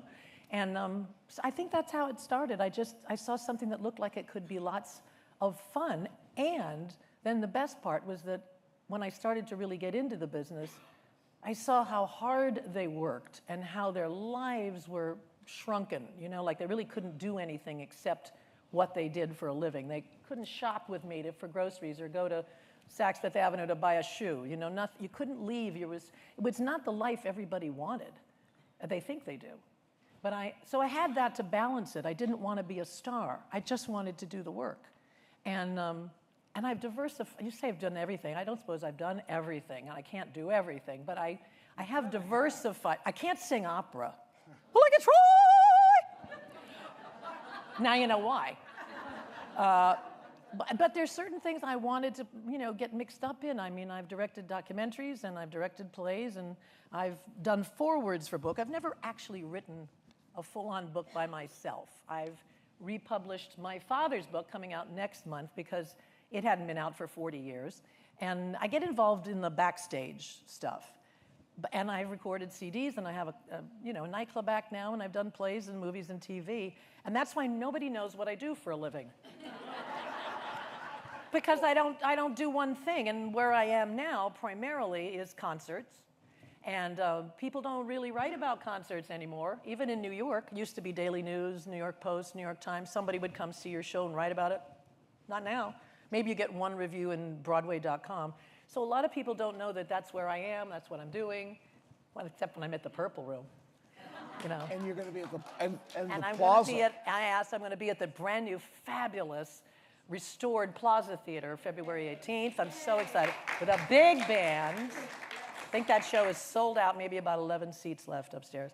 And then I'm going to be back at the Purple Room in March for 2 nights. And I do love it. I really do. I love the intimate setting and telling stories with music. To me, it's all the same. Whether you're telling a story in a Broadway musical or you're telling a story singing a David Zippel lyric in an intimate nightclub. It's the same. It's the same process, right? Well, but you've done plays as well, and without music, and like Lost in Yonkers. I thought that was an amazing performance. Every once in a while, I get lucky and I get to be in something really great, like Lost in Yonkers. When I saw, did anybody of you see that play when it was on Broadway, Lost in Yonkers? Neil Simon. He won a Pulitzer Prize for that, and he'd never won anything before. They just ignored him constantly. No, Neil Simon, the most prolific Broadway writer, and couldn't win an award because he's just a comedian. He's just comedy, And then he did Lost in Yonkers, story about that poor girl, and her grandmother, and it's sad. And when I saw it, I wrote to him. This was after I had done They're Playing Our Song on Broadway, and I said, Neil, this is going to be the one. This is the one they're going to recognize you for. And they did. And he gave me a chance to go on Broadway and play it, replace one of the girls, and fabulous role. Just incredible. And you were fantastic. Thank you. Thank you. But I think at heart you're a theater person more than anything. I'm definitely a theater person. That's all I've ever wanted to do is perform live in front of people. I think I'm not that courageous with a lot of things, like I don't want to really go on a safari or jump out of an airplane. But I like the high wire act of theater. I like that you rehearse for a long time. You get to take the thing home and work on it at home and then come back the next day and make it better. That's not like television, really. Well, it was like when we did the Lucie show, the Here's Lucie show, we had 4 or 5 days to rehearse it and then do it in front of a live audience and from start to finish, except to change film every once in a while. I loved that. And then theater was the next crazy best thing because you rehearse it, you think you know it, you get on a stage, the curtain goes up, and there's nobody to save you. It's just you. Nobody can edit you to make you look better later, and I like that. Well, talk about you were a kid when you did Here's Lucie. Yeah. Well, yes, I was a kid when I first went on Mom's show. She gave me an opportunity to do a couple little walk-ons when it was called the Lucie Show. And I was 11. I played a soda jerk, and then I played her daughter's best friend. But at 15 and a half, she changed her format from the Lucie Show to the Here's Lucie Show. Because after 6 seasons, that's all you need for syndication, for reruns. And so you might as well start all over again and get a whole new show you can syndicate. She figured, smart. And so she invited my brother and I to play her kids in this new format. And I said no. I didn't want to do it. I did not want to do it. They said, no, people will think the only reason I got this job is because I'm your daughter, which was true. Well, there was no doubt about it. That's the only reason I'm getting the job. But she said, listen, trust me. I've been watching you. I watch you doing your plays in high school, and for a 15-year-old, you're exactly the kind of talent, the kind of skill level that we want. And I think you understand teenagers at this 68, 69, which I did. And she made me a deal. She said, if the buzz is that you guys aren't good enough, that you're not good enough, I promise you, I'll tell the writers to cleverly write you out. That, Kim Carter went away to college, something like that. But if it's working, maybe it's a good way for you to learn your craft. So I took her up on that, and it seemed to work okay, and I stayed 6 years. But the last 2 or 3 years, when we would have our hiatus for the summer, I would go out and audition and get into summer stock and regional theater productions. I did Sally Bowles and Cabaret, I did Once Upon a Mattress, I did Little Abner, and eventually ended up doing an entire summer at Jones Beach. Is that Annie Get Your with Gun? Annie Get Your Gun, which was so much fun. Outdoors for the whole summer, doing a big show like that in the open air when it poured rain in the middle of your song. With a big lake in front. With a big lake in front of you was fantastic. But that led to getting an audition for Neil Simon and Marvin Hamlisch, Carol Bayer Sager for They're Playing Our Songs. If I hadn't done that, I probably wouldn't have gotten that. Yeah. And that's how you met Larry. And I was in there playing our song, and Larry was starring, my husband Larry Luckenbill, also author. He was here a couple of years ago. He was starring in another Neil Simon Broadway hit called Chapter 2, a straight comedy play. And we met at Joe Allen Restaurant one afternoon in between both of our shows. And we started dating a couple months after that, and we were married like 6 months later. We had our first child 6 months after that. Well. And how many years ago was that? 45 years ago. It worked out pretty good. He's a wonderful husband. Where are you? You're here there you are. Oh, there you That's are. Larry. There's my husband, Larry Luckenbill. Wave, Larry. Talk a little bit about creating that role with Robert Klein in They're Playing Our Song. I saw it 3 times, I think, and I didn't know you then, but I thought it was fantastic, and you were fantastic. I don't know how many of you got a chance to see this show, either on Broadway or later, maybe another, did you? Yeah? It's a wonderful, vulnerable character. I read the script, and I almost, I couldn't sleep after I read it. I was just like, please, God, please, this role, this is it. She's me. I can do this. I know I can do this. And I went in and I auditioned. She's so vulnerable. And well, tell them who it's based on, because the story is basically, I'll say, Neil Simon was going to write a musical about the gingerbread lady. There was a play that had been done called The Gingerbread Lady, and he thought it would make a good musical, and Marvin Hamlisch and Carol Bayer Sager were hired to write the music and the lyrics for it. And he had met with them 3 or 4 times, and he said every time we would meet, they would start like haranguing each other about various things. But it was funny, but also weird and quirky and neurotic. And he went home one night, and he started to write the story of Marvin Hamlisch and Carol Bayer Sager. He thought that was a hell of a lot better than the gingerbread lady. So he came back and he said, I think I have it. And great. And then he gave it to him, and they said, what the hell is this? He said, it's about you. And so they did that, and I was basically playing Carol Bayer Sager. And it's the story of 2 vulnerable, neurotic lyricists and songwriters who meet on the road to collaboration, and they trip and they fall in love. And it was a great way to start off on Broadway, because first of all, it's Neil Simon, it's Marvin Hamlisch, it's Carol Bayer Sager. And Robert was hilarious. I mean, he's a force of nature, Robert Klein. He's so bright. And he thinks on his, I don't know how we ever finished rehearsing in 3 weeks. We only had 3 weeks to put that whole show up, a brand new show. Rehearse it, choreograph it. Did you go out of town with that? Or? We opened it in Los Angeles. That was our out of town, can you imagine? And 3 weeks later, we were, we did like 3 weeks rehearsal, like 3 weeks there, and then to New York in February. And but Robert did not enjoy really doing the same thing every night. He's a stand-up comic. And he also likes to work alone. And although it was only a 2-character play, that's 1 person too many. So we had a little bit of a going on every once in a while, because he didn't like to work on stuff. Like, I love that process. I love like the first few weeks. You're a detailed person. I've worked with you. And that's what theater is supposed to be. You're supposed to keep making it better. Like, you get a chance. That's why I love it. You can go back and say, ooh, that was really good. I want to see if I can make it as good tonight. Or we just missed that. We're not getting that one line. What's wrong? And you fix it and you go back. That's the thrill, for me, of theater. And Robert did not enjoy that. I would say, you know that line in the last scene? I'm sure there's a beat there. Something's missing. And he would just take my cheek and go, honey, we're selling out. But I love him, and we are great. We're still fantastic friends to this day because he's bright and fabulous and a really good guy. Plus, his wit, oh my God. You know, he could get up on this stage right now and never take a breath and describe the entire universe to you in 10 minutes. Enough about Robert, but seriously, he's... We'll talk about Marvin a little bit, because about, I guess, I'm trying to think, probably 12 years later, he became one of my collaborators, but he was an amazing person and so fast, and he was kind of like Robert Klein in that he could stand up and do comedy for an hour. Yeah, Robert, I mean, that's why it was perfect. Robert, and he understood, and when they cast Robert, it was like, yep, that could be Marvin, if Rob played the piano.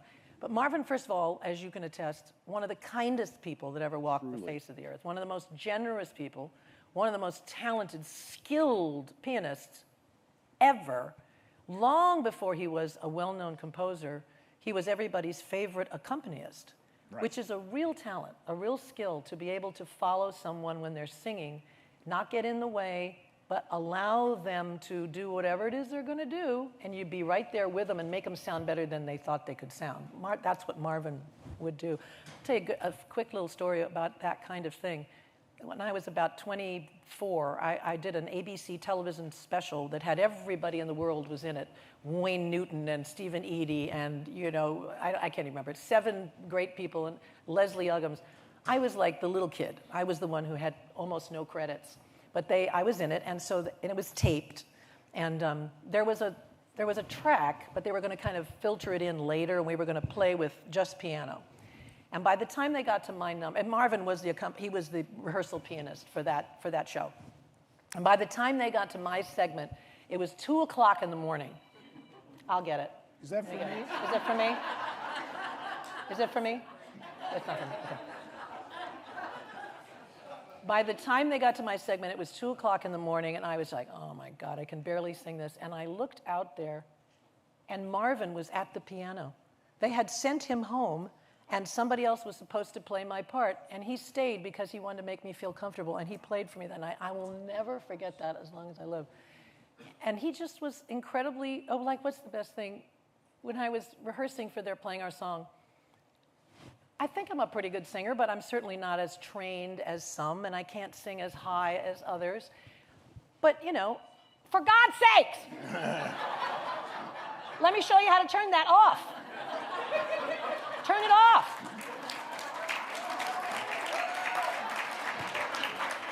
I just turned into Patti LuPone. God forbid. I see now why that happens. You're in the middle of a story. What the hell was I saying? Marvin. Yeah, Marvin, but what? This is how you know them, but thank you. Well, that was after that. Oh, yeah, so we were rehearsing, thank you. We were rehearsing one of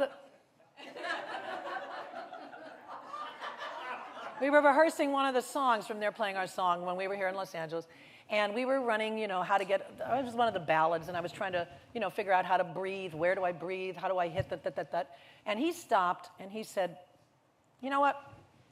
I do think I want to lower the key here for you in this one song. And I was like, oh, God, how embarrassing.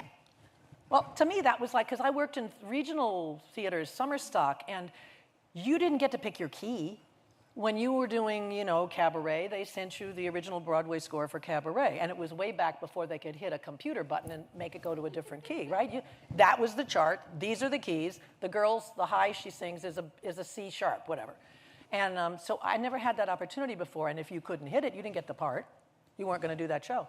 So when he said, I think I have to lower the key for you, I was a little humiliated, but I was like, oh, God. And he said, wait, what do you think? I'm married to these notes? And he said, Lou, we hired you for the sound of your voice. Every instrument is different. You know, a piccolo is not an oboe is not a harp is not a violin, you know. You have to respect the instrument that you're given. Changed my life.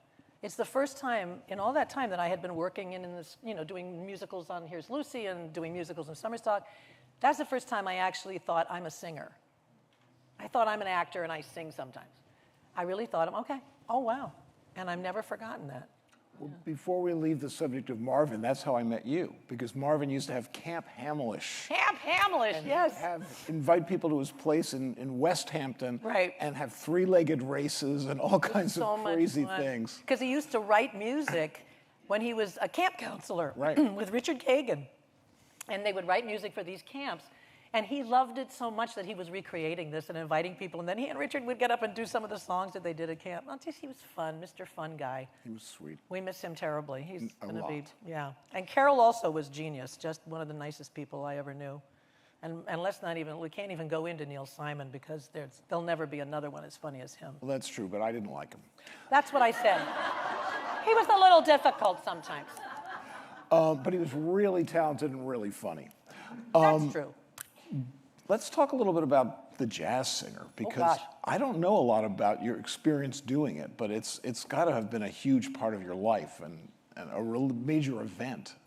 It was a major event because I had really only done one other major film before that, Billy Jack Goes to Washington. Yeah. Try and find it. He needs to go there now, that's all I know. We need Billy Jack. But I was doing there playing our song, and the director, the then director of the movie, came to, who was the director of the movie at the time? It doesn't matter. It'll come to me. See? Anyway, he wanted to hire Sidney Furie. Oh. I was so close, wasn't I? Stupid flubberfun. Sidney Furie. Sidney Furie, and he said he was going to be directing a film with, at that time, believe it or not, they thought it was going to be Barry Manilow. Barry wanted to do that film. And it turned out to be Neil Diamond, and I was going to get this part of the girlfriend, and I got very excited, and he said, are you interested? I said, interested, oh my God. And it was Sir Laurence Olivier. And anyway, I didn't get cast. For some reason, they hired Deborah Raffin, a lovely, lovely actress who was a friend of mine. And they shot a few scenes with Deborah, and then she quit. It was apparently a mutual, they just decided, no, this isn't what we want. And she said, you're right, this isn't what I want. And they fired her, and he came back and wanted to hire me, and I immediately called her and said, should I do this? Am I walking into a pit? What's happening? She said, no, they're good people, it's gonna be good. You'd be great, you're much better for this part. You should take this part. So I did. And I left, they're playing our song, after about a year and a half, to do this film.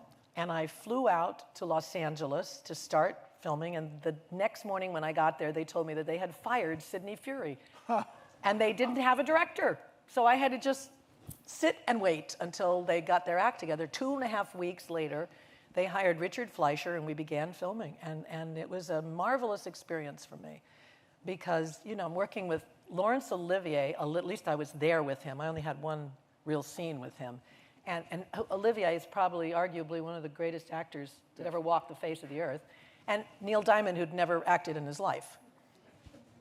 But he was this magnificent musician, you know, and bless you. And I loved it. I mean, I was happy to be making a film, and I thought I was right for that part. It was very Sonia Walsk, kind of, you know. She had chutzpah, and it had heart. You got a Golden Globe nomination. I got it. You know what's so funny? I apparently got a Golden Globe nomination. I say apparently because I didn't even know it. I had already gotten married to Larry right around the same time we were making The Jazz Singer. It was like right after I finished making The Jazz Singer. And I was pregnant with my first child by the time the film came out, and having my first child named Simon for reasons you might be able to figure out on your way home. Neil Simon, our first child. And Simon, I was giving birth, and I was literally in Cedars-Sinai having a baby when they did the premiere for The Jazz Singer. So here I am, this brand new mom. I couldn't go to the premiere, and I was all about, you know, breastfeeding and changing diapers. And then the Golden Globes came out, and it's like, somebody must have told me I got nominated, but I had no recollection until I unpacked a box when we moved to Palm Springs and went, look at this!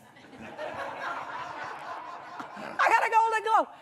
Who knows if back in 1980, Golden Globes were just like a luncheon. They might have just been something at the Beverly Hills Hotel, I don't know. Well, it's a big deal now. It's a big deal now. Yes, it is. It is. But what I love about The Jazz Singer is that it got terrible, terrible, horrible reviews, especially for Neil and Sir Laurence Olivier, which is insane. And I escaped unscathed, thank God, for some strange reason. But they were very cruel to those guys. And yet, it won the CinemaScope Award that year, which is the people voting on their way out of the theater. And to this day, people come up to us and just say, you know, this is my favorite film ever. I've seen it 17 times, blah, blah, blah. So I'm very proud to have done that film. I'm proud of my work in it. I am. So there was a period where you stayed home because you had kids and, you know, you weren't doing a lot of Broadway. And I remember because City of Angels, we wanted you to come in. I'm going to tell that story. Yeah, this is a story I'm starting to tell in my show a little bit because, how do I say this quickly? Well, we're okay. Yeah, we're playing. Where are we going? It was hard. I got to just tell you, it's not easy. 2 actors married and trying to have 2 successful careers and also be successful parents. He had 2 sons already, Nick and Ben, when I married him. We ended up having 3 kids of our own, 5. I like to say, you know, I birthed 3, I cooked and cleaned for 5. We had 5 kids. And we were doing okay. I thought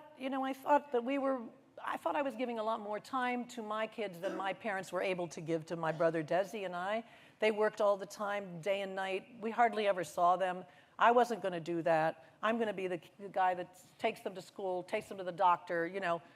But I was still working, and Larry was working, and I was out doing concerts and TV shows, and I was a nervous wreck half the time, trying to balance. You can't have it all. You just can't. Something's got to give at some point. And it did. Kids were like acting out all over the place. So after a couple of consultations with some of the school psychologists,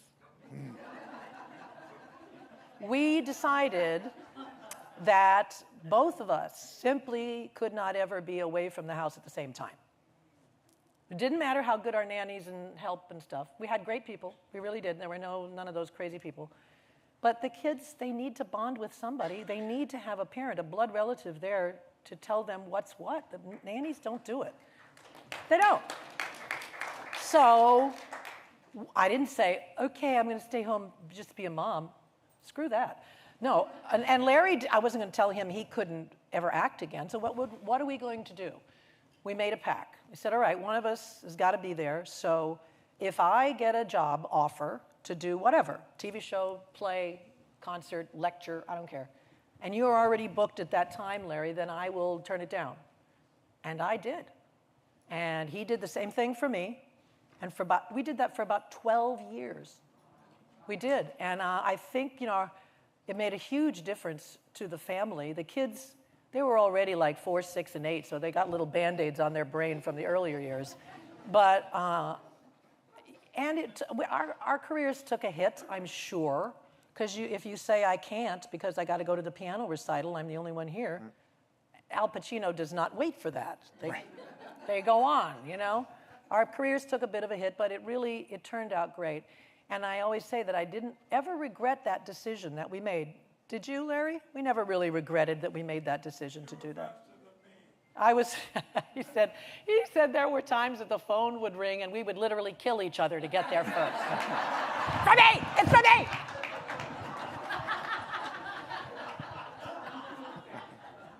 You were faster than me, he would say. But one of the times, we had decided to move out to Los Angeles after all these years in New York, 26 years in New York, and we were doing a play together. We did a national tour of a play called Social Security, and it ended up in Los Angeles, and we had all the kids with us. And we weren't 100% sure we wanted to return back home to New York because we had been working, you know, steadily in something somewhere forever, but we'd waited forever for a big new Broadway show to come along, and so maybe we stay out here in Los Angeles and we do TV and movies and I try our hand at that. And plus, I just lost my father, and I'm thinking my mother lives out here. She didn't like being a grandma 3,000 miles away, so we'll move out here for a little while. And we did. We uprooted, and we made life in Los Angeles and put the kids all in schools, and you know, we were renovating a new house, and in the middle of all that, my mom died 2 years after we were in Los Angeles, and so, oh God, and now I had to take care of her affairs, you know, and put her estate in order and all of that. And the phone rings. And this time it was for me. And it was my agent saying that I was being asked to come back to New York to meet with Cy Coleman, David Zippel, Larry Gelbart, the playwright, and Michael Blakemore, the director, for one of the lead roles in their brand new Broadway musical called City of Angels. Oh my God. And what am I going to do? I couldn't uproot everybody at that point. I'm not going to go by myself and leave my kids at home, so I just, oh God. I remember the day I squeezed my eyes together so tight, and I was like, and I said, I can't do it. And, you know, a year later, I went back to New York, and I saw this show. And it was, I mean, if you ever saw that show, it's freaking brilliant. And it won, I don't know how many Tonys. It was a huge, big Broadway hit, and it would have been a great role. You would have been great. Thank you. Do you think I would have gotten the part, David? Maybe. Maybe. Can't say. But when I do my show at the Plaza Theater, February 18th, this guy made a dream come true. He was able to get me the original Broadway arrangement for a big band of this one song I've always loved from City of Angels, so I finally get to do it and play that part that night. Yay, me! Thank you, David. Talk a little bit about some of the shows that you've been putting together. You do a great show about your dad's music that I really love. And we did it here a couple times at the McCallum Theater called Latin Roots. Any of you see that when we were here? I love doing that. And we did a big show at the Library of Congress. Well, first we did it at 92nd Street Y in New York in 2010.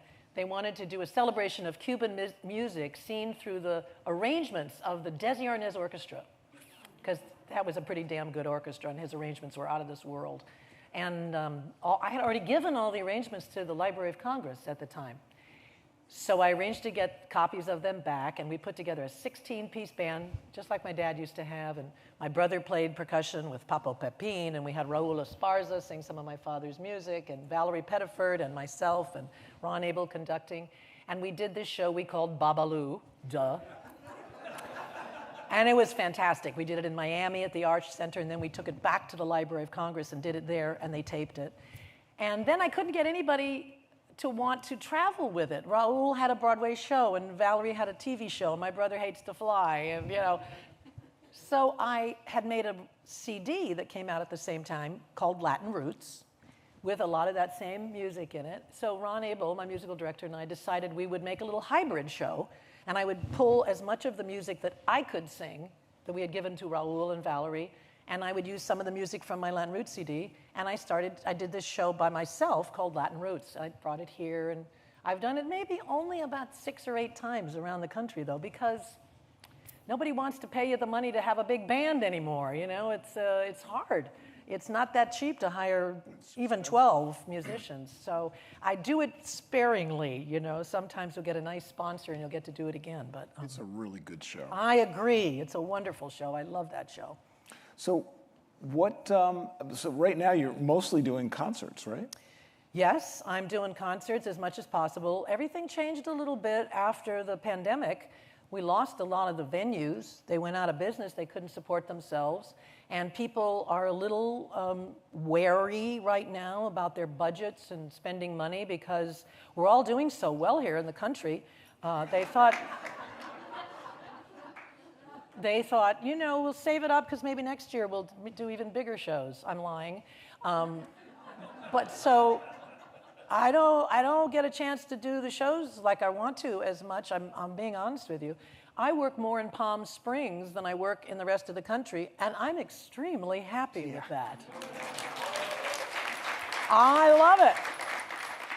We love living here so much that it's hard to put into words. Larry and I moved here 12 years ago, and practically every morning, no lie, no exaggeration, we get up, open the drapes, and go, I love it here! There's something so magnificent about being in the bowl of these mountains, isn't there? It's magical, it's mystical. And Larry calls it the dessert. The dessert. We live in the dessert. And I think who lives here full time, or who most, I love you. And I love people who choose to vacation here when they can. There's a special kind of person who decides this is where they want to be. And it's true, a lot of us are in our third act, and that's why we decided to move here. It's like, we're not done, and I still work, and Larry still works, but here's the place we want to perch. But strangely enough, all our kids, except for one who works out of Las Vegas doing big shows, four of our five children live in Palm Springs now. Isn't that fantastic? They gravitated down and they kept going, it's nice here, and they're in their 40s. And they have all our grandchildren. We have 3 beautiful grandchildren. And so they're all here too, which is a miracle, right? Most of us don't get a chance. I mean, for years, we were separated by many miles. And you grew up here.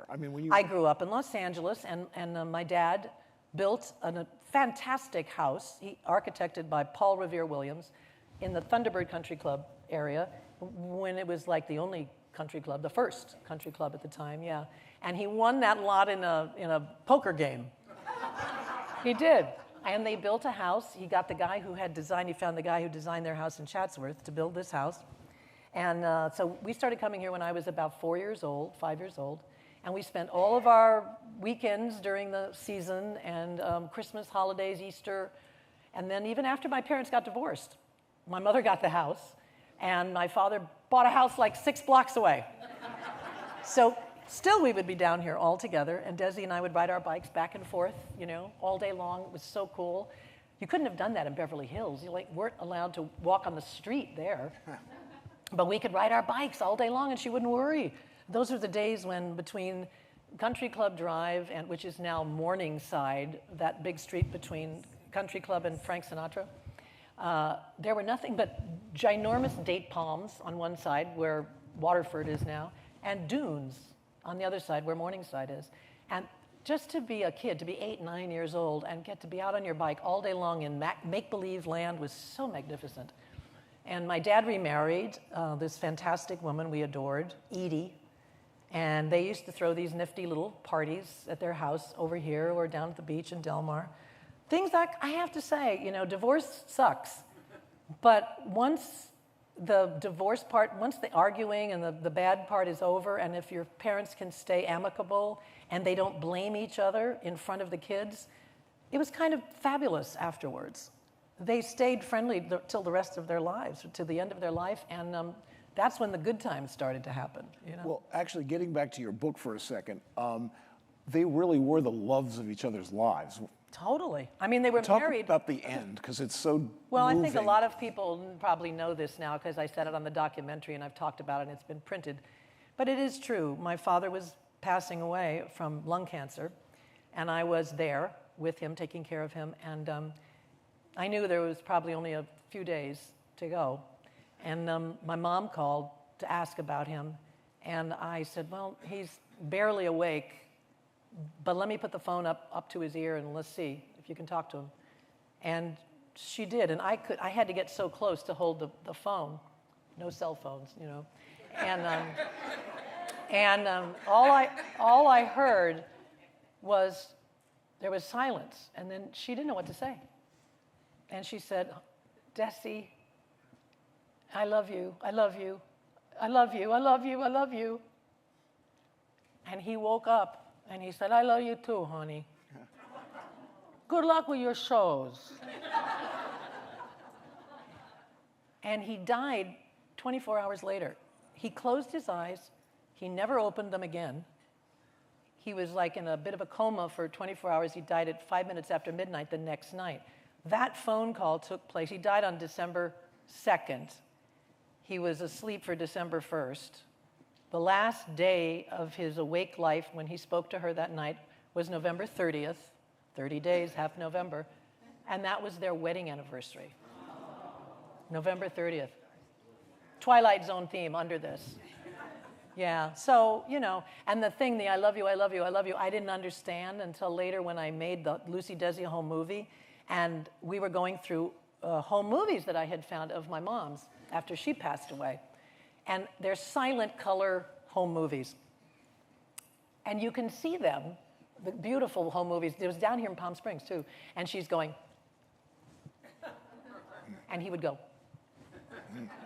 So obviously it's a thing that they had together in the early days. And here they are, how many years later? 40 some years later. And that's what the most important thing she could think to say. It's a good thing. I know.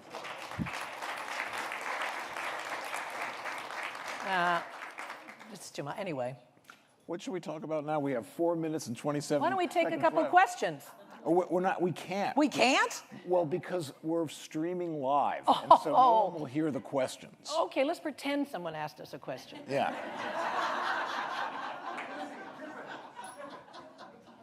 Okay. What? Oh, Pippin. let's talk Tom about Truey. For those of you at home. You were fantastic in Pippin. Oh, I had such a great time. Okay, I got 4 minutes to tell you. Pippin, I was invited to do. Try to say a sentence. There was a sort of a Cirque du Soleil version of Pippin that came out a few years ago and toured. It was here, actually, in Palm Springs at the McCallum. It was on Broadway. I saw it. It was the revival of Pippin. And the grandma, which used to be little Irene Ryan, she had one song in the original production, and No Time at All. And this time, she sang that song upside down on a high wire trapeze. And I got a call to play grandma in the tour. Oh my God, I was 63 years old at the time, and I thought, are you out of your mind? I couldn't wait to do it. I went in, I trained with them to see if I was flexible enough, if I was teachable, and they went, yeah, you're great. Oh my God, do you have any fear of heights? I went, I don't think so. Take me up there, let me see. And I did the tour for 7 months. I played grandma in the Pippin tour. It didn't come here. I was out before. Broadway, then. Well, yes, because I didn't get to go to Los Angeles with the tour. They had, this was great. They called me, the Weislers, I love these people. They called and said, Andrea Martin, who did the show originally on Broadway, has it in her contract that if we ever go to Los Angeles with the tour, she gets to do Los Angeles. And I went, okay, I understand, okay. He said, so we just need you to stand down for a couple of months. What does that mean? Well, you'll just take some time off and you'll come back. I said, whoa, I trained like a mother, for this thing. And I got arms now. I can't stand down. What am I who's going to come to my house and put me through my loops every day? And they went, well, and I said, am I getting paid for those? Well, no. I said, well, hang on a minute. So they offered me the Broadway role because it was still playing on Broadway. And they said, well, do you want to go to Broadway during that time? And we'll kick the other girl out. I said, sure. So poor Priscilla Lopez went to Miami for 2 months. I don't know. And I got to go to Broadway and do it. And it was so incredible. I can't believe to this day that I did that and hanging. I mean, it was just no wires, no nets. Just this incredibly hefty dude, acrobat guy, who would hang upside down with his knees on a bar, and upside down he would hold me by my waist, by my pelvis, like this, while I was out like that, and then I go upside down, and then at the end, singing was the easy part. Singing was the easy part. But, knock wood, no accident, 7 months on the road, it was just a miracle. Every night I was up there, I thought, now I'm doing this. But it was a great metaphor for life, because my teacher said, listen, you can't think about it. You can't think about that. You got to think this. I sit, I grab the rope, I grab the other rope, I put my knee here, I stand up. Just think one step at a time, and you won't be able to think about, what if? And so okay, trust the process, one step at a time. And I thought, what a great metaphor for life. So, on that note. And that... We have 36 seconds for me to tell you Lucie is going to be in a series I put together called Replay at the Plaza Theater. There are 3 shows. The first one is the 6th and 7th of February at the Plaza. It's The Importance of Being Earnest with the aforementioned Priscilla Lopez, Yes. Christine Ebersole, Michael Urie, two-time Tony winner Judy Kay, Lilias White. Gonna be fantastic. Come see it. And Lucie, in Susan Stroman, five-time Tony winner, is directing her in Larry Gelbart's last play called Better Late with Jason Alexander and Richard Kind and Alex Corey, and now we're out.